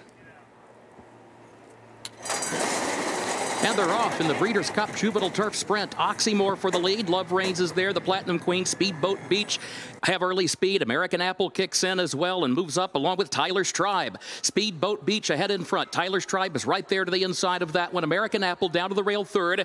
The Platinum Queen is 4th up on the outside. Lady Hollywood 5th. Love Reigns is 6th in between horses. Persian Force going to be a wide 7th onto the far turn. Oxymore drops back on the outside in 8th. Dramatized is in 9th. Private Creed, heavy track traffic there in 10th, running 6 from the front around the turn. Sharpest Attack is in 11th, and Mischief Magic is last of the 12, 21.65 seconds, the time for the opening quarter. American Apple from the inside, Speedboat Beach, Persian Force on the outside, Dramatized looking for room against the rail, Persian Force, Dramatized coming up the inside, Private Creed is still 5 from the front, Dramatized charging up the rail toward the lead, Persian Force is still there, the Mischief Magic, what a run, Mischief Magic bursting through a crowd, Mischief Magic, tremendous stretch run for William Buick to win the Juvenile Turf Sprint, 1 minute 2.41 seconds, and that is a stakes record. It's like he never left, because he didn't. Charles Appleby is back at the Breeders' Cup and already putting on a show. It's Mischief Magic picking him up and laying him down like a house of cards. But how did William Buick pull off this win? I mean, this goes against everything we were talking about for the European horses. He's dead last here, Richie. I don't know whether we can pick it up. Look at him here. Dead last down the backside. I mean, at this juncture, you think he's got nowhere to go. Buick has got a ton of horse. He's looking to climb over horses here and just waiting and waiting and waiting, and it parts like the Red Sea. Well, actually angles to the outside and comes running late. This is our champion jockey we're talking about now. Champion jockey for the first time in the UK. He is riding with more confidence and more skill than he's ever done. And when you're doing that, you can see things in a way that normal humans can't. No, and he had to here, because he had every reason to get stopped maybe 2 or 3 times in the stretch, but yet every time he picked out a spot, he found a way. This is a unique view. We had an isolated camera on William Buick as he has to make these decisions with Mischief Magic. Yeah, I mean, look, he's got nowhere to go. I mean, he's got the decisions are made for him here, Richie. He can't come wide. Yeah. He has to just sit and suffer, and hopefully something splits and opens up. And it does, but he has to have the horse to be able to help him in a situation like this. Because if you have missing a beat, your game's over. But the horse is brave as well to go through that gap there, just colouring Persian Force, and then eventually Pippin Dramatized late on, Private Creed running on to take third. Todd, Europeans comprise 3 of the top 4 here. The disappointment is the top 5, excuse me. The disappointment is Love Reigns, who showed speed and just backed up willingly. The 12 Platinum Queen was giving Holly Doyle all kinds of issues down the backside there, but this was a very professional performance, I think. This horse, when I was working at Kempton 2 races ago, where we looked at what looked to be a good 2-year race called the Cyrenia Stakes, and I was working with a guy, and I said to him, what do you think about this field? He said, I don't think we'll see a superstar that day. After the race, in fairness, he said Mischief Magic might be a superstar, but then he let the side down a little bit when he ran 4th in the Middle Park Stakes. He just didn't pick up. This was the Mischief Magic that we saw in the Cyrenia Stakes. And perhaps it was just the lightning speed, because they went much harder 2 starts ago. And certainly today they went hard enough for him to allow him to get into the race, and perhaps that is the key to Mischief Magic producing his best, a really strong pace. And now Mischief Magic owns the fastest time in this race for the Breeders' Cup Juvenile Turf Sprint, going 5.5 furlongs in 1:02 and 2. Posted on the board 5-4-3-6-1. Rishi, that was a nice pick on Dramatized. You got to kind of tip your hat to what Mischief Magic did here, but Dramatized did come back to form as you suspected. The 5 Mischief Magic going off at 6-1, over the 4 Dramatized at 12-1, over the 3 Private Creed at 10-1, then the 6 Persian Force in 4th, up on the board at 5-1, and 3rd the 1 Lady Hollywood at 30-1. So looking at Chuck Appleby's yard and what you know with what he brought over here, where was this horse ranking as one of his chances? When I spoke to him yesterday, he seemed to think that Modern Games was by far the best. Okay. He felt he had 2 strong chances in the turf with Rebels Romance and Nation's Pride. Silver Knot in the Juvenile turf, still to come today. Those were the principal ones. The 2 sprinters, Naval Crown and Creative Force, they got a bit of task on their hand against Highfield Princess and, of course, Golden Pal. I think Mischief Magic, in the grand scheme of things, was probably just ahead of them. So I think overall, his better chances are still to come. So 6 for 11. 6 for 11 coming in, right? 7 from 12. 7 from 12. There's a chance he could walk out of here 9 for 17, something like that. That's just ridiculous. I mean, it's just not right. I know that he hasn't had that many runners so far, but that's still incredible. 7 from 12, and he's still got, according to him, his best chance is still to come. when he brings we've talked about this all week, the horses he brings over here, they look so well suited to American. To your point, they're hand-picked. All the best ones for the classics, they're on holiday in Dubai. They're going over there. These aren't their top class two-year-olds that they bring. So this horse ran in the Middle Park Stakes, and he was the only horse that represented Charlie Appleby in the Middle Park Stakes, because the horse who had been favourite for the Middle Park Stakes was Charlie Appleby's #1 sprinter, a horse called Noble Style, who's won three starts so far, all three, and by far his best sprinting two-year-old. And when I say by far, I mean he's 2 grades up on this horse. And we have gone official in our Breeders' Cup Juvenile Turf Sprint. It is Mischief Magic getting the win and returning $15.84. A homebred for Godolphin. Buy, Exceed, and Excel out of the elusive quality mare Veil of Silence, bred in Ireland. And now your stakes record holder here in the Breeders' Cup Turf Sprint. It's a nice situation to be able to your bench players or your B-string horses and get the job done. We did, we have to follow up a story here. Tyler's Tribe, we did have sighting of Kylie Jordan, did dismount Tyler's Tribe shortly after the wire. We, at least from observation, have not seen Tyler's Tribe in any type of serious distress, but was vanned off for precautionary reasons. If there's more here with Tyler's Tribe, we will pass it on to you here on the Players Show. So we have gone official in the Breeders' Cup Juvenile Sprint. Coming up next, we will go to the main track. It's the NetJets Breeders' Cup Juvenile Fillies. You are watching the Breeders' Cup Players Show. Coming up more.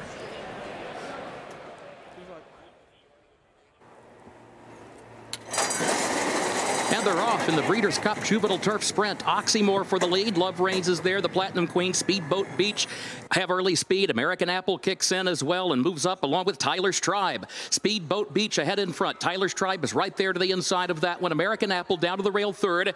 The Platinum Queen is fourth up on the outside. Lady Hollywood fifth. Love Reigns is sixth in between horses. Persian Force going to be a wide seventh onto the far turn. Oxymore drops back on the outside in eighth. Dramatized is in ninth. Private Creed, heavy traffic there in 10th, running 6 from the front around the turn. Sharpest Attack is in 11th, and Mischief Magic is last of the 12, 21.65 seconds, the time for the opening quarter. American Apple from the inside, Speedboat Beach, Persian Force on the outside, Dramatized looking for room against the rail, Persian Force, Dramatized coming up the inside, Private Creed is still 5 from the front, Dramatized charging up the rail toward the lead, Persian Force is still there, the Mischief Magic, what a run!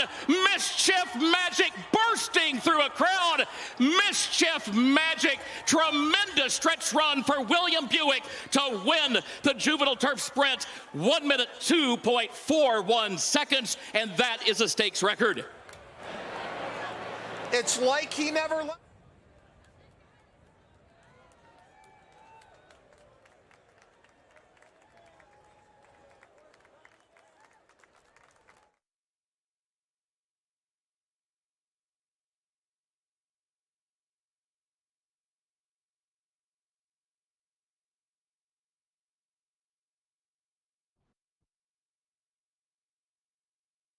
Bred in Ireland by Godolphin, trained by Charlie Appleby, William Buick, the jockey. Mischief Magic, 2-year-old son of Exceed and Excel out of Veil of Silence by Elusive Quality, 1 minute, 2.41 seconds.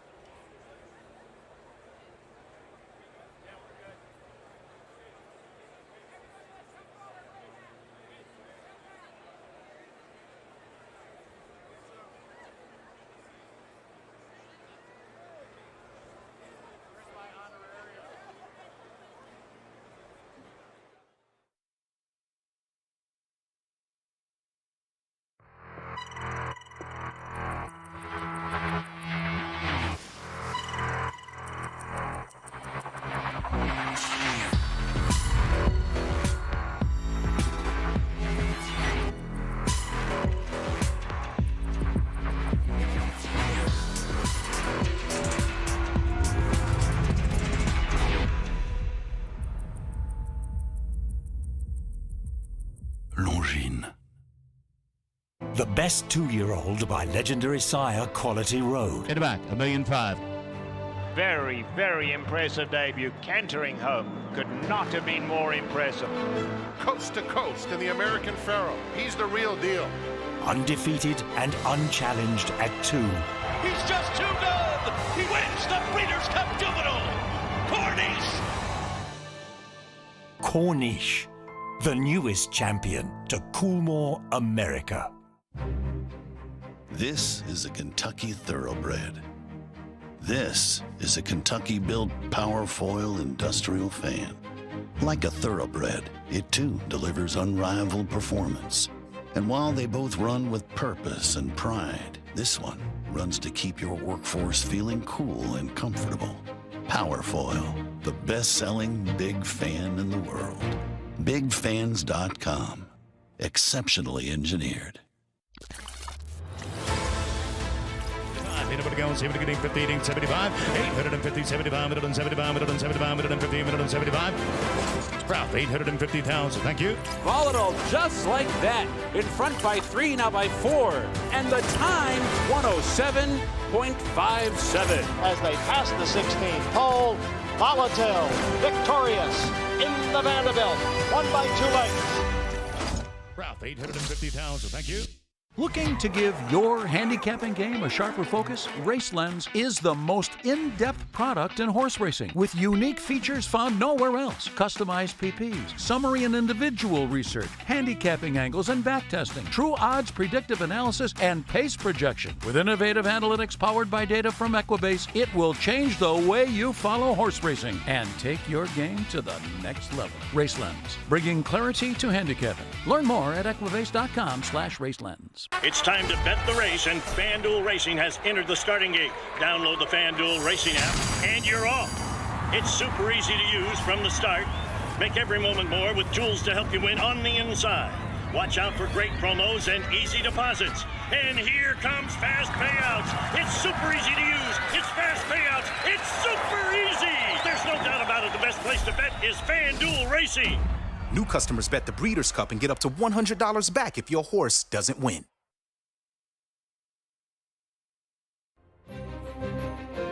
Jockey Joel Rosario has won 3 of the last 4 runnings of the $2 million NetJets Breeders' Cup Juvenile Fillies at 1 1/16 miles.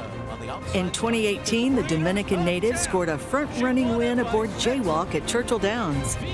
2 years later at Keeneland, Rosario kicked clear along the rail on Vequist, and then made it back-to-back wins in this race when he guided the Steve Asmussen-trained Echo Zulu to victory last year at Del Mar by a widening 5 1/4 lengths to clinch the champion 2-year-old filly title. This is the NetJets Breeders' Cup Juvenile Fillies.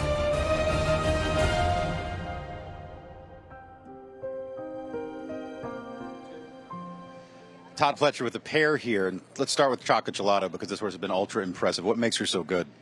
Well, she has high cruising speed. You know, what I was pleased with in the Frisette was with the off conditions, she got shuffled back a little bit, took some slop in the face, and still finished well. And that was a stretch out to a mile that gives us encouragement that she can handle a little more ground.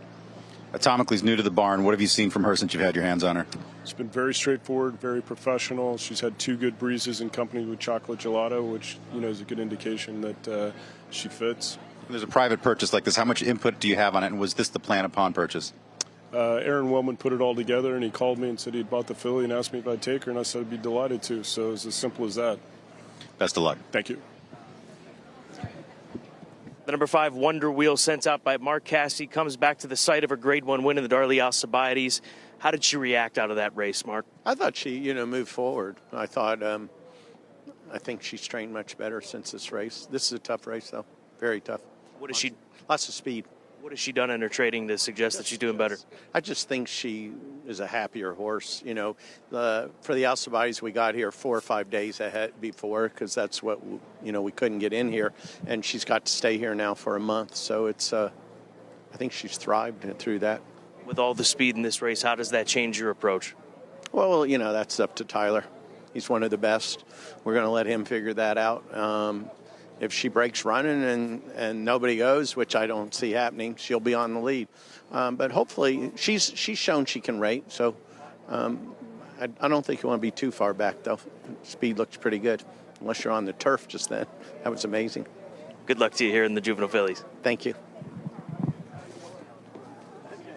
And welcome back to our set just off the winner's circle here. It is the Breeders' Cup Players Show. I'm Todd Trupp, along with Simon Bray. And joining us for the first time is Christina Blacker. Christina, happy Breeders' Cup Day. Happy Breeders' Cup. What a ride we just saw from William Buick. And looking at this race ahead, tactics are going to probably be everything in here. Last time out, Wonder Wheel, we were just talking about with Mark Casse, this horse looked unstoppable at the top of the stretch, and they got close late. One more jump, and it looked like Chop Chop was going to catch her in the Alcibiades here last out. And you're seeing that really reflected in the wagering right now. Wonder Wheel at 7-1 up there on the board, the winner of the Alcibiades versus Chop Chop, who was also visually so impressive in that race. She was away slowly. She started to pick up horses coming down the backstretch, a very long, sustained run, and especially so for a 2-year-old filly. The short stretch really saved Wonder Wheel last out. Chop Chop, I wonder what kind of a race she'll run today if she breaks better and if she's closer to the pace. Yeah, you got the top 3 finishers all coming back out of the Alcibiades, and Wonder Wheel is currently the longest of those 3. And it goes, I think, that she got an easy lead. Grand Love, who finished 3rd and would, caused a little bit of trouble there, bumping, I thought ran a good race. But Chop Chop, to me, she broke slow, Todd. She was running running into a lone pace setter. I thought she was up against it from that standpoint. And I said earlier the week, Joe Rosario elects to ride this filly. Normally on a regular race day, I wouldn't handicap jockeys, but in a situation like this, I think there's no loyalty. Trainers and jockeys pick their best mounts. He's won 3 of the last 4 runnings of this race. I think he's sitting on the right one here. Scott?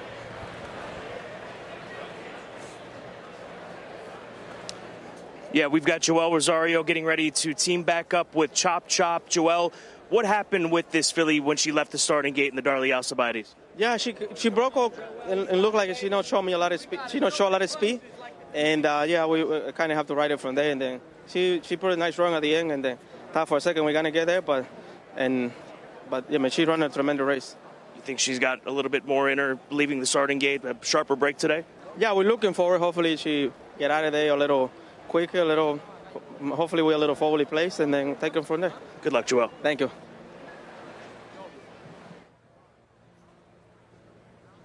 I'm over here now with Phil Serpy, who sends out the 13, Leave No Trace. She won the Grade 1 spin away, and then last time out in the Frizette, on paper, it looks like it could just be a situation she didn't like the track. Is that how you felt, or was there another excuse? No, I think, things don't go your way all the time, and she kind of left there and hit the side of the gate leaving there. The track was, in pretty rough shape, and I just think it was one of those days, that circumstances, and, you just have to kind of move forward off of that, and she's come into this race in really good condition, and her works have been spectacular, so we're looking for a good race from her. I'm glad that you mentioned her works, because she's going to stretch out to the longest distance she's ever traveled today, but she comes in with a 46 and change drill. Was that intentional to go that quick for the stretch?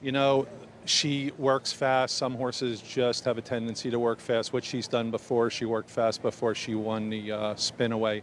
And when I tell you in 46 and change, a 2-year-old filly was going easy, she was going easy.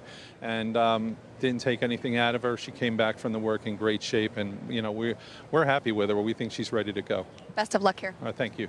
That'd be Leave No Trace, guys, booking from hole 13. Our cheers to the breeder. It's an accomplishment to get here to the NetJets Breeders' Cup Juvenile, and 3 Chimneys would like to cheer all the breeders represented here in race number 7, our second championship race of the 2 days here for the Breeders' Cup at Keeneland. You could be playing all this great racing action, and FanDuel, the official wagering partner of the Breeders' Cup, has a very special offer for you. It's a no-sweat first win bet up to $100. You can scan that QR code, or you can get the details by going online. FanDuel, the official wagering partner of the Breeders' Cup. The field about to get a call for riders up here in the NetJets Breeders' Cup Juvenile. 9-5 still, as our favorite is the 7 Chop Chop, but our second choice is the 10 Chocolate Gelato. How do we assess first of all, the Frizette being at Aqueduct, because they have that unique meet, Belmont at Aqueduct. Then it was on a sloppy racetrack. How do you view Chocolate Gelato in here? Well, you have to put an asterisk next to that performance just by virtue of the track, right? The sloppy racetrack, that always has to come into consideration. Maybe it helped her, maybe it hurt some of the others. And the second thing is that's a one-turn mile, so there's a new dynamic here today, trying 2 turns for the first time. But you've got the top 3 finishes out of there. I know, Christina, you like the 2, who's currently at 5-1 coming out of that same race. Yeah, I like You're My Girl in here, mostly because of her speed, because of the talent that she's shown in her first 2 starts. Now, she did finish second to Chocolate Gelato in the Frizette, but I have more confidence in her stretching out to the 2 turns today. She's a daughter of Overanalyze. You remember him from his 3-year-old season. He won the Arkansas Derby. He won the Remsen when he was younger, whereas Chocolate Gelato, by practical joke, they're only at 18% for their first attempt at the 2 turns. Let's check in with Mike Joyce before we get to the post parade. Are we ready? 3. Brad Anderson, who's sending out Shoplifter here. I want to ask you about the decision to come in the Breeders' Cup. She showed a lot of promise early. When was that final decision made? Was it after the Pocahontas? It was. And, you know, you have the points to get in. You make it in the field. And remember, caressing 55-1. You got to take a shot. So. With a 2-year-old, they can bounce in and out of form so quickly and progress so quickly. Have you been told how she's been doing coming out of that last race? Are you expecting a bigger performance today? She's been working really well, and we've had a lot of time in between races, and it's the last race of the year for her. Put her away and bring her back as a 3-year-old. What kind of a trip do you want to see? I'd like to see the half and 44 and change. We'll be way back, about 10, 15 lengths back, and make 1 run. So. Well, best of luck. Thank you. So about to get a call for riders up here in the NetJets Breeders' Cup Juvenile Fillies. A reminder of the wagering menu that you will find. Win, play, show, exacta, trifecta, superfecta, super high 5 wagering, and then horizontally speaking, daily double, pick 3. And Christina, take a look at the pick 4 pool. We haven't even left the paddock. We're about to get to $1 million. Tell us about the pick 4 ticket that you've assembled here. I played a big ticket today for this late pick 4 sequence because I do think there are some horses in here at big prices that make a lot of sense. I mentioned You're My Girl. She's my top selection in here. Have some others as well. The horses coming out of the Alcibiades, so Chocolate Gelato. And then all the way outside, Raging Sea is a horse that has a lot of ability. She was 3rd in the Alcibiades. She ended up disqualified and placed 4th after a little bit of greenness and some interference in the stretch. But I think she moves forward quite a bit out of that race. Lots of coverage for me in race number 8, which is the Juvenile Fillies Turf. I have a lot of respect for Meditate and for Midnight Mile, but they're both daughters of No Nay Never, and his 2-year-olds in the U.S. are just 1 for 19 at the mile distance. So I wanted to use some other horses in there. Delight is a horse that I like. Pleasant Passage, the 5 for Shug McGahee, has been very impressive in her first 2 starts. I think she's intriguing. Cave Rock is the single for me, for a lot of people as well. And then to the Juvenile Turf, Silver Knot Mott. We'll see if Charlie Appleby can get another one today. The 6 and the winner is, I think, the U.S.'s best chance. And I also like Web Slinger outside for Mark Cassey. He is 20-1 on the morning line. New rider announced this morning. Johnny Velasquez, the Hall of Famer, will be aboard. For the 50-cent increment, that is a $63 play into the late pick 4. And even if you, as pointed out by Christina, look at Cave Rock as a free square, there's enough around the Cave Rock races to suggest it could still be a healthy return. Oh, no question. Yeah. And then the flip side of that, if you play against Cave Rock and he gets beat, then it's going to get nuts. Can we play that game just real quickly? I know we'll do that later. Okay. But I'd love to know who you're thinking about. Before we do that, let's get down to Michelle Yu. Joined right now by Peter Miller with And Tell Me No Lies. Pete, I saw you talking to Ramon. What were you telling him right now? Well, I was telling him that Paco Lopez and DVD both got their first Breeders' Cups on one of my horses, and that it was his turn. Tell me a little bit about this filly, how she's coming in here. Do you think the pace is going to set up good for her? The pace should be hot. It looks like there's a lot of speed, so I think we're just going to let her settle and hope she comes running. When you first got her to the races and she didn't win on debut, did you think, don't worry, it's going to be better the more ground she gets? We always thought she'd be better with experience and distance, and she's proven us right. Appreciate the time. Thank you. Peter Miller got the daughter of Arrowgate going forward, And Tell Me No Lies. So Peter Miller coming with a young filly and then coming with an older horse tomorrow in the Breeders' Cup Sprint. CZ Rocket trying to get it done at the advanced age in his career. But with these young, promising 2-year-old fillies and Tell Me No Lies, she's basically won every race you would want to win as a 2-year-old filly in California, yet she's 15-1. Well, she's never gone off even close to the favorite. I mean, look at her average off odds. I think she's fooled the public. She hasn't fooled the connections. You and I personally know that they've always thought very highly of Tell Me No Lies. They were a little disappointed she didn't win first time out. Yes, her numbers are not fast enough. And I know, Christina, you probably speak to that. You follow the numbers. But maybe she just runs to her competition, you know? Maybe as the races get faster, she's going to get faster with them. She looks like that by virtue of her margins of victory. She comes in here on a 3-race win streak, but she's a winner by a neck. She's the winner by a head. She's a winner by 3/4 of a length. She's not the type that's going to blow you away and kind of put the field away and kick clear like a horse like Atomically has in a couple of her starts there. She just passed the 8 at 7-1. But in Tell Me No Lies, to the point of those Thoroughgraph figures and some of the other speed figures, she's several points slower. It does look like, at least on paper, speed figure-wise, she does need to get a lot faster to win today. Let's meet the field for the NetJets Breeders' Cup Juvenile Fillies, starting with the 1, Vegas Magic. Who ran behind the aforementioned and Tell Me No Lies, was beaten 12 lengths, tries 2 turns for the first time today. The 2-horse You're My Girl, keep in mind she was supplemented to the Breeders' Cup, not originally nominated. She broke her maiden by 14 lengths first time out, was second to Chocolate Gelato in the Frisette. Tell Me No Lies looking to give Ramon Vasquez his first Breeders' Cup win. This filly gave him his first Grade 1 win here in North America. The 4-horse Sabra Tough is 60-1 off the board in her last 2 starts. She has been beaten by several of these in the past, just 1 for 5 lifetime. Wonder Will, we touched on her, winner of the local prep here, the Alcibiades. She went gate to wire in that event. She's currently 6-1 here with Tyler Gaffleone aboard. Almarosa is 90-1. She's the biggest price on the board right now. Daughter of Sharp Azteca. Was a 3 1/4 length winner at Delaware over a muddy surface last out. She had a perfect trip that day. 7 is Chop Chop, Joe Rosario. He's dominated this race in the last 4 years. He's won 3 of those 4 runnings. Looks to make it another one here with the favorite at 2-1 right now.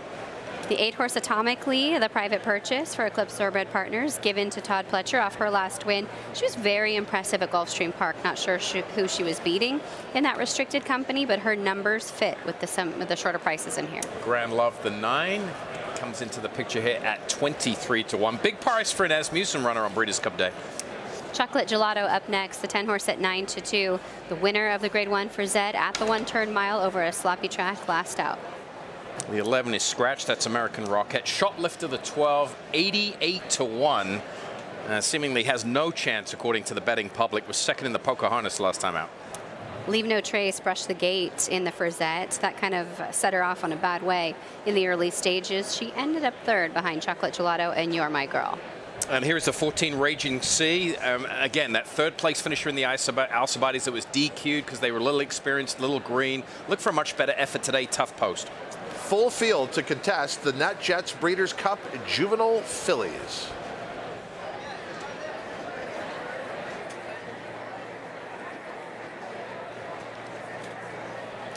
The Breeders' Cup Players Show continues. Watching the field warm up for the NetJets Breeders' Cup Juvenile Fillies, and that pick 4 pool headed towards $2 million on the heels of a huge pick 5 as well. You can also see to the right of the odds are the pick 4 will pays of the middle pick 4, and they're very healthy, as we've seen boxcar payoffs in the last few races. Are we going to see that streak end? How good of a favorite is the 7 Chop Chop?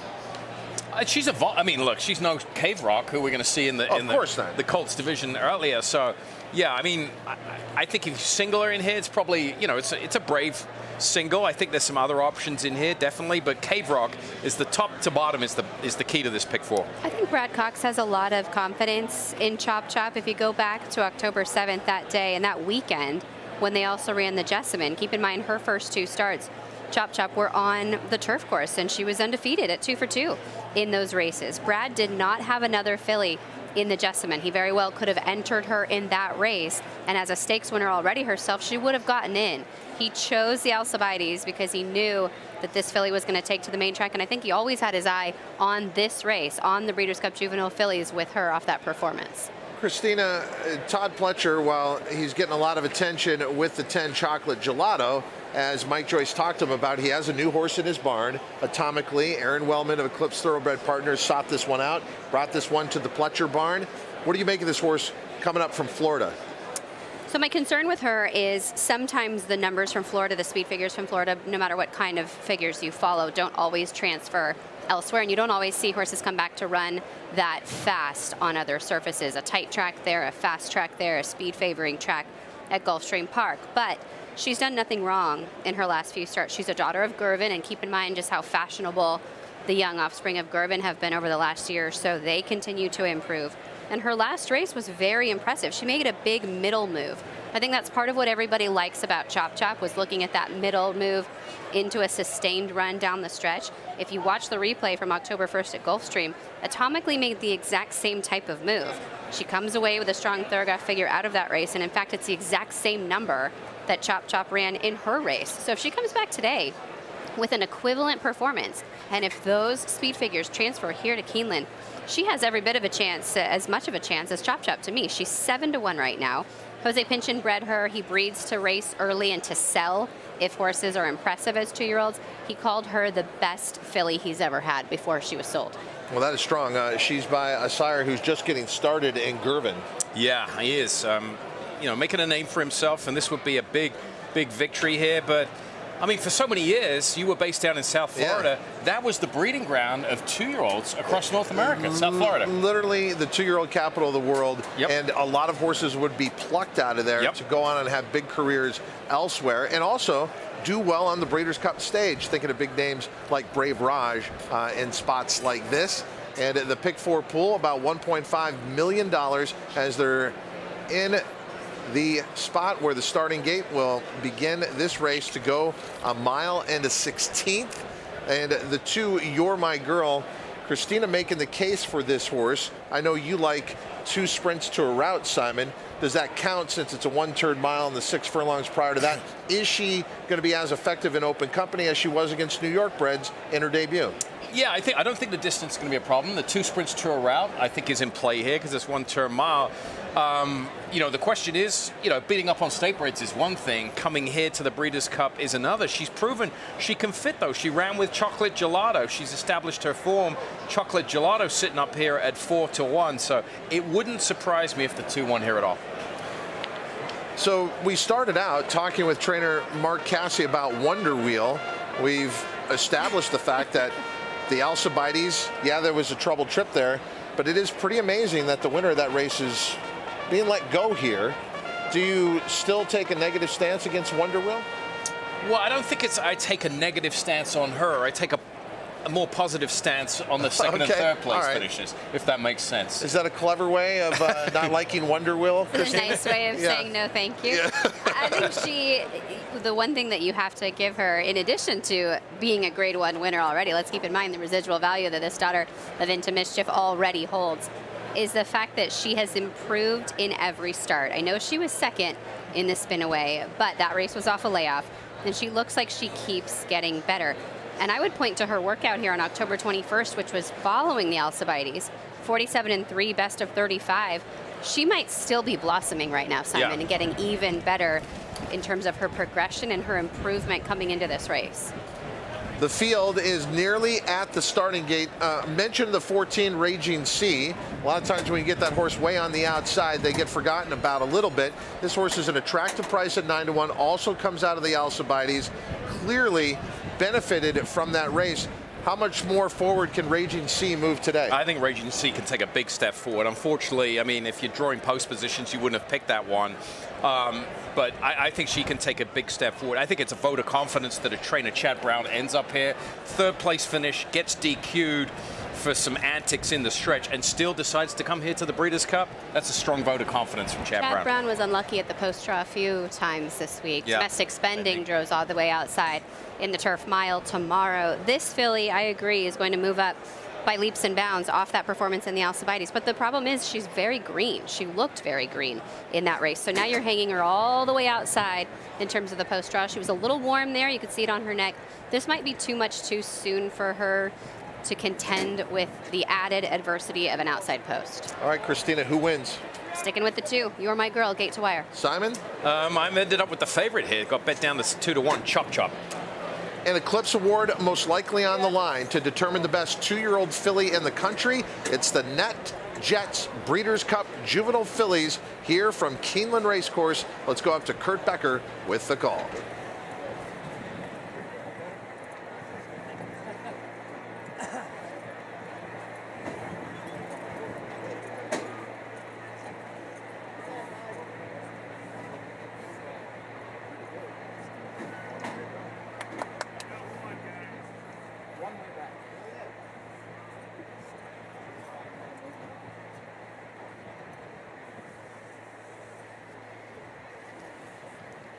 First wire, they are at the post. And they're off in the NetJets Breeders' Cup Juvenile Fillies. There goes Grand Love from between horses. You're My Girl is there, and here is Leave No Trace moving up on the outside. Grand Love has the lead, though. Leave No Trace goes second. You're My Girl. Third toward the inside. Atomically fourth. Chocolate Gelato 3 wide. In fifth around the first turn. Shoplifter 4 wide in sixth. Almarosa seventh. Raging Sea is eighth. And Tell Me Low Lies is racing along in ninth position early. Chop Chop 3 wide from the back. Moves up from the 10th position around the first turn. Wonder Wheel is near the back of the pack, running in 11th position as they head onto the backstretch and loses a couple of more lengths. Drops out toward the back of the pack with Sabra Tough and Vegas Magic, who's last. Grand Love is the leader. The opening quarter, 22.9 seconds. Grand Love on top by just a length. Leave No Trace is second by a half length. You're My Girl is tucked away neatly toward the inside third. Chocolate Gelato fourth up on the outside. Atomically is fifth. Almarosa and Tell Me No Lies toward the outside. 47.22 seconds for the first half mile. Grand Love leads the field to the far turn by a length. Leave No Trace second, a half length. You're My Girl looking for some running room to the inside. There's Chocolate Gelato. There's Atomically between horses in fifth, running 4 from the front. And Tell Me No Lies midway on the turn is still 5 from the lead. Almarosa toward the inside. Chop Chop is wide, still has 7 to make up. Shoplifter is tucked in between horses. Quarter mile to go. Grand Love, Leave No Trace. They're on even terms. Chocolate Gelato and then Atomically in behind horses. Wonder Wheel has picked up a lot of ground. Scoots up the rail, still third, has to change lanes toward the outside. Leave No Trace. Wonder Wheel has clear running. Wonder Wheel comes storming up on the outside to take the lead in deep stretch. Raging Sea runs late from fourth behind her. Wonder Wheel from deep in the pack to win the NetJets Breeders' Cup Juvenile Fillies for Tyler Gaffalione. Wonder Wheel, remember her? She actually won the Grade 1 Darley Alcibiades. And how about Mark Casse? He knew there was a lot of speed in here. I don't know that he knew for sure Wonder Wheel would rate, but he does know now. Certainly does. I mean, it's rated nicely, and this was very, very impressive. Trip handicappers, me included, give a lot of credence to the runners up and the third place finish in that Alcibiades, but much the best here today. She was sitting third last. Congratulations to Tyler Gaffalione. He gets his first Breeders' Cup victory with this filly here today. And after the meet that he had through the fall, this is exactly why. Threading through traffic, saving ground at the rail. Now he has to figure out where he's going to go. Angles inside once more, cuts every corner he can, and had something left to finish with Wonder Wheel. She did make the lead in the Alcibiades, but those were under very slow fractions. This was a much different pace scenario than she encountered that day. Angles out and storms home to victory. Yeah, much the best here this afternoon. She exploded. Like, she actually quickened and had to turn a foot here. Big fist pump from Tyler Gaffalione. We have an isolated look at the trip that Tyler Gaffalione has to figure out here. And, you know, great credit to Leave No Trace, the 13 who got first jump. He looked like she was going to pull off the upset at 25-1. And then Tyler never really stopping the momentum here of Wonder Wheel. Crazy thing is, I'm just looking at the splits compared to the Alcibiades and today. The opening quarter, the half mile, pretty much the same. A slower 3/4 pace today, but they finished up a little quicker. Yeah, slower by about a second, yeah. Christina. 1:12.4 versus 1:11.3 last time. When she hit the front, it was up by 3. Today, she goes on with it in a much different fashion, obviously. But that reaction there, Tyler Gaffalione, look, following him in his career out of South Florida, getting to be a Preakness winner, but now on the Breeders' Cup stage, you feel like this is setting the stage for many more days with many more wins at the Breeders' Cup. He's a rider that holds so many riding titles. He's been riding against these Hall of Famers. whether it be here at Keeneland, whether it be in South Florida at the championship meet at Gulfstream Park, over at Churchill Downs as well, holding his own and leading the pack against some of the best that we have to offer here in America. This feels like it's a long time in coming for Tyler Gaffalione to go home with that first Breeders' Cup victory. I have a feeling he's not done this weekend, that's for sure. And Wonder Wheel, a Keeneland graduate, performing on the biggest stage, a $275,000 purchase at the Keeneland September sale back in 2021. And this one comes back to Keeneland to get the biggest win of her career, and really Keeneland has provided her with an Eclipse Award. Grade 1 Darley Alcibiades on the resume, and now the Grade 1 NetJets Breeders' Cup Juvenile Fillies. Into Mischief, the stallion that just keeps on giving. Trip handicapping? Overrated. At least it was in this race. Wow. Everyone forgets about the winner. But how about the other horses who ran big here? Raging Sea did run well. Held the form, yeah. But Leave No Trace. I mean, I thought no one was going to get her. She came out of the Frisette. Chocolate Gelato, a non-factor. Fourth in here is the 4, Sabra Tough, at 62-1. If you got the superfecta here, your weekend is made at the Breeders' Cup. 5, 13, 14, 4. Big balloons across the board. And then finishing 5th is the 2, You're My Girl, at 8-1. Waiting for this race to become official, and Wonder Wheel coming back to the winner's circle for DJ Stable, trainer Mark Casse, and Tyler Gaffalione. Yeah, I was going to say Mark Casse has been providing Tyler with 2 of his biggest wins, right? Well, and the Preakness and now. That's what I was going to say. With War of Will. Yep. And then DJ Stable, they've been around a long time. This is a big win for them with where they are and owning horses. And 6-1 on your winner. As far as the final time, 1 mile and a 16th, 1:44.4. People may point to that and question some things here. I'm certain that the boys will go much faster than that. The question is how they will do it, because there was some thought that maybe this track on or near the lead was a good thing. But if you look at the route races on the dirt today, our opener, if you look at this one, coming from off the pace, was at a premium. Yeah, I mean, no question about it, and kind of contrary to what we saw at the fall meet leading up to this weekend. So I thought that was very impressive. Yeah, a 1/5 of a second faster than our Alcibiades victory here just about a month ago. Well, as Eclipse Award voters, you guys, these races make it easy. Wonder Wheel is going to go on to the Eclipse Award as the nation's best 2-year-old filly, and then we start to look to the 3-year-old season, and I think we're going to see a lot of juxtaposition within that division. Those horses trying to get to the Kentucky Oaks. I know Tom Amos has a very good 2-year-old filly, and Hoosier filly, who will have one more start before the end of the year and will be one to watch as a 3-year-old. But with Mark Casse, he obviously knows the path to get there. Well, and here's the other thing. They're going to come through Keeneland. They're going to be looking at the Ashland next year. Right, exactly. I mean, you could hand out the Eclipse Award when you give the Breeders' Cup trophy here in just a minute. That's right. Kill 2 birds with 1 stone right now. And as Simon mentioned, a daughter of Into Mischief out of the Tis Wonderful Mare Wonder Gal, bred by 3 Chimneys Farm and Clear Sky Farms here in the Commonwealth of Kentucky. And look at that exhale from Tyler Gaffalione. You said this during the fall meet, Simon. He's always smiling. He could have lost this race in a photo, or he could win in a dramatic fashion like he did. He always comes out smiling. Yeah, to me, he's the total package. You know, I think it's very important in this day and age of social media and coverage. You got to have just the goods off the racetrack as you do on the racetrack, Christine. It's one thing. You can't just have the talent. You've got to kind of have the whole package now.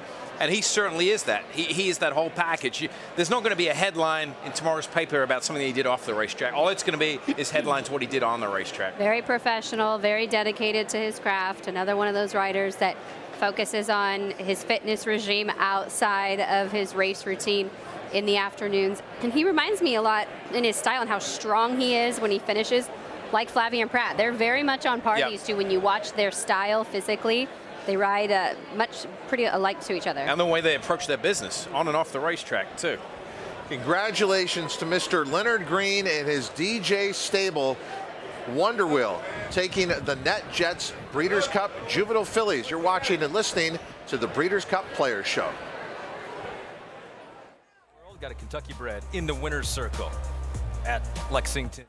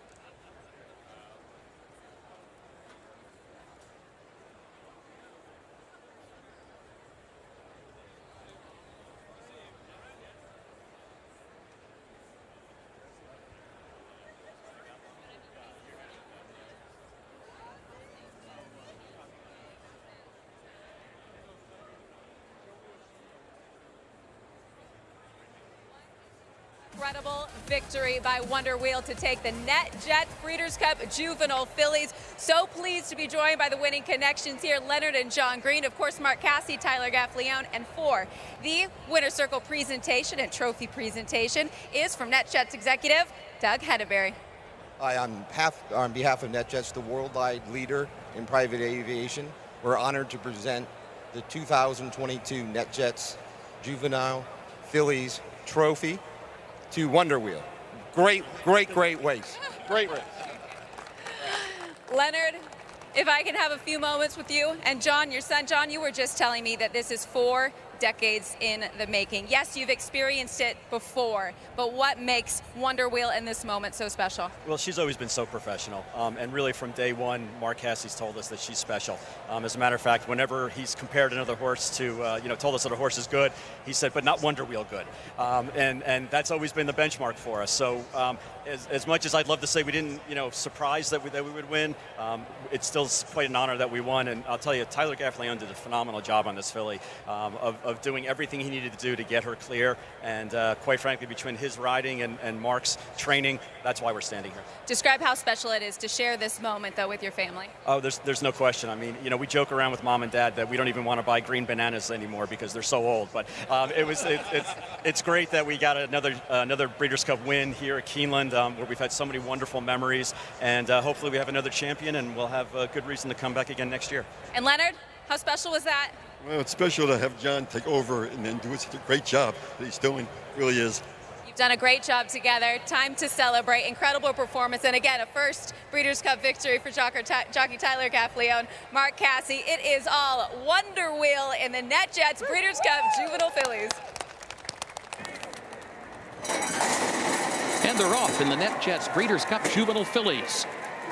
There goes Grand Love from between horses. You're My Girl is there, and here is Leave No Trace moving up on the outside. Grand Love has the lead, though. Leave No Trace goes second. You're My Girl. Third toward the inside. Atomically fourth. Chocolate Gelato 3 wide. In fifth around the first turn. Shoplifter 4 wide in sixth. Almarosa seventh. Raging Sea is eighth. And Tell Me Low Lies is racing along in ninth position early. Chop 3 wide from the back. Moves up from the 10th position around the first turn. Wonder Wheel is near the back of the pack, running in 11th position as they head onto the backstretch and loses a couple of more lengths. Drops out toward the back of the pack with Sabra Tough and Vegas Magic, who's last. Grand Love is the leader. The opening quarter, 22.9 seconds. Grand Love on top by just a length. Leave No Trace is second by a half length. You're My Girl is tucked away neatly toward the inside third. Chocolate Gelato fourth up on the outside. Atomically is fifth. Almarosa and Tell Me No Lies toward the outside. 47.22 seconds for the first half mile. Grand Love leads the field to the far turn by a length. Leave No Trace second, a half length. You're My Girl looking for some running room to the inside.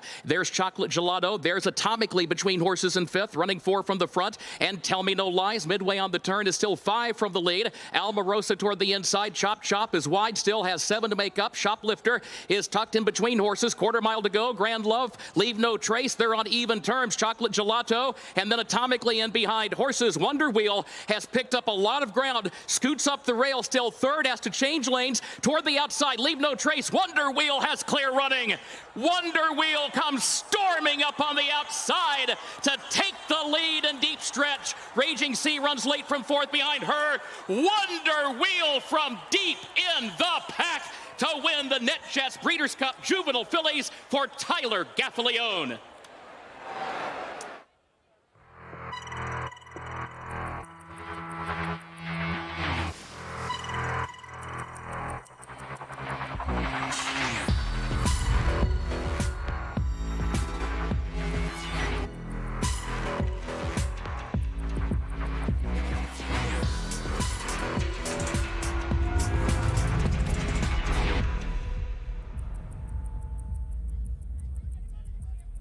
Longines. Daredevil, returning to stud on U.S. soil. The only first crop sire to see 2 offspring win the Grade 1 Kentucky Oaks and the Grade 1 Preakness Stakes in the same year. She dares the devil, taking the Kentucky Oaks and the Grade 2 Azeri Stakes. And champion Swiss Skydiver, winning the Preakness and the Grade 1 Beholder Mile Stakes. With more exciting prospects on the track and multiple 6-figure sales in the ring, Daredevil's career is just getting started, only at Lane's End. Reach for the unreachable. race to new horizons. The artisan's quest for beauty burns in the heart of Japan, forging strength like no other, with love and honed to perfection. Noble, authentic, and only here. The legacy of strength.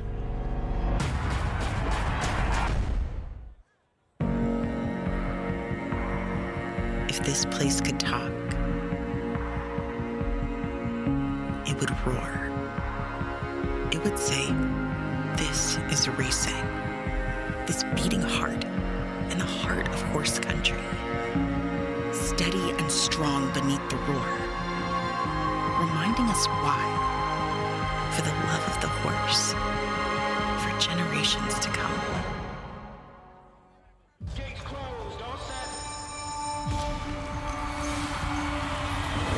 At Calumet Farm, we're proud to offer proven stallions to fit every breeder's needs. With over 72 million in progeny winnings on dirt and turf, our diverse roster is producing the champions of today and tomorrow. Calumet Farm, a legacy reborn.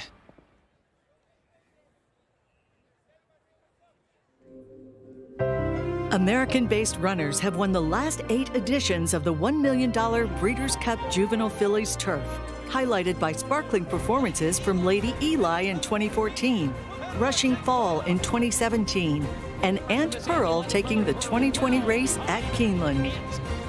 Last year at Del Mar, Pizza Bianca served up a winner for Bobby Flay and gave trainer Christophe Clement his first ever Breeders' Cup victory. This is the Breeders' Cup Juvenile Fillies Turf.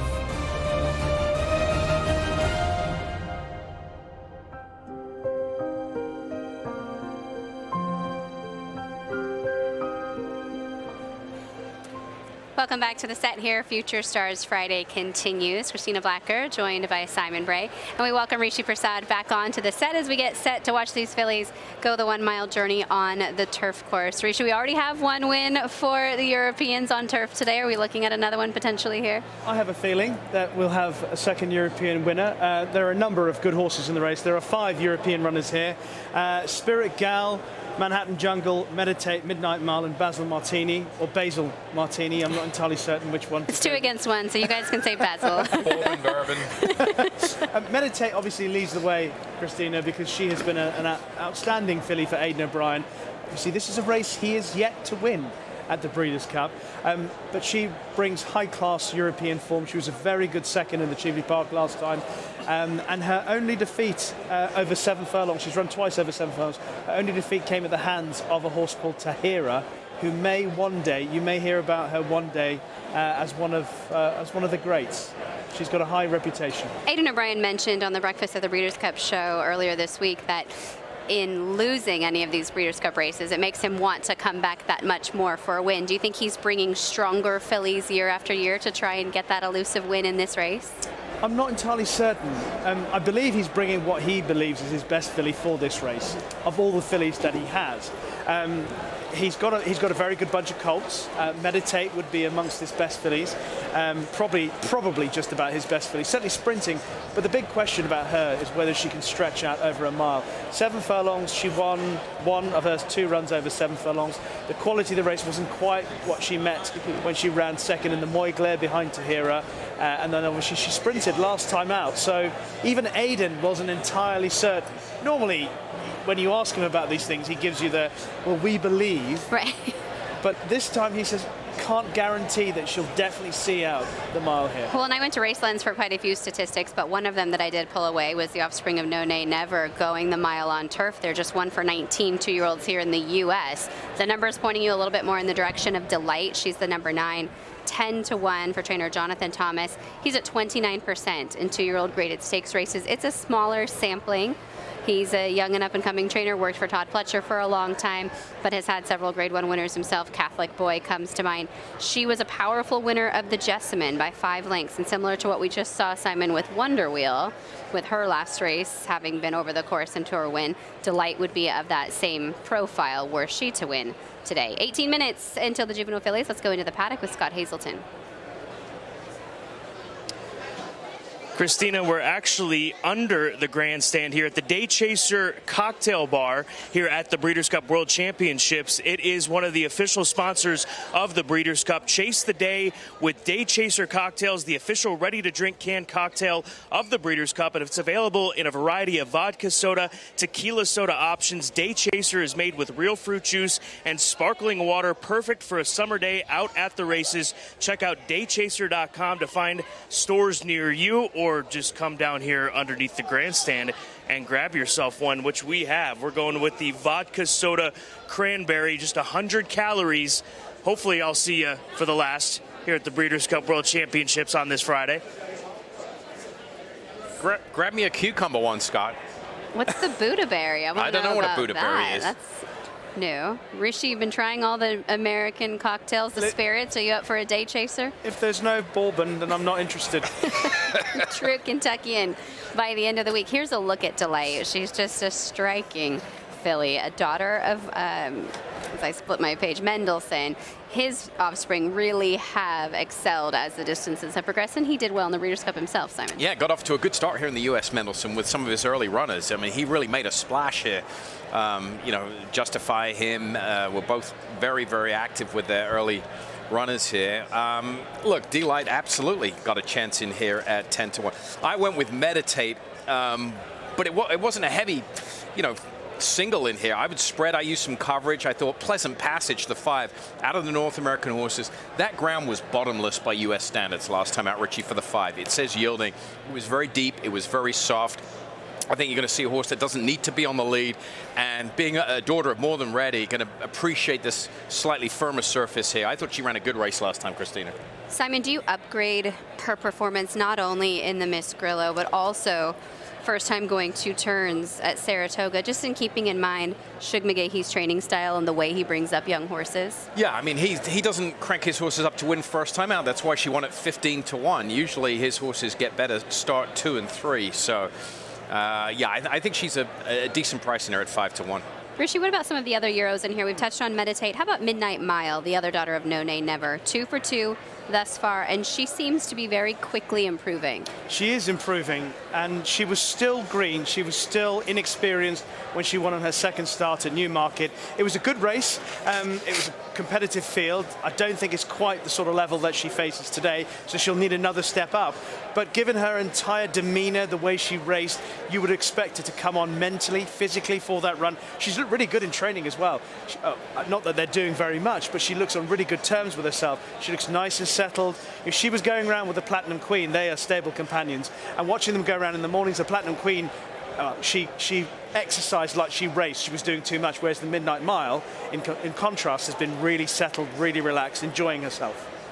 12-1 right now on Midnight Mile versus the 5-2 that you're getting on the current favorite in Meditate. Let's go to Kate and Bradar.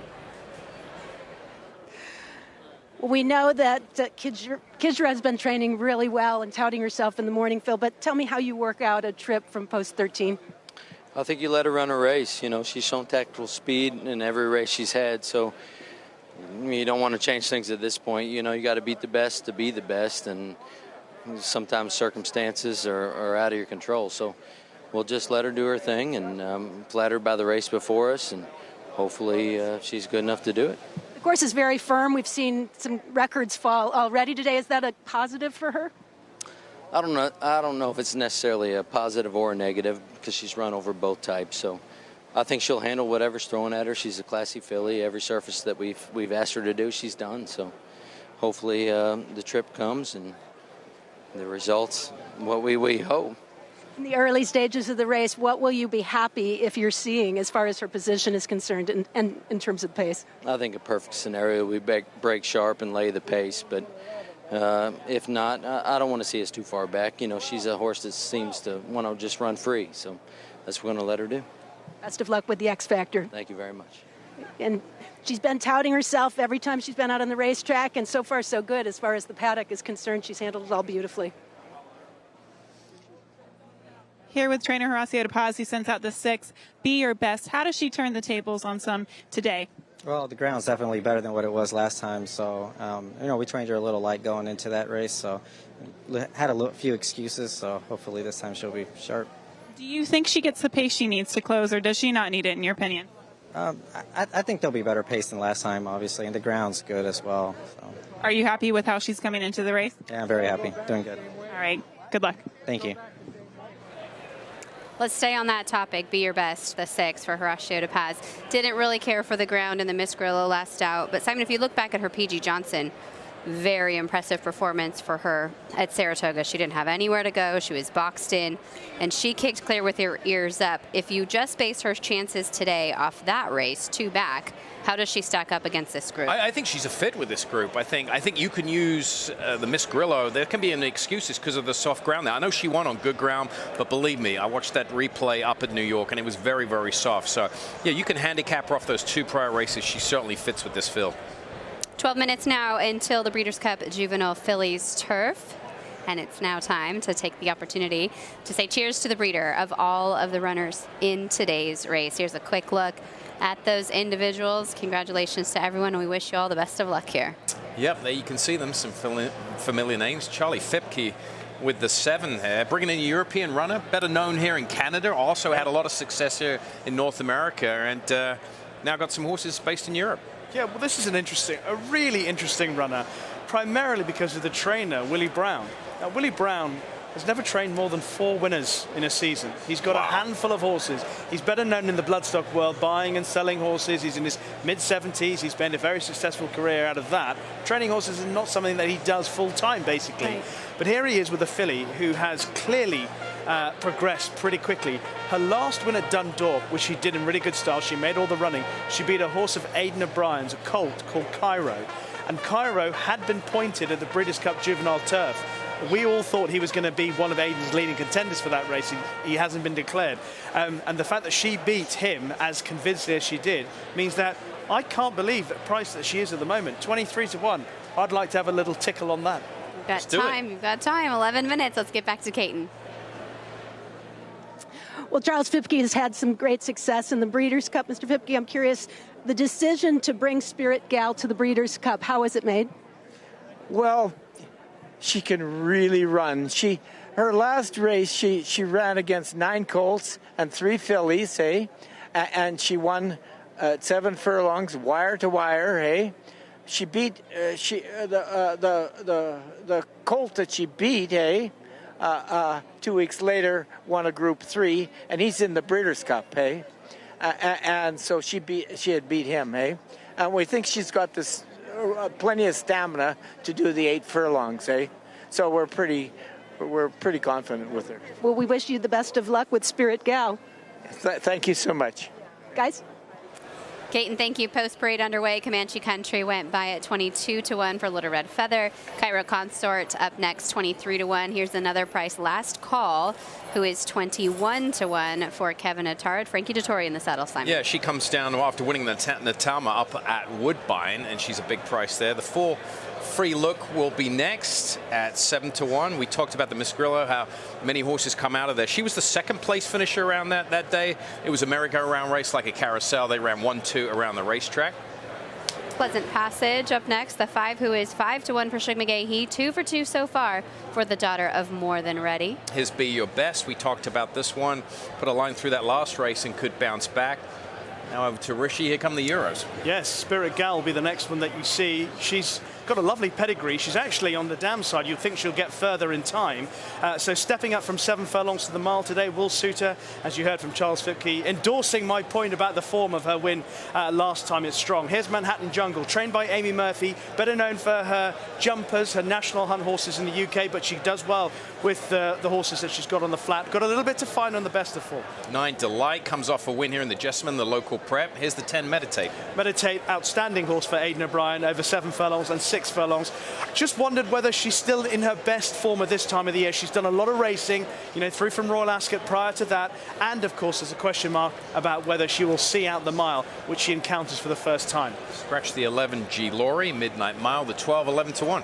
2 out of 2 so far for trainer Richard Fahey. She's a mare or a filly who was delivered by C-section as a foal, which is something that I had never heard of before. You can tell just by her demeanor, though, that she's still inexperienced in green. She doesn't seem as settled now with all the hullabaloo that's going on. Yeah, the 13 for trainer Philip Bauer. Very impressive break in the maiden up at Saratoga. Then was 4th in the Alcibiades. That form looks good with Wonder Wheel just winning the previous race. She goes back to the turf here today. And next up, Basil Martini for Joseph O'Brien, who actually won a Group 3 race last time. Again, another one who has to step up on the best of her European form. And the 15, Bling, draws in by virtue of the scratch of the 11, 3rd in the Jessamine. That makes her 84 to 1 in here. That's your post parade for the Breeders' Cup Juvenile Fillies Turf.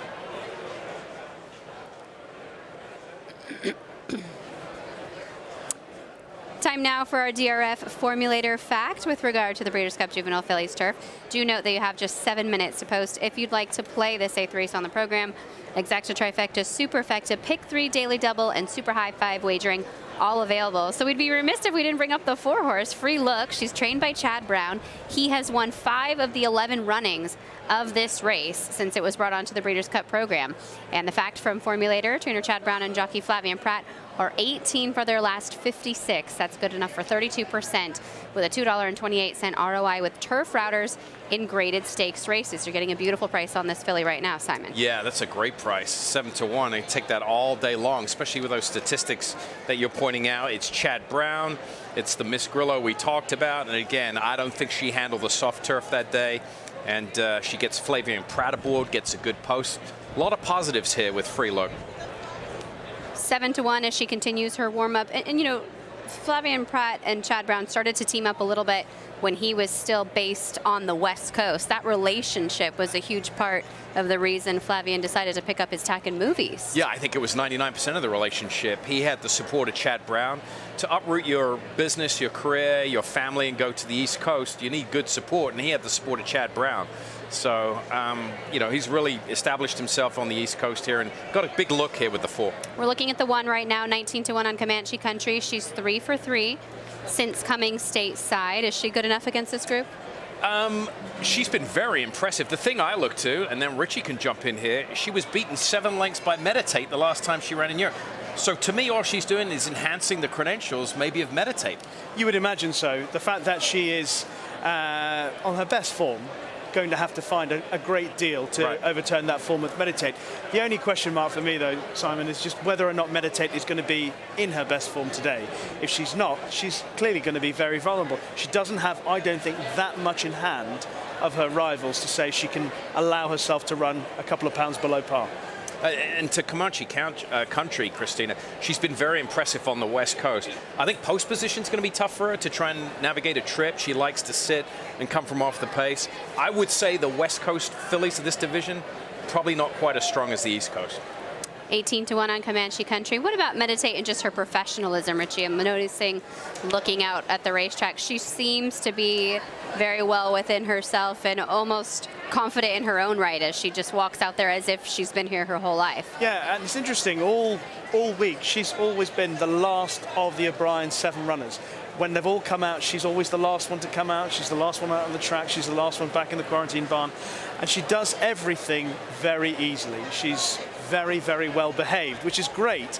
But it also allows that demeanor of, it looks sometimes to me that maybe she's not buzzing as she was in the early part of the season. Now, it's also true that Aidan O'Brien tends to have his horses all well behaved. I mean, if you're lucky enough ever to go to Ballydoyle and see the horses, they're all well behaved.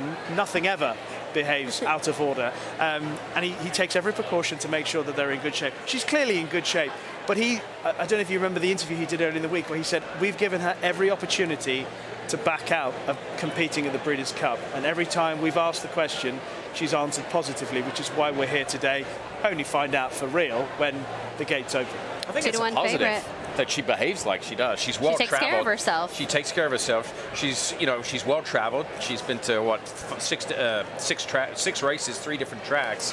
So we'll see how it plays. The trip's going to be key for her. Let's get to Gabby Gaudet for more. Well, I know you're biased, But what do you think of Comanche Country on the board right now at 22-1? I think it's a great price. I mean, she's done nothing wrong since she's been in the U.S., but I think the reason she's 22-1 is people know she needs to step up her game. She's got a great post, shortest way around. Rispoli really knows her well, and there's a little bit of speed in here, so it could set up nicely for her to make that late run. What's her best attribute in your opinion? I think her mind. Nothing bothers her. We call her the alien. She's a lot of fun. We want to know what's going on in there. She chases butterflies, but today she's calm. She's got her game face on, and I think that's her best quality. That's very important. Good luck, Billy. Thank you, Gabby. How about it, Simon? Can we get another Singletary moment where they're jumping off the rafters here if Little Red Feather wins a Breeders' Cup race? One of the signature moments in Breeders' Cup history. That was Billy Koch, a Little Red Feather, by the way. Yeah, with that Singletary's victory in the mile back at Lone Star. Singletary. Do you remember that? Everybody knows the cheer. Yeah, the Singletary cheer. It reverberated all around Texas. Has this got anything to do with bourbon again? There probably was a little bourbon involved prior to the cheering, and certainly some after the fact, as anybody who will be celebrating tonight. Let's get back to the sort of subject of the pace. Gabby bringing it up in that interview. I think Kidra, the 13, is naturally the fastest in this group. And you heard Phil Bauer say, in an ideal circumstance, that's where she would be. That post position is not the ideal circumstance for where he wants her to be placed. Do they rush her and try to clear this group? I don't know whether, well, then you look at the rider, Julien Lepreux. I mean, historically, I'm not saying he doesn't want to be on the lead, but he's a rider that doesn't end up on the lead very often. I don't think he's as comfortable there as coming from off the pace. But whether they try to get there, Christina, by default, they might find themselves there. They might just flop out of the gate and find themselves on the front end. We have not given any attention to the filly to their outside, Basil Martini, the daughter of Star Spangled Banner. She's very classy. Rishi, I thought looking at her last race as the Curra, even in that victory, you could see that she didn't really care for the ground. She fought for every stride and really called on her guts for that victory. And it's what she's shown in the majority of her races. The one question mark for me about her is the fact that she is drawn out in stall 14 and she generally likes to race handy. There is a bit of pace on her inside. There are other horses that like to lead. So is she going to be hooked up wide going around the turn, or is she going to have to do something that she hasn't done before and sit a little bit off the pace right through the race and have to come late, because it's not been her general MO through a race. We thought the Singletary celebrations were good. If Michael Ivarone wins this race, I don't know whether you're familiar with. Oh yes, I am familiar with yeah. this. At least is he dressed quite conservatively? sharply? International man of mystery. Yeah, yes. You guys go to the same tailor, don't you? Not anymore. Not after you just said what you said. I'm calling my tailor now. Hello? Good luck to the Ivarones. They're big champions of the game. Always so generous with their time, and also towards all of our various charities in racing. They really care about the horses. Basil Martini to the outside, the 14 is a big 47-1. All right, looks like we've just about reached the gate. Have we forgotten anybody? Are we missing any long shots in here? Spirit Gal, we didn't give much extra attention to. Can she win today? I actually think she can. I keep looking at those odds and think 23-1. I think she's a great bet, win, play, show. I think she's got plenty of talent already proven. She's beaten colts. She's beaten a good colt last time in Cairo. As you heard from Charles Fipke, he came out and won a Group 3 in Ireland, the Killer Vullen Stakes. And she is kind on the lead. She's raced handily. And if she doesn't lead, she doesn't have to drop back too far because she can sit on the pace without over racing. So I like Spirit Gal. She makes her own luck, and she has the American rider Ricardo Santana Jr. in the saddle. Okay, top pick, Simon. Who wins? I'm going with the 10 to the outside here. I'm going with Meditate. Rishi? I think Spirit Gal will hit the tins or hit the boards, but I think Meditate is the one to beat. But it's a question as to whether or not the Meditate that we saw dazzling in the summer is still the Meditate that's lining up for this race. She is the 2-1 post-time favorite as they head into the gate for the Breeders' Cup Juvenile Fillies Turf. Good luck and enjoy.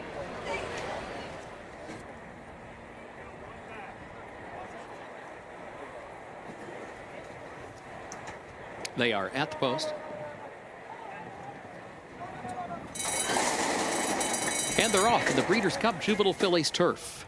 There goes Spirit Gal from between horses out for the early lead. Manhattan Jungle is there. Delight up on the outside. Cairo Consort away running fourth down toward the inside. Spirit Gal is the leader as they head into the first turn. Spirit Gal stays outward from the rail, leads the field into the first turn. Cairo Consort hugs the rail, moves up in second. Manhattan Jungle third. Free Look is fourth. Delight moves by from fifth on the outside. Be Your Best is in sixth. Comanche Country is in seventh against the rail. Bling is a wide eighth heading onto the backstretch. Pleasant Passage is in ninth between horses. Last Call 10th toward the inside. Meditate is 11th in between horses, headed up the backstretch, running 9 lengths from the front. Kidjara to her outside is in 12th. Basil Martini 13th, and Midnight Mile last to the 14. 23.19 seconds the time for the opening quarter. Spirit Gal leading Manhattan Jungle by a length to the far turn. Cairo Consort is third toward the inside. 47.6 seconds the time for the first half mile. Delight is fourth on the outside, 2 lengths from the lead. Free Look is in fifth. Be Your Best, and then Bling.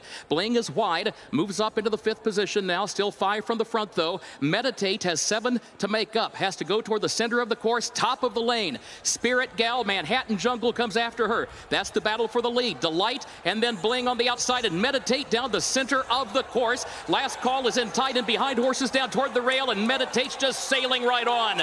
Meditate just rolls on by for the lead. Has the advantage out to nearly 5 lengths. Pleasant Passage runs late to second. Meditate to win it for Ryan Moore. Pleasant Passage was across the line in second. Multiple horse photo for third. 1 minute 35.38 seconds. A powerful performance going on to victory today. Meditate by open lengths in the Breeders' Cup Juvenile Fillies turf. Aidan O'Brien, Ryan Moore going home with the win. Aidan O'Brien's asked every single question, trying to see if she wouldn't come in. She's answered all of them, and she answered them big time today. Yeah, she wanted it. Yep. And the beauty about it, it looked to me as if she's improved for the step up in trip as well, which bodes well for the future. But also the way she moved in that latter part of the race, it just showed a filly who's remarkable. She had her first run back in April, and she's maintained a high level of form all the way through the season. I mean, she was 4 wide there turning for home, Haley about 4 behind her. Ryan Moore tipped it to the outside for the clean path, and she just leveled off here. Once he threw a couple of crosses at her, I don't think she ever felt the persuader there. But she got her ears pricked. Yeah, absolutely annihilated this group here. Finishing well in behind her was the 5 Pleasant Passage for Shug McGahee. First defeat of her career. She was 2 for 2 coming into the race today. And then a photo in behind. Meditate coming from the back of the pack really is a 2-to-1 favorite to win this race for Michael Tabor, Derek Smith, and the Magners. Congratulations to the winning connections at 2-to-1. She also, I noticed, just really shut it down once they hit the wire. She's so smart. Yes. She doesn't do anything more than she has to. She was clearly the best in here, explodes across the wire, and then just throws her ears up as if she knows, job done. Pro, total pro. Let's head back to the barn for dinner. Absolutely. And that's what, I was saying during the week, she's the last one to come out and has always looked so relaxed and almost to the point where she's meditating. What a great name. Yeah. It's possible that she may well have been named after that demeanor. But what I like about her is that every race that she's turned up in so far, she gives you everything in the actual race itself. So, they've got a wonderful horse to go and campaign next season. I imagine the 1,000 guineas at Newmarket would be on the shot agenda. For her. Yeah, absolutely. Yeah, she just looks so professional. One more look at the isolated replay. I mean, I don't know if Ryan Moore ever really had to do much encouraging with her. Hands Throws and a heels. few crosses, hands and heels across the wire. They've settled that photo for the horses in behind her. Gosh, look at the acceleration late, too. I mean, just bursting clear. Meditate for this win at 2-to-1. Pleasant Passage, second, 6-to-1. Cairo Consort would outrun her odds today to finish third, followed by Midnight Mile, the other European. And then Free Look, the 4 for Chad Brown, Flavien Prat. There was a lot of traffic trouble along the rail for a lot of horses trying to finish today, about the 16th pole. I think Free Look took the worst of it. Yes, I like to see that Miss Grillo form held up with both Pleasant Passage and Free Look in there. Cairo Consort ran a big race, but yes, Meditate, 1-horse race. Very, very impressive. No one going to catch Meditate today as we see Ryan Moore being interviewed on his way back. Congratulations to the breeders of this daughter of No Nay Never, Rhinestone Bloodstock, Lynch and Badges. Congratulations to everyone involved here. She's out of the De La Connie mare Pembina. Congratulations once more. Now 5 for 7 lifetime is Meditate, the daughter of No Nay Never. So Look what at her happens? walking back. It's like It's like she's sleeping. I mean, she's completely, you're right, meditating. Look at her. A true professional out there as your winner, and now a Breeders' Cup winner.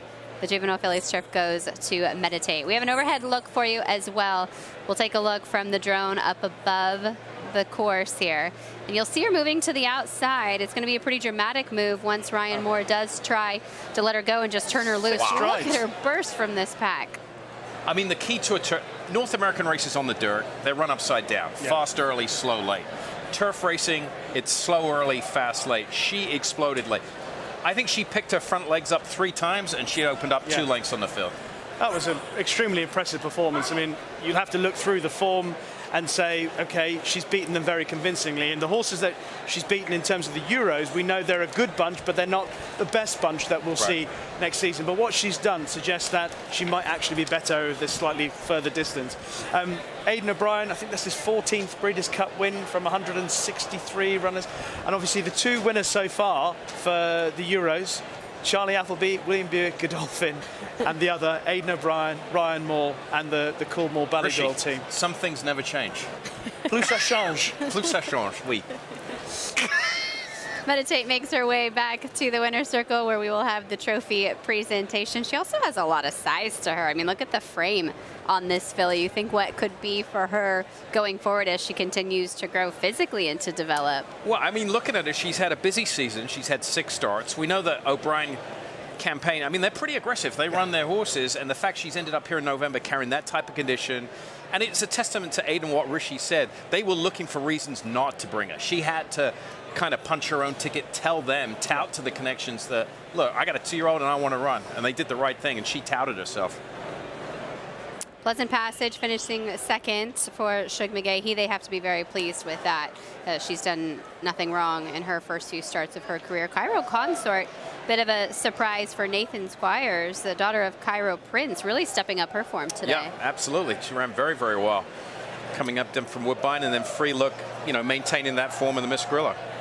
Popular win here, as you can see, those Coolmore Silks out on the racetrack. Congratulations once more to the connections of Meditate. Here's a look at those prices, $6.08 back if you supported her on top. Pleasant Passage, $6.24 for the place. Cairo Consort checking in third at $9.78 for the show. It's official in the Breeders' Cup Juvenile Fillies.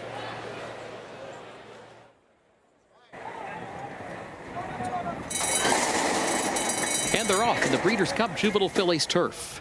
There goes Spirit Gal from between horses out for the early lead. Manhattan Jungle is there. Delight up on the outside. Cairo Consort away running fourth down toward the inside. Spirit Gal is the leader as they head into the first turn. Spirit Gal stays outward from the rail, leads the field into the first turn. Cairo Consort hugs the rail, moves up in second. Manhattan Jungle third. Free Look is fourth. Delight moves by from fifth on the outside. Be Your Best is in sixth. Comanche Country is in seventh against the rail. Bling is a wide eighth heading onto the backstretch. Pleasant Passage is in ninth between horses. Last Call 10th toward the inside. Meditate is 11th in between horses, headed up the backstretch, running 9 lengths from the front. Kidgera to her outside is in 12th. Basil Martini 13th, and Midnight Mile last of the 14. 23.19 seconds the time for the opening quarter. Spirit Gal leading Manhattan Jungle by a length to the far turn. Cairo Consort is third toward the inside. 47.6 seconds the time for the first half mile. Delight is fourth on the outside, 2 lengths from the lead. Free Look is in fifth. Be Your Best, and then Bling.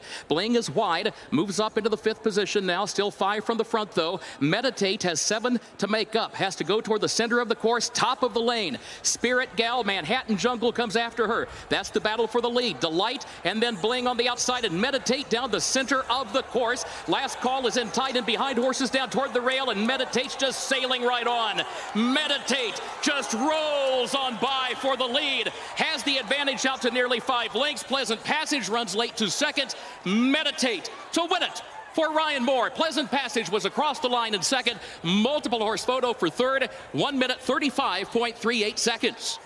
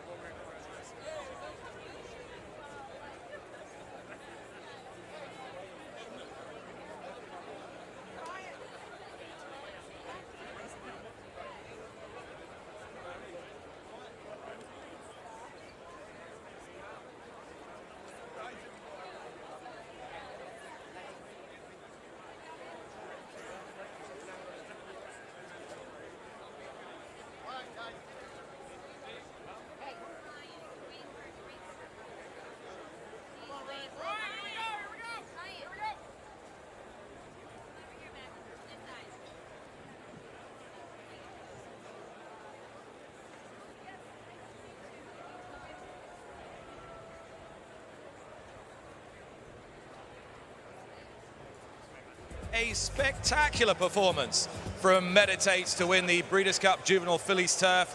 To make the presentation, I'm joined by the Vice Chairman of Breeders' Cup, Anthony Beck, who has very fond memories of this race because you won it 2 years ago with sharing, Anthony. And I'd like you to present the trophy to representatives of the ownership group here. Michael Tabor, of course, we've been here many times before. MV Magna, Tom Magna, JP Magna, Anne-Marie O'Brien, the whole Coolmore team are here. Anthony. Congratulations. No stranger to the winner's circle. Amazing, amazing race. Well done. Now, Michael, your trainer, Aidan O'Brien, Michael just said who.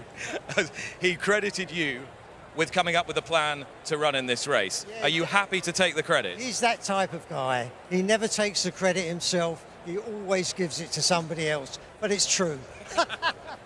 Actually, it was JP Magna and myself. We discussed it, and I said, and he agreed, this made for this track. Absolutely. But Aidan, of course, agreed, and if he hadn't have agreed, it wouldn't have run. You've had so many great results in this state, from Thunder Gulch winning the Kentucky Derby, you've won Breeders' Cups with High Chaparral and so many more. Is it still special? Does a victory like this still resonate with you? Absolutely. If it didn't, I wouldn't be here. Simple as that. It certainly does. I hope that you are here for many years to come. Thank you very much, Nick. Congratulations all. Thank you very much. Michael Tabor, no need to think about it. Meditate is a serious filly, Ahmed. All you. It's time to bet the race, and FanDuel Racing has entered the starting gate. Download the FanDuel Racing app, and you're off. It's super easy to use from the start. Make every moment more with tools to help you win on the inside. Watch out for great promos and easy deposits. And here comes fast payouts. It's super easy to use. It's fast payouts. It's super easy. There's no doubt about it. The best place to bet is FanDuel Racing. New customers bet the Breeders' Cup and get up to $100 back if your horse doesn't win. A Grade 1 winner of nearly $2 million, Silver State hails from the sire line of legendary Claiborne stallion Danzig. And his second dam is full sister to Kentucky Derby winner Monarchos. After winning the Oaklawn Handicap, Silver State defeated Knicks Go in the Grade 1 Metropolitan Handicap. On the board in 12 of 14 starts from ages 2 to 4, his career included a 6-race winning streak. Grade 1 winner Silver State, standing at Claiborne Farm. Consistently versatile with 25 Grade 1 winners on every surface, from 6 furlongs to 1 1/4 miles, all over the world. Switzerland in the Dubai Golden Shaheen. Switzerland wins. Churls Fight running on. Mason in front. Churls Fight on the outside. At the wire. Photo for the win. Olympiad gets the gold in the Jockey Club Gold Cup. All purpose, all places, all power. Speightstown. This is a Kentucky Thoroughbred. This is a Kentucky-built powerfoil industrial fan. Like a Thoroughbred, it too delivers unrivaled performance. And while they both run with purpose and pride, this one runs to keep your workforce feeling cool and comfortable. Powerfoil, the best-selling big fan in the world. BigFans.com. Exceptionally engineered.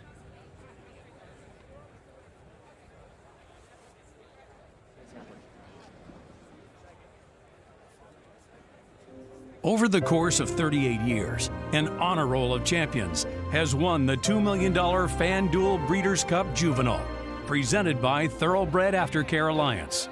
Starting with Chief's Crown, who won the very first Breeders' Cup race in 1984 at Hollywood Park, to Arazi's jaw-dropping victory in 1991 at Churchill Downs, and 1997 winner Favorite Trick, who turned his juvenile triumph into a Horse of the Year title. Both Street Sense in 2008 and Nyquist in 2015 went on to win the Kentucky Derby the following year. And in 2020 at Keeneland, Essential Quality under Luis Saez passed Hot Rod Charlie in deep stretch to claim his title. This is the FanDuel Breeders' Cup Juvenile.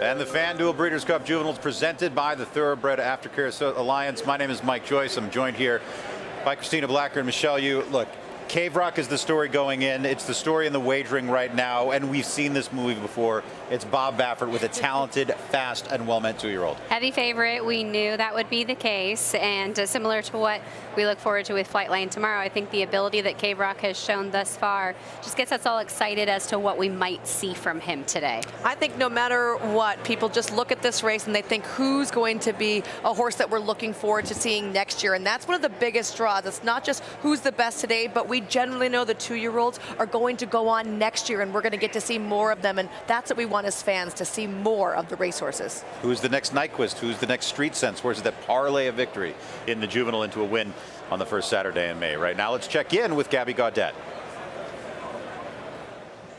Here with Kia Jaraption with Ammo Racing behind the #1 Hurricane J. Now he scratched out of a stakes race on closing weekend at Keeneland. Why did you decide to scratch and run him in this one? Well, you know, Paulo's loved him from day one. And, you know, this is the biggest show at the moment on earth. So for racing, and we thought, you know what, let's have a go.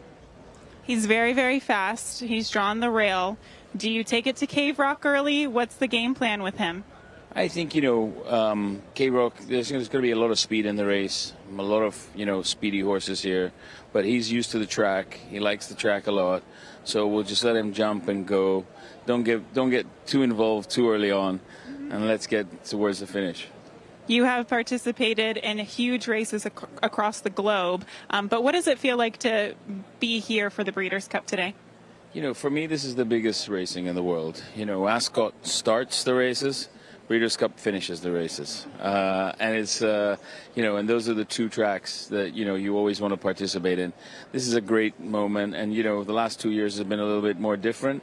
And it's so wonderful to see everything the way that it is right now. And we're so happy to be here. And we're thankful that, you know, they had us. Everyone's happy to be back. Thank you for the time. Good luck. Thank you very much. Thank you. Todd Pletcher sends out Forte and Lost Ark in the Breeders' Cup Juvenile, and starting with the dual Grade 1 winner Forte. How do you think this race sets up for him?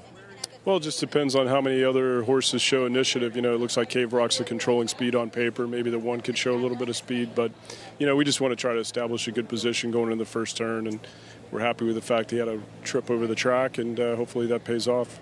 How hard was that race on him in the Claiborne Breeders' Futurity? I don't think it was hard on him at all. You know, he kind of, the last part, he was a little green, and he kind of got to lay in on the horse next to him, and felt like he had a lot more horse than he was allowed to kind of, was more holding him straight than allowing him to move forward. So he bounced out of it well. He's training good over the track. Lost Ark comes out of the Claiborne Breeders' Futurity as well. What happened to him early in that race? Nothing good. You know, I mean, he got pinched back early on. He got started to make a little rally in the turn. He had to stop again. And then, you know, I was proud of him for continuing on to the wire. He's come back with 2 good breezes. So, you know, he's got to step up. But I think the last race was a throwout. Good luck, Todd. Thank you.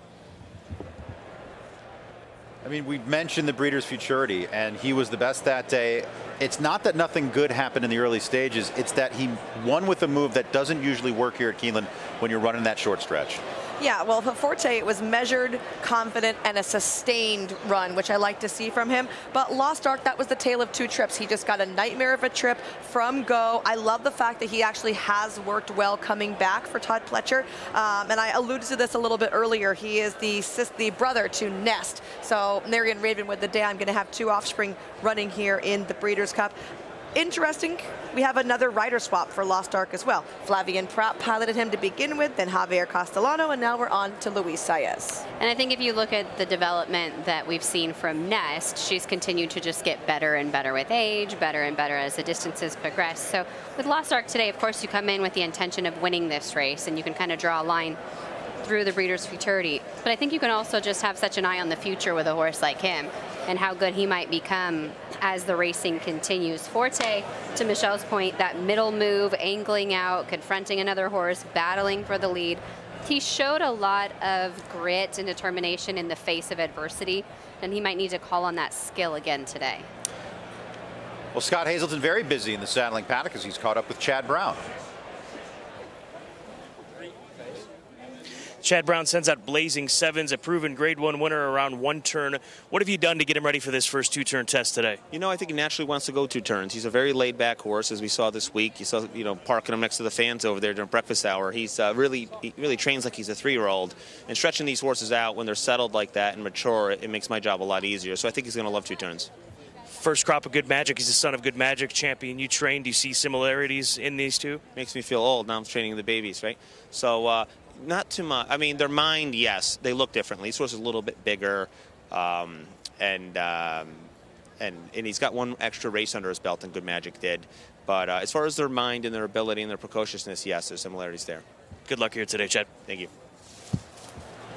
And Good Magic does so well with his horses that are trying the dirt route for the first time. He's at 33% on that angle. And keep in mind, he broke his maiden in the Breeders' Cup, going 2 turns for the first time himself. He paid $25, and Bolt Dora was 3rd that day. Let's check in with Kate. Brad, verifying going from the Champagne, how much do you feel the 2 turns in this situation helps him? Oh, he's definitely bred to go 2 turns, and I think he should handle it. I mean, we obviously got a short stretch, so we got to be in position when we turn for home, but hopefully he'll break and put himself there. What's the ideal game plan for him? I think they may get away from him a little bit. Once again, he does wear blinkers, so, hopefully he'll break and be involved early, somewhat setting off. I don't know how fast they're going to go. If there's a pace collapse, maybe he could, get up. We'll see how it goes. Just a couple starts mentally. Where do you feel he's at? Very good. I love the way he's acted here in the paddock. We schooled him a couple days ago. He was good. Didn't feel there was a need to bring him back, and so far he's been great. So I'm pretty happy with him physically and mentally. Appreciate your time. Best of luck. Thank you.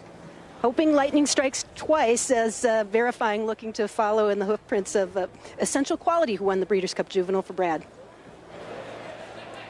I don't think verifying's coming into this Breeders' Cup Juvenile, which is with as much fanfare as Elusive Quality. Yeah, and I think you also have to keep in mind how much you weigh the Champagne against some of the other 2-year-old preps that we had coming in to this Breeders' Cup this year. Blazing Sevens beat him pretty handily. Maybe it was the off track that verifying didn't care for, and part of the excuse for that defeat. But not only does he have to make up 3.5 lengths on Blazing Sevens, but on some of the others in here, especially Cave Rock. This is the half to Midnight Bizu. I think he's going to get better with more ground given to him, and he's shown a little bit of versatility in his 2 starts. We're at the time in 2-year-old season that they can leap forward in progression. Gabby? Mike, it's very, very busy here in the paddock. I actually just asked Juan Hernandez as he was walking out of the jocks room for an interview, and he said, I got to go run and talk to Bob before the race. So we didn't get an interview, but I did walk with him and ask him a couple of questions. I said, is he the fastest of all? Can anybody run with him? And he goes, oh, he's pretty fast. And yeah, well, we all know that. But is he tractable? Is he able to take back off the pace if there's a wicked pace in front of him? And he said he does believe that. He feels very confidently that if horses try to go out there and go a crazy fast pace, that this horse has the mind to be taken off the pace and still win. We'll see. Very interesting. It might not be a problem if he's faster than everybody else, but if not, we'll see if the new tactics on the biggest stage would pay off for Cave Rock. By the way, FanDuel is giving out $20,000 in prizes to all Breeders' Cup fans, plus a free shot at $1 million. Just pick the correct order of finish in the FanDuel Breeders' Cup Mile presented by the PDJF. You can play for free at FanDuel.com or on the FanDuel app. They are saddled. We'll have a call of riders up in just a bit. What do you make of that? I mean, yes, maybe he has the mind, but if Cave Rock really does have to try new tactics today, is that possible? I think it's possible. I think if you look at all of Bob Baffert's horses, as fast as they are, you cannot think of very many of them that are rank and run off. Sensational would be the last one I can think of, and that's a long time ago. He works them in company, and as fast and as speedy as they are, they rarely fight the riders. Also, you take a look, like you said, he works in company. Generally, he's worked behind company and made a move. His most recent drill, he was out in front, and then his workmate just couldn't even keep up with him. And that's a key as well. When we talk about if there's a speed duel, well, when you can go 43, many times there's not going to be a speed duel. I'm not saying obviously they're going to go that fast going this far, but when you're just naturally fleeter, you can erase any thoughts of a speed duel where it becomes a moot point. Yeah, the plan could be to take it to Cave Rock. Executing that's a whole different story. Yeah, right. Gabby talked to the connections of Hurricane J. To me, he's the horse that could be the thorn in the side of Cave Rock today. He's a sprinter so far. in those first 2 starts of his career. He was very confidently handled by Joe Talamo in that last race. He's 1 for 1 here at Keeneland, and he's drawn inside. I think they have to use his speed today. Time now for a cheers to the breeder, brought to you by 3 Chimneys, the breeders of all the connections here. This is the Breeders' Cup, so you know you've done your job, and it's validating for your program when your horses wind up on a stage such as this. Some very familiar names up there. Tracy Farmer, the breeder of Blazing Sevens. Haymarket Farm LLC with Hurricane J. Congratulations to everybody on this list. Peter Blum, Thoroughbreds to the outside with National Treasure. How about the other Baffert? We haven't talked about him much. I mean, what do you expect from him today, Michelle? I love National Treasure, actually. He was a debut winner in typical Baffert style, gate to wire, going 6.5. So an elongated sprint when we generally start off a little bit shorter. I thought he ran valiantly in defeat in the American Pharoah. We're talking about finishing behind Cave Rock, who had an additional race under his belt than National Treasure had. And he went right from 6.5 to the mile and a 16th. Blinkers going on today for National Treasure. He has been working in them, and his last work, Christina, was just sensational, especially at the end. He was patient, he waited, and then went with a beautiful gallop out. For official Breeders' Cup merchandise, you can go to www.breederscupshop.com. If you're on site here, of course, you can check out the multiple stores that have been set up throughout the grandstand and clubhouse. And once again, FanDuel is proud to bring you the Breeders' Cup Juvenile. It's presented by the TAA, the Thoroughbred Aftercare Alliance. Here's a look at the silks of all the contenders in this year's Breeders' Cup Juvenile.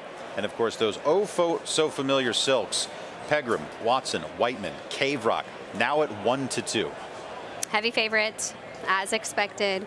Very fast, very impressive in the first 3 starts of his career.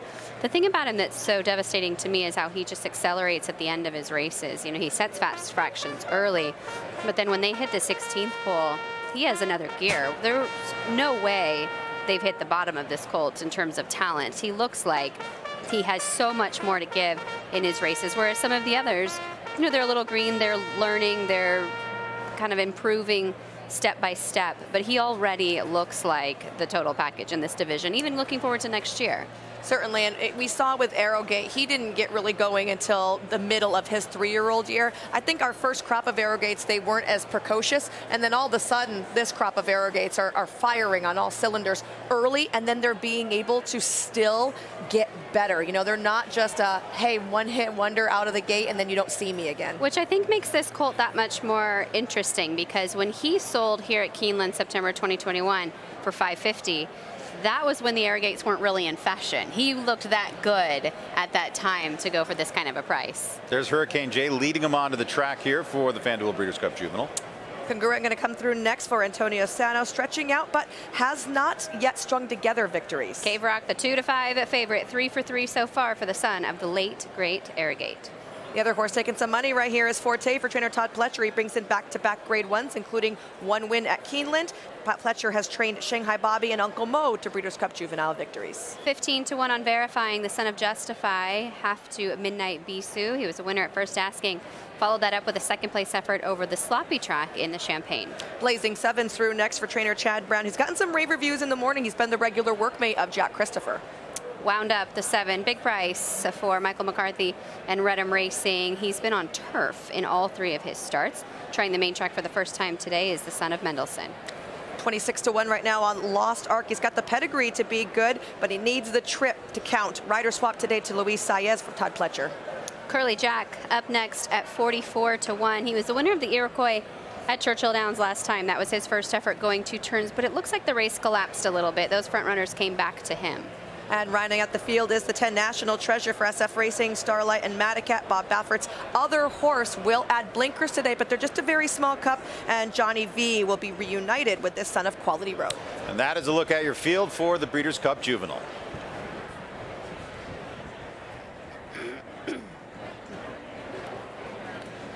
So we all knew Cave Rock was going to be favored. 2-5. Is that a little ridiculously low? I mean, that's what we're expecting Flightline to be. And here's Forte for Todd Pletcher, and this horse was very impressive when winning here. He's 5 for his last 13 with a ROI almost at $3, $2.75, with 2-year-old last out winners returning in a dirt route graded stakes race. This horse into the teeth of Cave Rock at 9-2. Forte is the value, certainly, and I know he's a horse that you like as well. Yeah. He's 3 for 4 in his career so far. We saw how productive the Alcibiades was with regard to the Juvenile Fillies earlier today as Wonder Wheel came home a winner. He could continue that trend already with the win over the track. I would say, if I have to just play devil's advocate to Forte, certainly it's that the Breeders' Futurity, it was a trip with a golden road. He never at once encountered any kind of traffic, stopping. He was just in the clear the whole way. He didn't even get dirt kicked into his face pretty much. And it's going to be a different story here today. Well, I will say this, the horse he beat, Loggins, in the Claiborne Breeders' Futurity, he's a horse that I think is going to be one of the favorites for the Kentucky Derby. I think that horse right now has shown as much talent as any other 2-year-old, and I can't wait to see what he does as a 3-year-old. I would agree with that. Brad Cox trains him. He's absent from this race here today, but definitely one that is always in the back of the minds of, I think, a lot of the conditioners, actually. There were a lot of trainers talking about him on the West Coast after he won first time at Churchill. He was just that impressive. Look at Cave Rock right now. He's being held very aggressively by the pony, and he's trying to kick up his heels. He wanted to turn his head straight and leap around a little bit. The Pony Rider kept a tight hold. We've seen a couple other horses, including Blazing Sevens, Forte, and the 8 right there, Curly Jack, go away from the pony, which is what I prefer to see before a juvenile race. But watch how Cave Rock, who was already getting warm in the paddock, is getting super aggressive on track right now. So that's not something you'd want to see? Not necessarily. It's not particularly warm out here, and he did have lather between his legs. Let's check in with Gabby Gaudet. Gabby, what did you see? Michelle, before I talk about the horse that I really liked, I agree with you. The Cave Rock, he was getting really warm in the paddock, and I was wondering if that was commonplace, if that was normal for him, but he seems really riled up this afternoon. One horse that has kept his composure throughout, like an older horse, is the 6 Blazing Sevens. You, of course, want to see horses on their toes and ready to go, but you also want to see them take in their environment. It's a warmer day, it's a crowded day, and just be okay. And that's what I saw from this horse. I just like him more and more after looking at him on the track and how he's taking in his surroundings this afternoon. All right, so a tale of 2 ponies here. One looking good, the other perhaps a cause for concern. 2-5 on Cave Rock right now, and 10-1 on Blazing Sevens. I want to speak a little bit more about the other Baffert. We touched on National Treasure. 5 lengths in the wake of Cave Rock. We know the angle the other Baffert hits often. How do you quantify that race in the American Pharoah for him, Christina? Well, I think it was a step forward for him, certainly. I mean, it was a lot to ask of any horse, going from 6.5 furlongs up to the 1/16.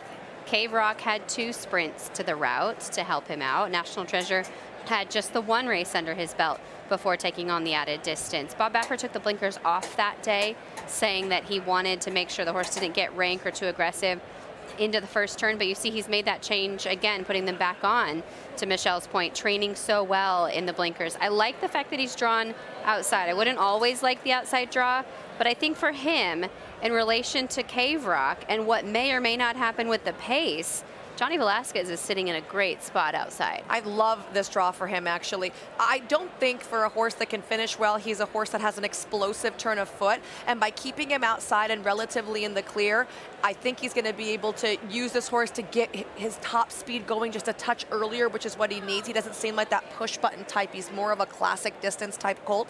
So I think that, and then even if you're outside and you're having to go a little bit further ground, I think that's going to benefit him getting into that nice stride. So Cave Rock would be one of the lowest payouts in the history of the Breeders' Cup Juvenile. Let's take a look at the lowest and highest payouts we've ever seen in this race. Of course, we saw Storm the Court scoring and paying over $93. Chiefs Crown, $3.40. Right now, Cave Rock's lower than that. Wow. Markedly lower than that at 1-2, one of the heaviest favorites we've seen here for the Breeders' Cup. And look, he's got it all. I don't know how you can really doubt him. The record, the speed. When you have what looks like on paper the classiest horse, and he is also the fastest horse, it's difficult to start making cases against him. I just love to play devil's advocate, okay? How about Bob Baffert has won this race 5 times, which ties Wayne Lucas for the most wins, but he's never won in back-to-back years. Also, I don't think that he's really come to this race with a horse like Cave Rock. His winners were Vindication, Midshipman on synthetic, New Year's Day, Game Winner, and then Corniche. It was like they were all kind of horses that we didn't really see develop to be future, real great champions. And Cave Rock feels a little differently. Should he even not win today, I feel like he's going to make that turn to 3 in really good form. 1-2 right now on Cave Rock. Yeah, and it would be a couple of records should he win. He would win as the lowest price if these odds hold up ever in Breeders' Cup history, and it would be a record 6th victory for Bob Baffert. So both of those things on the line. We'll see if he can do it. I want to keep an eye on him in terms of his behavior as well. He seemed to settle down just a little bit for Juan Hernandez there, and this is a big moment for Juan Hernandez as well. You know, this is a year where, in the absence of Flavien Prat, of some of the other riders that have shifted their attack, he's really made his way into the Bob Baffert barn. One of the nicest young horses that he's ever been aboard, and he is still a little antsy out there as we get closer and closer to the starting gate. Juan Hernandez was aboard a No-Door, who was a huge second-place finisher in this race several years back, but yet to get a win in the Breeders' Cup. Okay, let's play the game. Say one nice thing about Congruent, Michelle. I think Caton wants to say something nice. How about everything? Pass the buck? Yeah, you're going to pass, but I'm coming back to that. Caton?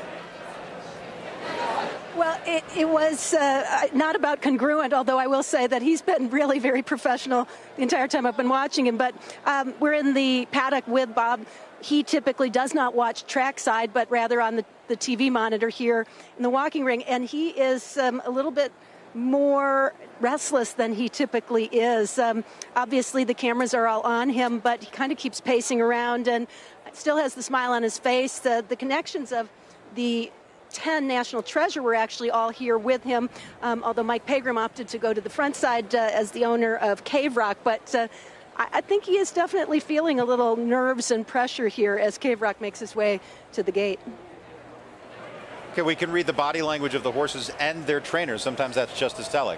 I'll tell you what, I don't mind to see a horse that's antsy when it's in a positive way. What he's doing, shaking his head like this, I don't like this. Compare it to Forte. Forte is kind of jig-jogging towards the gate. He's like, okay, I'm ready to go race. Cave Rock is more focused on like wanting the outrider to let him go rather than focusing on the race ahead. I'm not a fan of the particular warm-up we've seen from him. He might be good enough to overcome it, but I would give him a little tick next to him for that. All right, he'll be on the lead. I mean, it looks like with that and those body language and what we've seen from him, he's ready to go. He's ready to get it on. He's going to jump and try to take control. So final thought from each of you, starting with you, Christina. I'll stick with him. I mean, yes, it's not ideal, but he's much the best in here. Michelle? If I was playing right now, I would put my money on National Treasure just for the better price, and I think he's going to be able to hit the board here. Well, they go into the starting gate here. It is the FanDuel Breeders' Cup Juvenile presented by the Thoroughbred Aftercare Alliance in 2-5. Perhaps one of the shortest prices we'll see all weekend, even with Flightline on the horizon. We run in the Longines Breeders' Cup Classic tomorrow.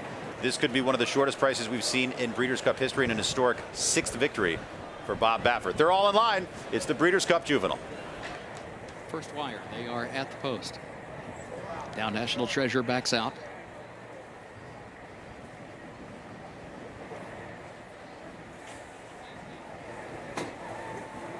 Back into line he goes. Ready for a start.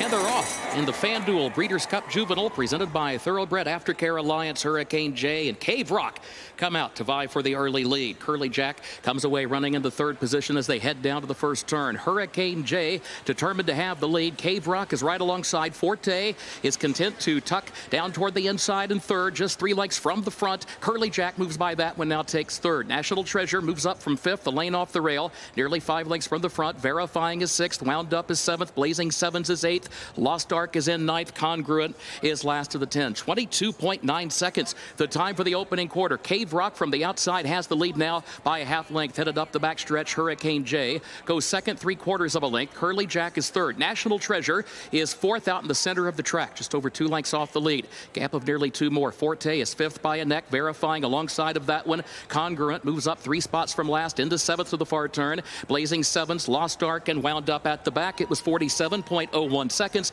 The time for the first half mile. Cave Rock and National Treasure, they go 1-2 now. Hurricane J backs up to third, still within 2 lengths of the lead though. Then another length and a half to Curly Jack in 4th on the outside. Forte is 5th, and Forte is down toward the rail, tries to pick it up, looks for more running room, switches off the rail from 5th to 4th to 3rd, but they're coming to the top of the short stretch, and here comes Forte. Cave Rock has the lead. National Treasure between horses. Forte and then Blazing Sevens goes to 4th. on the grandstand side. Forte takes clear aim at Cave Rock. These two going at it, final furlong of the Juvenile. Forte on the outside, Cave Rock on the inside. Forte to the lead.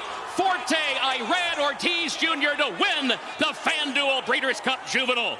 Cave Rock second, National Treasure third, Blazing Sevens was fourth in 1 minute 43.06 seconds.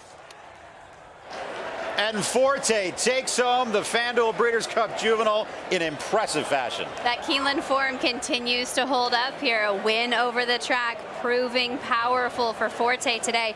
Michelle, going down the backstretch, I thought he actually came off the bridle at one point. He looked like he was backing up for Irad Ortiz Jr., but as soon as he switched out, boy, did he have his mind on running. Well, I mean, the turn of foot that he showed with that early move was just sensational. Right about here, he's just making this run. Cave Rock had to throw down early. He wasn't really accelerating until he starts to feel the pressure. And look at Forte, just all the momentum on the outside here. He does do something good. He switches leads on time. We have Cave Rock, who was hanging on his left lead. I think that really hindered him. He was trying to fight on, but he was leg weary. I don't know if it was the antics or the fight with the one, but, you know, Cave Rock had some starch taken out of him today. You know, Cave Rock noticed Forte coming up outside of him, and that's when he finally switched leads. It was almost as if the move from Irad Ortiz took him by surprise, which was well-timed and which was intentional. He came up on the outside. He knows this horse has that middle move and has that ability to run the turns. You blow by a horse like that quickly, and he didn't have enough time to react. It looked like Cave Rock tried to battle back, but it was too little too late. This is where Irad Ortiz is just biding his time and waiting. National Treasure going to be the first one to sort of make a move and start to confront his stablemate, Cave Rock, as they turn for home. But as soon as Irad switches this horse to the outside, huge effort from him today for Todd Pletcher. It almost looks like he's backing up in the field at this point. They're getting away from him. He was much closer until Irad says, okay, let's go, buddy. He's a smart horse. Some of these horses need encouragement to continuously go, right? Like you said, he's a smart horse. If he's not being asked, he's saving his own energy. He doesn't realize, oh, by the way, if you save some energy and you end up farther back, you have to work harder at this point. He's still a juvenile. So that was why as soon as he started to go back and Irad kind of shook up his reins, he was like, oh, we're still running? No problem. I've got this. And that aggressiveness that we saw from Cave Rock in the early stages of the race. Hurricane J did try to take the lead, but Cave Rock was too much for him to handle. And then down the backstretch, Michelle pointing out during the middle of the race, Juan Hernandez had Cave Rock so far off the rail, so far off of Hurricane J, trying to get him to relax, but he was still in a bit of a fight with him, still really having to hold him going down the backstretch. And that's really what took it out of his late kick that we've seen in all three races to this point. Yeah, someone tangling with speed. I think we've seen this with older horses in, say, Jackie's Warrior. At the times in his life when he could be on the lead by himself, it was no problem to finish. When you do a race on the front end and you have pressure, it completely changes the way you're running, even if the speed is the same. The mental aspect of having another horse breathing down your neck is just so much harder on horses. Yeah, the fractions can be the exact same, but the pressure is there with the company, and you can see Forte, give him all the credit in the world. He was a superior animal this afternoon. Full of himself on the way back to a little prance there, similar to that kind of jiggy jog we saw before the starting gate today. The Son of Violence. He's out of a blame mare by the name of Queen Caroline, purchased right here at Keeneland, a Keeneland grad. Congratulations to his breeders, Southgate Farm, as he makes his way back to get his picture taken in the FanDuel Juvenile today. And it starts even before you get the picture taken or they go official. You start talking Derby. Is this horse going to be the #1 in the Derby potentials and Derby futures going forward?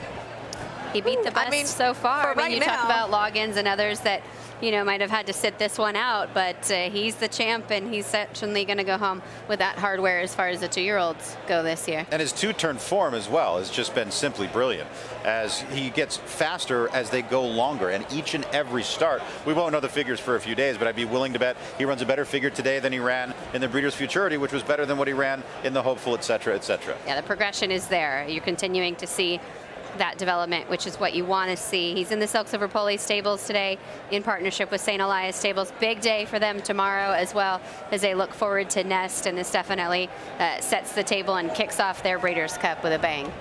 Cave Rock second. National Treasure was third. Blazing Sevens was fourth. No real surprises other than the top two being in the opposite order of the way they were bet. And I think if you look at the early wagering, Forte was taking his own lion's share of the money. I mean, he was down at one point to 3-1. So I think people were looking at Forte and leaning heavily on him. When it comes down to it, we're looking at a day like Breeders' Cup. We have a lot of, people that are just betting the favorite because they don't follow as much racing. And so I think that gets inflated sometimes. But the early money, a lot of it went to Forte. Well, they are waiting for the Winner's Circle celebration. Once again, Simon Bray will be presenting the trophy as a member of our on-air team here at FanDuel and also on the board of the Thoroughbred Aftercare Alliance. Their work's so important. Aftercare is paramount to our industry and the success going forward as we need to take care of our athletes. Forte, he's living a good life right now as he is taking care of all the backers that made him your second choice here. And you can see, I mean, he doesn't look like he just went a mile and a 16th beating grade 1 horses, does he? Not at all. He's near perfect in his career, too. I mean, the only kind of time he had a little bit of a hiccup was in the Sanford. I'm not sure what the excuse was for him that day. He was a little wide. Perhaps just having that opportunity to be covered up, to be down along the inside, and to take those deep breaths as they go down the backstretch before the rider asks him is what pays off in the late stages of his races. How happy do you have to be Todd Pletcher in this spot now? You know your horse runs well around 1 turn, 2 turn, in the slop. He's run at multiple racetracks and he's done well. When you have a horse that's 2 years old and can mentally handle all of these different things, you've got a runner. We'll see him on the Derby Trail next year for certain. And it'll be exciting when he makes his 3-year-old return to the races. The prices are in now. Forte returning $12.04 would go off at odds of 5-1. Cave Rock and National Treasure would round out the top three as Forte takes home the 2022 FanDuel Breeders' Cup Juvenile presented by the TAA.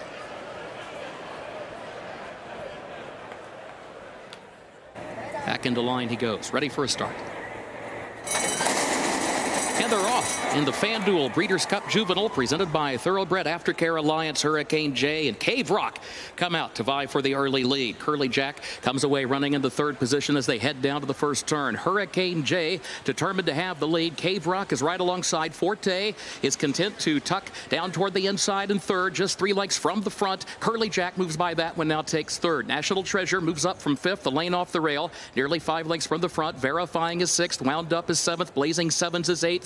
Lost Ark is in ninth. Congruent is last of the 10. 22.9 seconds. The time for the opening quarter. Cave Rock from the outside has the lead now by a half length. Headed up the backstretch. Hurricane J goes second, 3/4 of a length. Curly Jack is third. National Treasure is fourth out in the center of the track, just over 2 lengths off the lead. Gap of nearly 2 more. Forte is fifth by a neck. Verifying alongside of that one. Congruent moves up 3 spots from last into seventh to the far turn. Blazing Sevens, Lost Ark, and wound up at the back. It was 47.01 seconds. The time for the first half mile. Cave Rock and National Treasure, they go 1-2 now. Hurricane J backs up to third, still within 2 lengths of the lead though. Then another length and a half to Curly Jack in fourth on the outside. Forte is fifth, and Forte is down toward the rail, tries to pick it up, looks for more running room, switches off the rail from fifth to fourth to third, but they're coming to the top of the short stretch, and here comes Forte. Cave Rock has the lead. National Treasure between horses. Forte and then Blazing Sevens goes to fourth on the grandstand side. Forte takes clear aim at Cave Rock.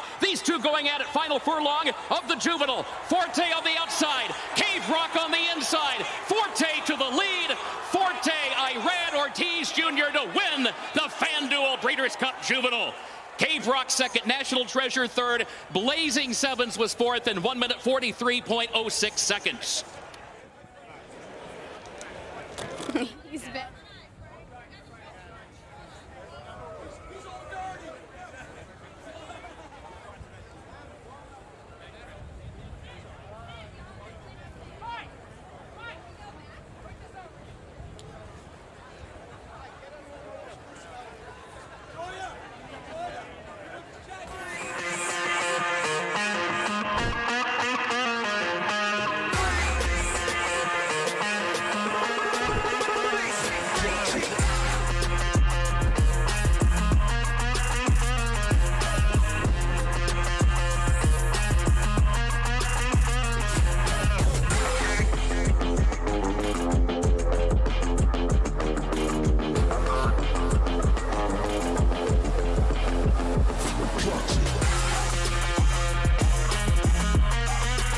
Let's get the call for the biggest race of the year, the Breeders' Cup VR Stakes. And they're up.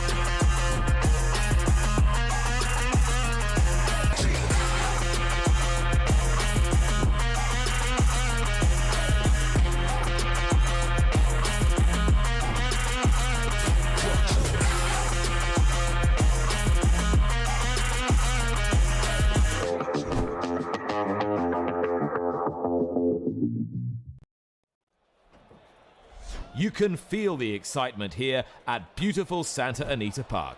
Let's get the call for the biggest race of the year, the Breeders' Cup VR Stakes. And they're off. Benedict Canyon is the first one out, looking for revenge, has some early speed, as does My Harbor's Dream. Easy 4 years, comes away fourth. 2 lengths off the battle up top. Then it's Lady Noguez, the gray, followed by Wellsworth, and One Arrow is 6 lengths off front-running My Harbor's Dream, who will pass the half-mile pole with a half-length lead on Looking for Revenge second, and Benedict Canyon keeping pace outside of that pair. Easy 4 years is next. Wellsworth on the outside, and Lady Noguez in between those two. One Arrow has about 5 lengths to make up. They're coming toward the quarter pole. And Benedict Canyon resting a narrow advantage over My Harbor's Dream, who fights on under Abel Cedillo. Wellsworth joining the party. A very wide bid from One Arrow. Lady Noguez looking for racing room. Easy 4 years drops out there a furlong from the finish, and My Harbor's Dream gets the lead. Up alongside, here's Lady Noguez, and a big late run from One Arrow in the center of the course. Wellsworth in with a chance, true. A driving finish. Lady Noguez just in front, and Lady Noguez holds on. Turning away One Arrow. Photo for third between Wellsworth and My Harbor's Dream.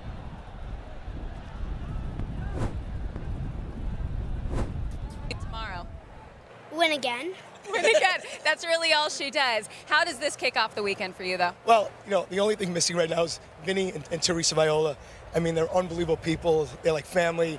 We miss them so much. And one of the greatest partners, both of them. And I always say success is best when shared. And Vinny, Teresa, we love you at home, and thank you so much for being great partners. And I promise I'm going to drink a lot of wine for both of us tonight. I promise. Is that how this whole group celebrates a win like this? Celebrate no matter what. They don't care. This is just a bonus. I love it. And I got to get your opinion. Nest tomorrow in the Breeders' Cup Distaff. How are you feeling? I feel that I might be sober by the race. I really feel I believe that, but no, it's going to be great. She's going to run good. I mean, obviously Forte ran great, but Nest is looking great, training great. It's going to be a special, special race. Might be sober. Enjoy yourselves as you should. It is Forte in the FanDuel Breeders' Cup Juvenile presented by the TAA for Rapoli Stable and St. Elias Stable. What a victory. It's time to bet the race, and FanDuel Racing has entered the starting gate. Download the FanDuel Racing app, and you're off. It's super easy to use from the start. Make every moment more with tools to help you win on the inside. Watch out for great promos and easy deposits. And here comes fast payouts. It's super easy to use. It's fast payouts. It's super easy. There's no doubt about it. The best place to bet is FanDuel Racing. New customers bet the Breeders' Cup and get up to $100 back if your horse doesn't win. Speightstown. Munning. Echo Town. It's Echo Town for Joe Talamo, and Echo Town raced away, and Echo Town is drawing away in the stretch. Echo Town wins the Allen Jerkin Stakes. A sire line so prolific, it repeats itself. Echo Town. Looking to give your handicapping game a sharper focus? RaceLens is the most in-depth product in horse racing, with unique features found nowhere else. Customized PPs, summary and individual research, handicapping angles and backtesting, true odds predictive analysis, and pace projection. With innovative analytics powered by data from Equibase, it will change the way you follow horse racing and take your game to the next level. RaceLens, bringing clarity to handicapping. Learn more at equibase.com/racelens.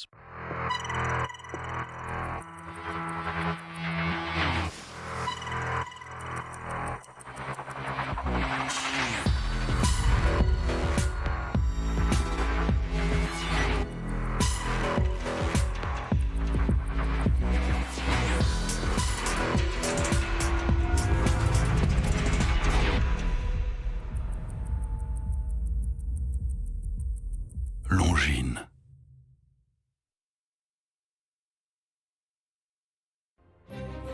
Trainer Charlie Appleby has saddled 3 Godolphin winners of the 1 mile, $1 million Breeders' Cup Juvenile Turf.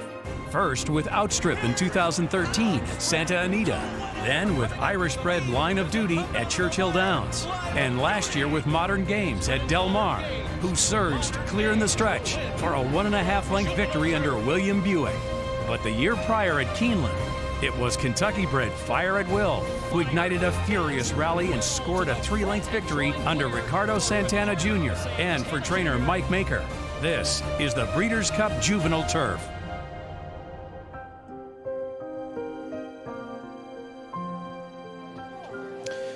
The number 1 Victoria Road being sent out for Aiden O'Brien, looking for his second 2-year-old turf race victory here today on this Future Stars Friday. What was the impressive nature of those last 3 wins for this colt? He quickened very well.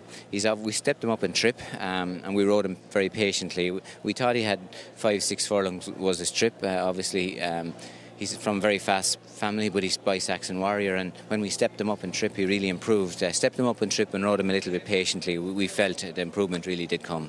How will the fast ground suit him? We think he'll be very happy with that. He's a nice draw, so we think that shouldn't be a problem. Good luck, Aiden. Pleasure. Thank you. Thank you. Well, Aiden O'Brien saddling Victoria Road currently at 7-1 as we welcome Rishi Prasad back to the set. The turf, we've seen the other side of the Atlantic do quite well today, as we've grown accustomed to at the Breeders' Cup. Is it more of the same here? I actually looked to one of the American runners in this race, primarily because I was looking for a bit of value, because I thought Silver Knot, trained by Charlie Appleby, was too short. On the European odds, he was nearly 11-10, heading towards even money. Whereas Victoria Road was a little bit bigger on the European odds. He was about 6-1 and 7-1 as we look at it now. Silver Knot 7-5, and I was quite interested in Paxa Wallop, who was available at almost twice the price that he is now. He was around 12-1 earlier today, but he's obviously 6-1 here in Keeneland. A lot of respect for Paxa Wallop up there on the board at 6-1. He is on a 3-race win streak, all in Southern California. Had a beautiful trip in the Zuma Beach last time out. I thought that of the American runners, the horse that had the best chance was And the Winner Is, the 6. He's 7-1, just slightly higher in terms of his price. And the winner of the Bourbon here at Keeneland over this turf course, we've seen that already be very productive with the juvenile races on the main track. The winner of the Alcibiades coming back in the Juvenile Fillies today. The winner of the 2-year-old Breeders' Futurity coming back that we just saw with Forte in the Juvenile. As we're 20 minutes away from the Breeders' Cup Juvenile Turf, we check in with Kate and Bradar. Well, Nagarak comes off back-to-back wins, both in sprint races, but has this type of a distance race always been on the back burner for you? Yeah, I mean, look, I think from a pedigree, it looks like it's what he wanted to do. Manny felt pretty strongly after he rode him last time that this was the direction to go in, so.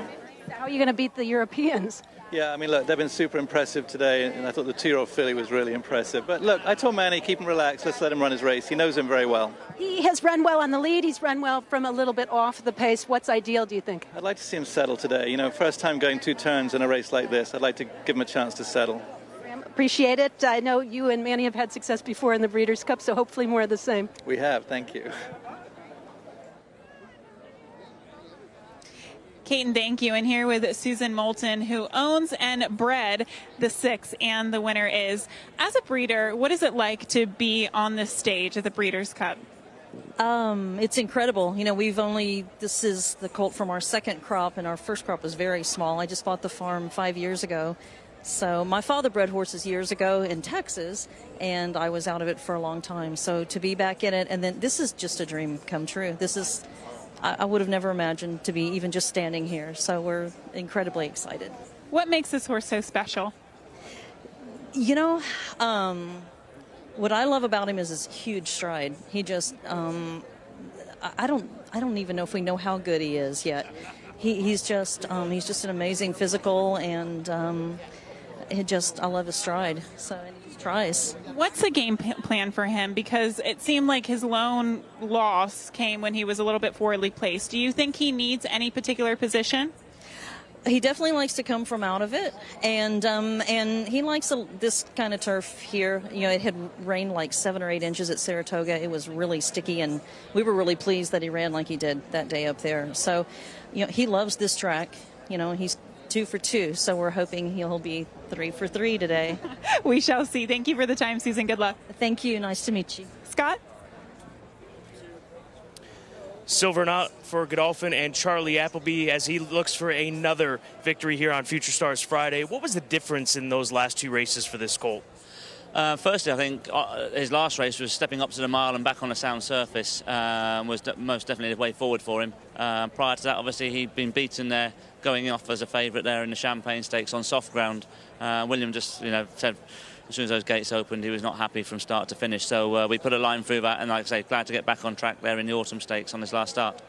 So assuming that this ground is going to be something that he'll enjoy with as quick as it is today? Yeah, no, very much so. Yeah, no, I was hoping that it was going to be a settled forecast, and the quick ground and the mile was going to suit him. We got a nice draw, but as I always say, you got to be able to use that draw. So hopefully he can just hit the lids at the right time and get himself into a nice pitch and work away from there. Good luck, Charlie. Thanks ever so much. Reckoning Force comes out of the tough Bourbon and didn't have the best of it last time. Tell me your thoughts away from that race. He had an awful trip. Caden, no matter where he went, he got stopped here, he got stopped there. We went inside, we went outside, just horrible trip. So we said we'd go ahead with the plan, which was to come here anyway. And he's done awfully well since. We've tried to sharpen him up a little bit more, and hopefully that'll work today. The blinkers going on, is that a product of the trip he had last time, or the desire to sharpen him up, or maybe both? I think a little bit of both, but definitely he's very laid-back horse, so, I don't think they're going to have any negative effect at all. If anything, they'll just get him to go forward a little more and make life a little easier for himself. You give any special instructions to Tyler? Not really. Don't give him too much instructions. Wish you best of luck. Thanks, Caden. Reckoning Force, hoping for better luck and racing with blinkers for the first time. That was an obscene amount of information from our reporters. There will be an exam, and it's in 15 minutes. Christina, I know you have an angle we want to look at here. What caught your eye? I do. It's not very creative. It's hard to find some angles sometimes that aren't very obvious when it comes to the Breeders' Cup. But it's Charlie Appleby, and for anyone that might be just tuning in, or maybe you're new to the game, just joining us here at the Breeders' Cup for the first time, Charlie Appleby, when he brings horses to the U.S., he wins at an unbelievable rate. He's at 54% in turf route graded stakes here in the United States. And this horse, to the credit of that last race, and we just heard about it with regard to the ground, enters off his career best form. It was a determined effort for him. And if he runs back to that race, he's going to take some beating today. I would agree with everything you say. I mean, his Breeders' Cup record, Charlie Appleby's Breeders' Cup record, is now operating at just shy of 60% strike rate at the Breeders' Cup. A Silver Knot, interestingly, horses by Lope de Vega generally prefer a little bit of cut in the ground. But Charlie Appleby was remarking earlier this week that he tends to get horses by Lope de Vega who prefer faster ground. This horse on the dam side is all stamina, though. Right. So it wasn't a surprise that when he stepped up in distance that he was going to be a little bit better. The one thing about him is that he doesn't have an instant turn of foot. So if he gets caught in a little bit of trouble from that stall position in 4, if there's no room for him to maneuver, he's not like a Mischief Magic who's going to pick up instantaneously and get into stride and get clear sailing. So he'll need a clean run from stall 4. And at the odds that he is, I'm just a little bit concerned about playing at those short odds. You want everything to be right. The other point about him is that whilst he did win quite nicely last time out, the horse who finished second, Epictetus, hadn't had a run for a long time. It was his first start since the middle of the summer, and he needed that. He stepped up on that and ran well subsequently. The third horse, Holloway Boy, never got a clean run in that race, and Connections also felt that he didn't actually enjoy Newmarket. So, with all that in mind, you just put a little dampener on the facts and figures of what Silver Knot did last time. But having said all of that, it is Charlie Appleby, Godolphin, William Buick, and I'm loath to oppose them. Do you think they always had the plan of coming to the Breeders' Cup with this horse? Because I was surprised not to see the colt that won at Woodbine show up here. Mysterious Night. I'm like you, Christina. I was almost certain that Mysterious Night was going to turn up here at Keeneland. I believe something must have gone slightly awry for him not to be here. Silver Knot had a lovely UK traditional preparation, going through the traditional UK races. When he got beaten in the Champagne Stakes, that was a bit of a blow to the progression. But typical Charlie Appleby, he gets them back out, he's back on track and he wins nicely, and now finds himself 6-5 for the Breeders' Cup Juvenile Turf. It is the Breeders' Cup, and it is time for our final cheers to the breeders this afternoon. The breeders of all the contenders here, and once again, a validation of the highest order when a breeder finds their progeny here on Future Stars Friday. You know, we heard from Susan Moulton earlier in that interview with Gabby, and she remarked how beautiful of a physical And the winner is, and I think anybody that has seen him this week in his training would agree with that. And as a breeder, when you get a horse that's that beautiful and that stunning when they're young, I think it's very tempting not to send them through the ring. They probably could have made a lot of money on a horse like this, but for holding, for staying strong to your program, here they are with a legitimate chance at a Breeders' Cup winner. So we're going to take a look at that Castle and Key Bourbon Stakes with And the Winner Is. A very impressive performance this day. And just one of the good stories of the weekend. And the Winner Is putting in a sensational run here. And there's nothing to shake a stick at. This was one of the more impressive winners we saw all opening weekend. I think he was still a little bit green. You can see him kind of hanging in a little bit. The rider really having to get after him with that right rein to stay straight. But he's young, he's learning, he's so talented. And if you take a look at the way he levels off once he does kind of hit the rail and get that ability to burst forward, that's what you want to see. You know that even though he was a little bit green and kind of wiggling around the course there, he finished with plenty in the tank. When I looked at the replays of both And the Winner Is and Pax the Wallop, I felt both horses, and Susan Moulton said it, we have no idea how good they are. Right. And it's possible that they might both improve. I love the way this horse goes through his races, Pax the Wallop. I love the fact how he settles near the front, and then he seems to have that turn of foot. He stretched away, the 3 wins that I watched him, he stretched right away from his rivals late on, and I love that. It's so interesting, too, to see where these owners found him. He's a 2-year-old purchase and has gone right on with it in these last 3 races on turf.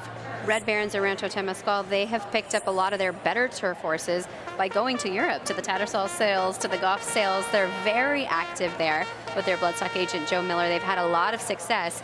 But this one in particular, the son of Creative Cause, found right here at home. Of course, Creative Cause, a dirt horse, yet this horse obviously excelling on turf. The other thing I liked about him is when he won over 5 furlongs, it was from an awkward draw. He was drawn out wide in that stall, yet he managed to get sharply away from the gates, get a prominent position. So there's a lot of positives about Pax the Wallop for me. And his trainer is one of the finest horsemen you'll ever meet in Jeff Mullins. He brings them to the races. They are ready to fire. Let's take a look at the field for the Breeders' Cup Juvenile Turf, starting with Victoria Road. Yeah, Victoria Road has improved as he stepped up in trip. He's by Saxon Warrior, who Aidan O'Brien trained to win the 2,000 guineas at Newmarket. I think his best form, though, has come with a little bit of cut in the ground, so I'll be slightly worried. Pax the Wallop up next. 3-race win streak coming into the race today. He's 3 for 3 on turf. Curly Larry and Mo to follow for Kaio Karamori, a winner most recently. That was his maiden breaking score. This is a big step up in class. Silver Knot has looked very good, particularly on his last run at Newmarket, where he beat 2 good horses, Epictetus and Holloway Boy. He's trained by Charlie Appleby, so that in itself is enough for most people.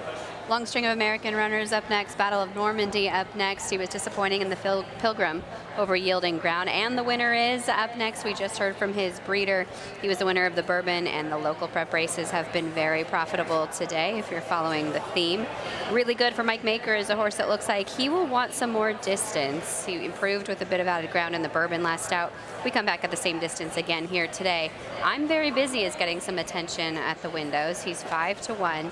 He had a very wide trip in the Pilgrim last out, outgamed for the win, but he gave up a lot of ground in that defeat. Nagarok stretching out to the route of ground, but Grand Motion wants him to take back, see if they can't take a hold from him. And Web Slinger, a long shot that I give a chance to. He did win the Now at Monmouth, maybe not beating the best of competition, but he was so impressive the way he had that sustained rally, kicked clear from them. Reckoning Force is 48 to 1 with the blinkers going on for Brendan Walsh. Disappointing in a troubled trip in the Bourbon. Never really got a chance to run that day. Tyler Gaffleone looking for yet another win on this Breeders' Cup program. Mo Stash stretches out for the first time, and all 3 of his siblings ran their top numbers going a distance. He has the most pedigree opportunities to improve here today. And then we circle back to Mo Stash one more time. Major Dude will be next at 17 to 1, and Gaslight Dancer, the last horse. As there is Major Dude off that victory in the Pilgrim, and then Gaslight Dancer for Mike Maker. Nice second place finisher in the Futurity in the Belmont and Aqueduct race last time out. And that is your field for the Breeders' Cup Juvenile Turf.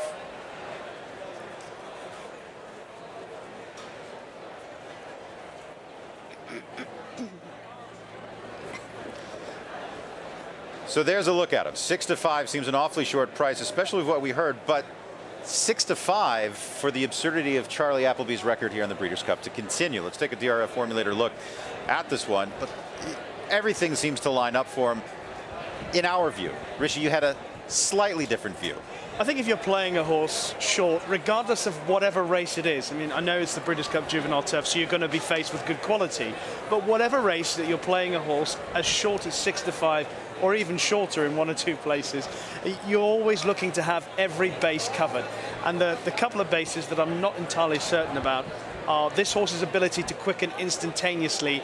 He's not going to make the running. The only time he made the running was at Kempton, and I'm sure you guys have seen racing at Kempton, where they come out the gates and they all look at each other and they go, who fancies leading today, chaps? One of you, or chapesses, one of you, please go ahead. And then because the most important thing for them is getting their horses to settle and finish off the race strongly. So I would rule that out as a potential modus operandi for the way Silverknot goes about his races. Therefore, if he's in behind horses and he gets caught in trouble, then he will need clear sailing in order to allow his ability to get him home. So at the prices, I'd rather play something across the board, something like Paxawal.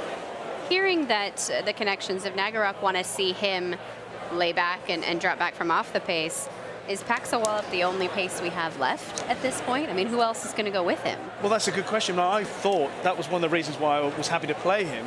And listening to one or two other people talking about the fact that Paxawal finds plenty off the front end, and maybe here at Keeneland on the turf course being to the head of affairs isn't a bad thing. Of course, we did see Mischief Magic sort of turn that around earlier on today. So I hope that what I stood by at the beginning of the day will be borne out in this race. Can I try to sell you two on a 32-to-1 shot?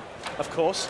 So Web Slinger to me is... If it's the 10, then it's a yes for me. Yeah, so Web Slinger to me, first of all, John Velasquez, that's a pretty big rider change. I don't care how good you think Dylan Davis is. John Velasquez, perhaps the greatest rider to ever saddle up. But Web Slinger is coming off of a victory in the Now where he broke his maiden at 14-to-1. I think that's why people are loath to bet him back.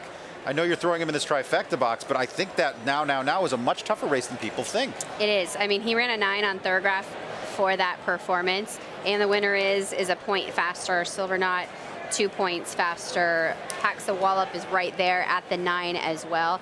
I give Web Slinger a huge chance today. Drawn a little further to the outside, but I don't think it's going to matter. He'll drop back and come with that one sustained run. For more on Web Slinger, a big Spider-Man fan, Gabby Gaudet. Guys, I just threw my past performances to the side and just took a moment to take these horses in, and I loved what I saw from the 10 Web Slinger. He does not look like a sprinter. He's a very long in stature type of horse. He looks like distance will be his friend, and he proved that last time out in the Now. But it's more so about, again, composure. How are these horses behaving this afternoon with all of what's going on in their environment? And I loved what I saw from the 10 Web Slinger. And I understand of the European contingent, the 4 Silverknot is being heavily bet right now. And I'd be interested to hear what Rishi had to say about the number 1 Victoria Road, but I loved how this horse has been presenting himself this afternoon. You can see all the confident signals from this horse. He has his neck belt underneath of him. He's just kind of jig-jogging on the track. He just seems like he's done this 1,000 times before in the past, and to me, that's what you want to see, especially when we're talking about juveniles. I think that's very much the way Aidan O'Brien likes to have his horses prepared for races. I mean, we talked about Meditate earlier on today.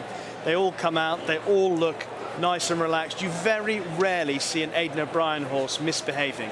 It's very rare. Occasionally, there's been actually one 2-year-old who's had his quirks this season, Blackbeard, and he does this thing where he sort of bows before the race. But we almost thought that was part and parcel of his performance. So it's not a surprise to see Aidan O'Brien's horse here, Victoria Road, looking as comfortable as he has done in his whole prep. The one thing about the way he races, though, is that sometimes he can be a little bit sluggish in the race. He's very responsive, so when the rider gets after him, he will pick up. but he can't afford to be too sleepy in this sort of contest. And what about backing up in trip? He went the mile and an eighth last time out. If he's going to kind of come away from there a little bit more lumbering, and these horses are much quicker just in general, how far back does that put him? Well, I think Aidan O'Brien said it himself. Originally, they thought this horse might be 5-6 furlongs. So he did show them some pace in the early part of his career, but he only showed his best form when they upped him in distance. But they also put him on a little bit of juice in the ground. So when there was cut in the ground, he got a bit of distance of ground. He actually showed his best form. Have a look through his latest runs and you'll see that. So those two factors as well, considering how quick the ground is here at Keeneland and the fact that he can be a little bit sluggish, I understand why there's such a discrepancy between he and Silver Knot. Well, Ryan Moore has won a few Breeders' Cup races himself, and he probably knows exactly what it takes to win here. So if he does have that juice early, like we were speaking of, then perhaps it's all for moot. But he is stuck on the rail, and he's going to have to pick out a good trip and not get shuffled back too far with that slow first step. That begs the question, and Christine, I'll ask you, how does the pace shuffle out here? Well, I think the more we talk about it, the more Rishi's talking me into Paxawala because I don't know who else is going to go. I mean, he is going to be forwardly placed. Not only has he run in those style of tactics so far, but he's doing so in California where they're just going to go faster in general in any kind of a race. He went 22-4, 46-3. He was right there pressing that pace. There are other horses in here that have been close, but not close to fractions like that. I think Paxawala is on his own on the lead here. What about Curly, Larry, and Mo, though? He's quite fast. He is, and he was very fast at 5.5, and maybe it was just the way the pace, shook out in that race here at Keeneland October 15th. You don't need to go faster than they'll allow you. If they're going to let you go 49-1, then you might as well.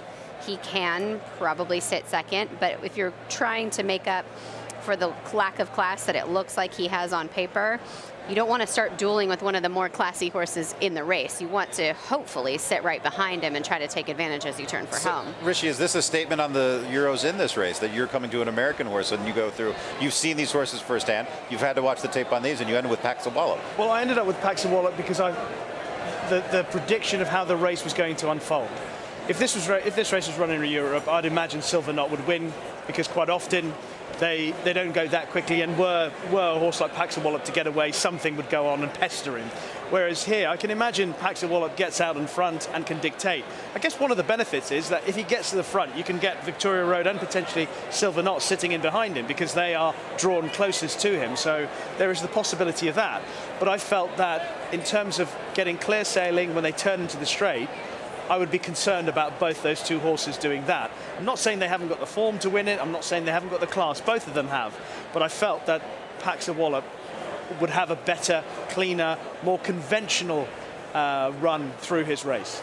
So they've crossed onto the turf course. They're about to begin the loading process. It is post time for the Breeders' Cup Juvenile Turf. I want final thoughts from both of you, starting with you, Christina. I picked Silver Knot in here. I went with the Euro. I'm siding with Charlie Appleby. I thought it was a very determined effort for him last time out in the Autumn Stakes, and I think a repeat of that could win today. Rishi?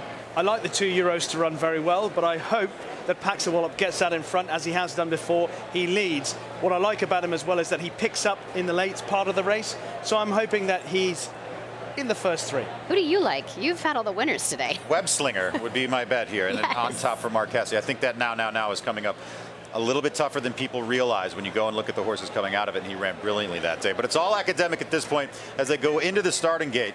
The story is Charlie Appleby and Silver Knot 6-5 to continue the absurdity that is his dominance in the Breeders' Cup as he brings horses over here in the Godolphin Blue. They are just about ready to roll. Time now for the final race on Future Stars Friday. It is the Breeders' Cup Juvenile Turf.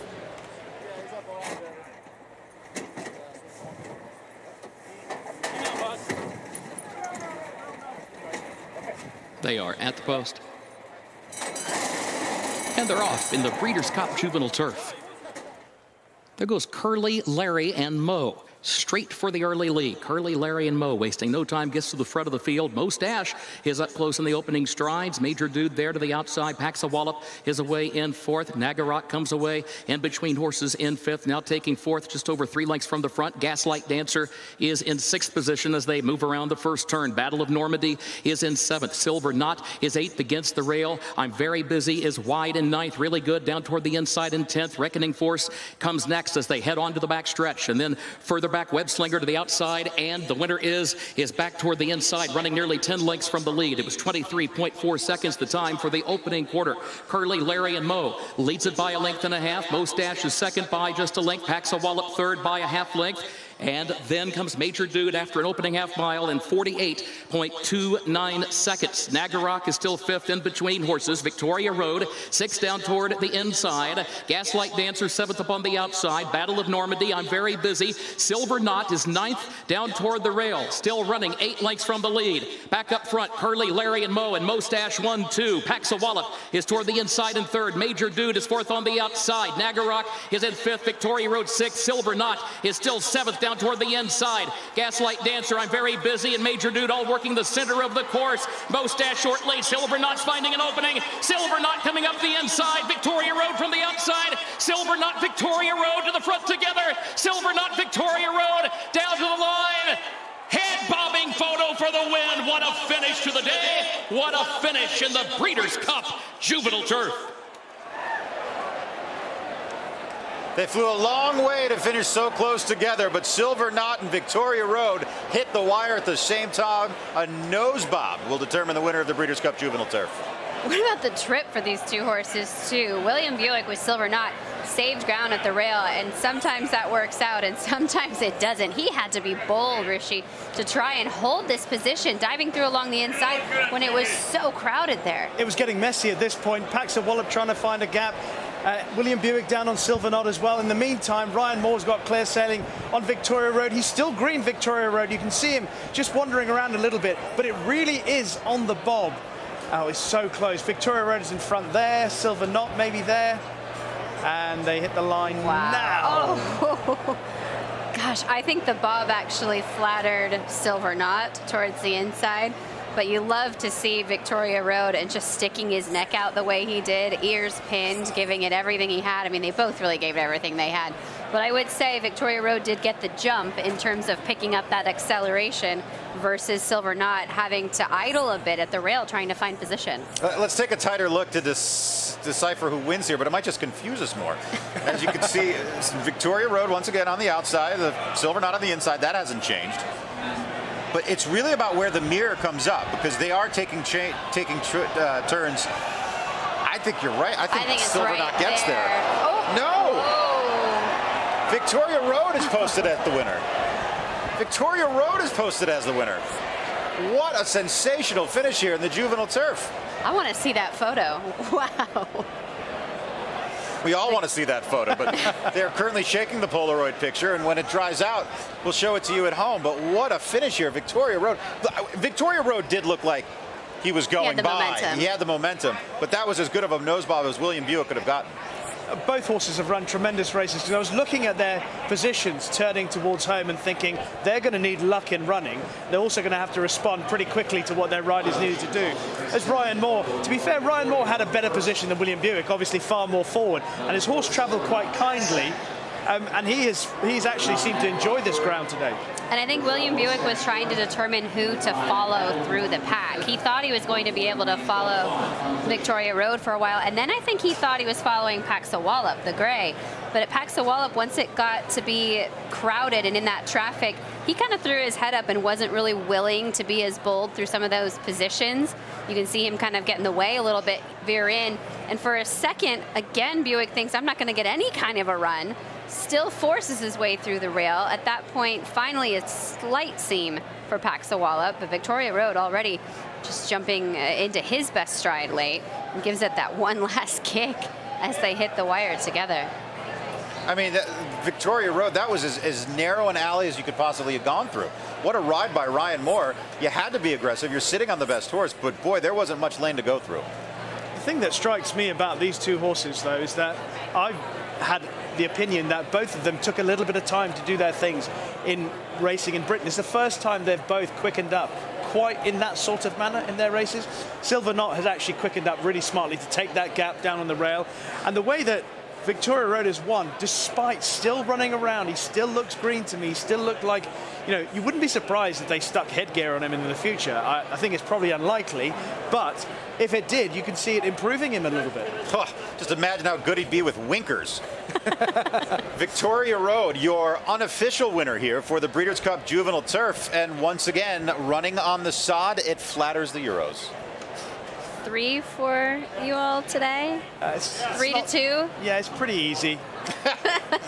Well, you say you've never seen these two horses quicken like that. Perhaps they just look like they're quickening more against our horses. Well, it is possible. It is possible. I mean, these are two very good horses.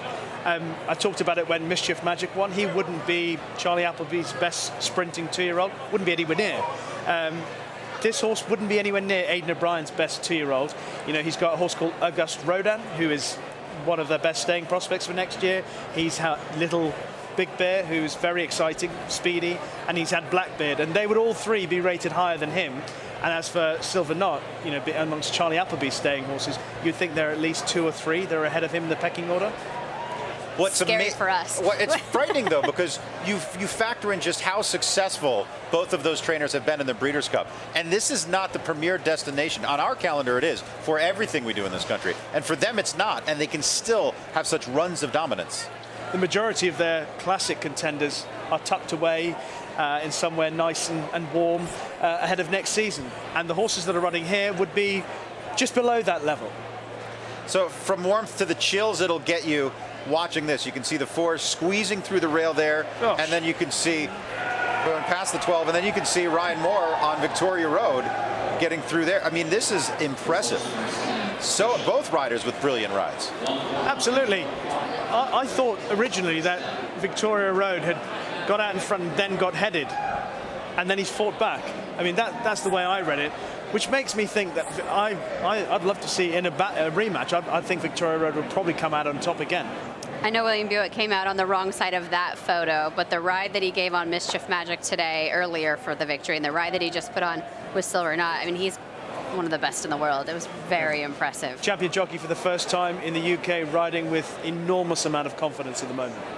We could not have closed out Future Stars Friday with any more excitement than the finish here in the Breeders' Cup Juvenile Turf. It goes to Victoria Road, a brilliant ride from Ryan Moore, bringing home the final prize of the day.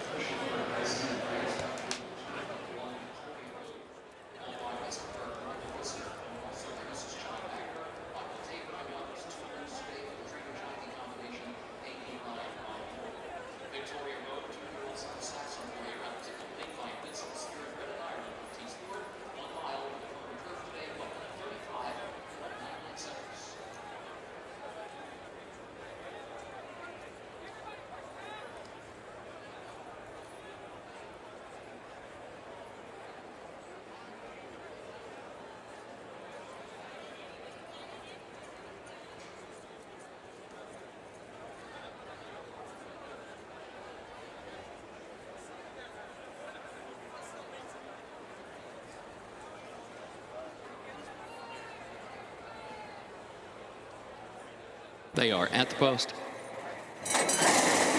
And they're off in the Breeders' Cup Juvenile Turf.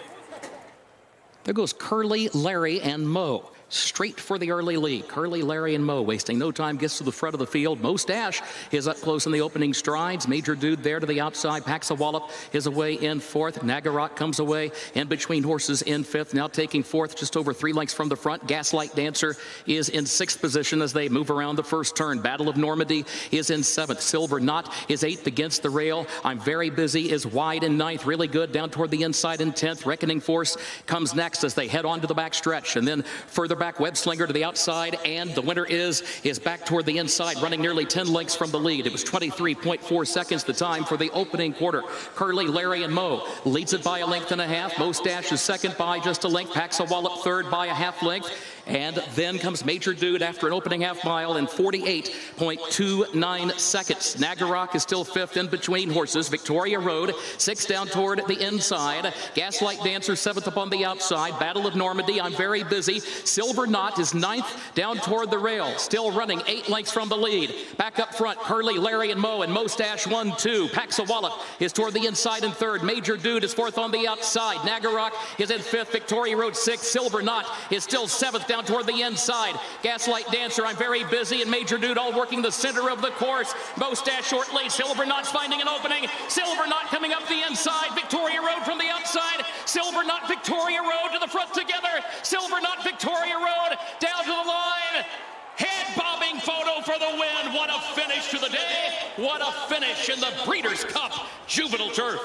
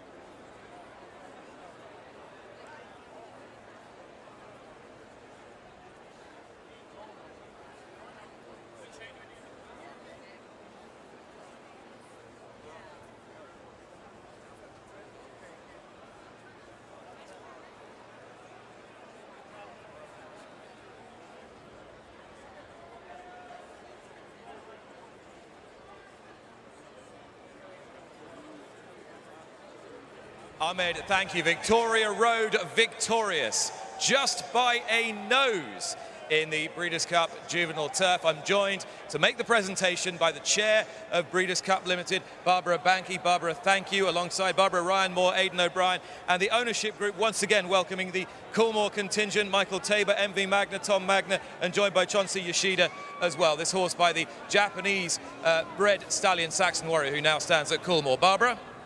Congratulations. What a wonderful horse and a very exciting race. I'll ask you to present to MV Magna and Michael Tabor. MV, perhaps if I could come to you first. Just explain why today was such a significant win for this horse.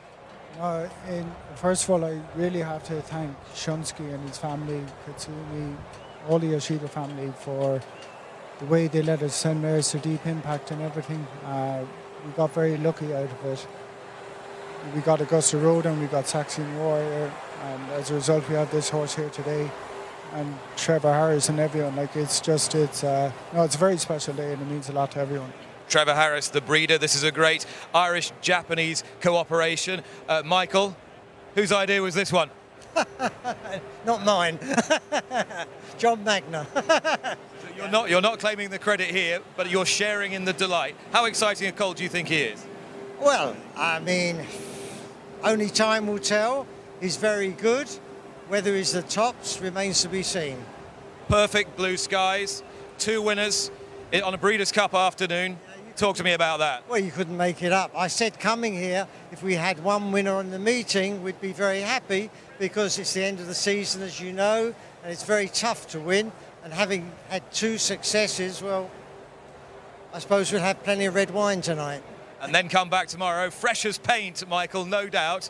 Give us one for tomorrow from your team. I don't know. You tell them, MB, who do you fancy?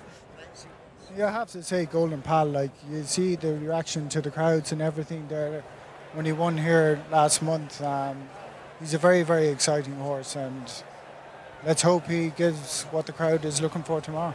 Golden Pal, the horse going for 3 Breeders' Cup victories here tomorrow in the Turf Sprint in the Coolmore ownership, trained by Wesley Ward. Congratulations to all concerned with Victoria Road by a whisker.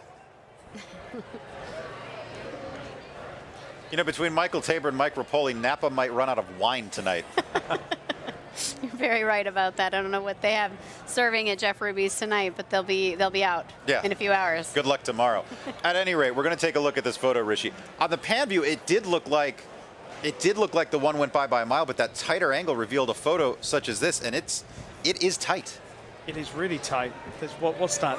Well, a nose? It's a nostril, but the bob does go to the fore, though. Look at how extended the rider is on Silver, not to the inside. So it just goes to show that Victoria Road was actually ahead clear throughout. I mean, you can see the position of Ryan Moore. He's coming back on stride, but I do love that reach and the neck that you see from Victoria Road. Ears pinned, absolutely giving it everything he had today, and it paid off by a nostril.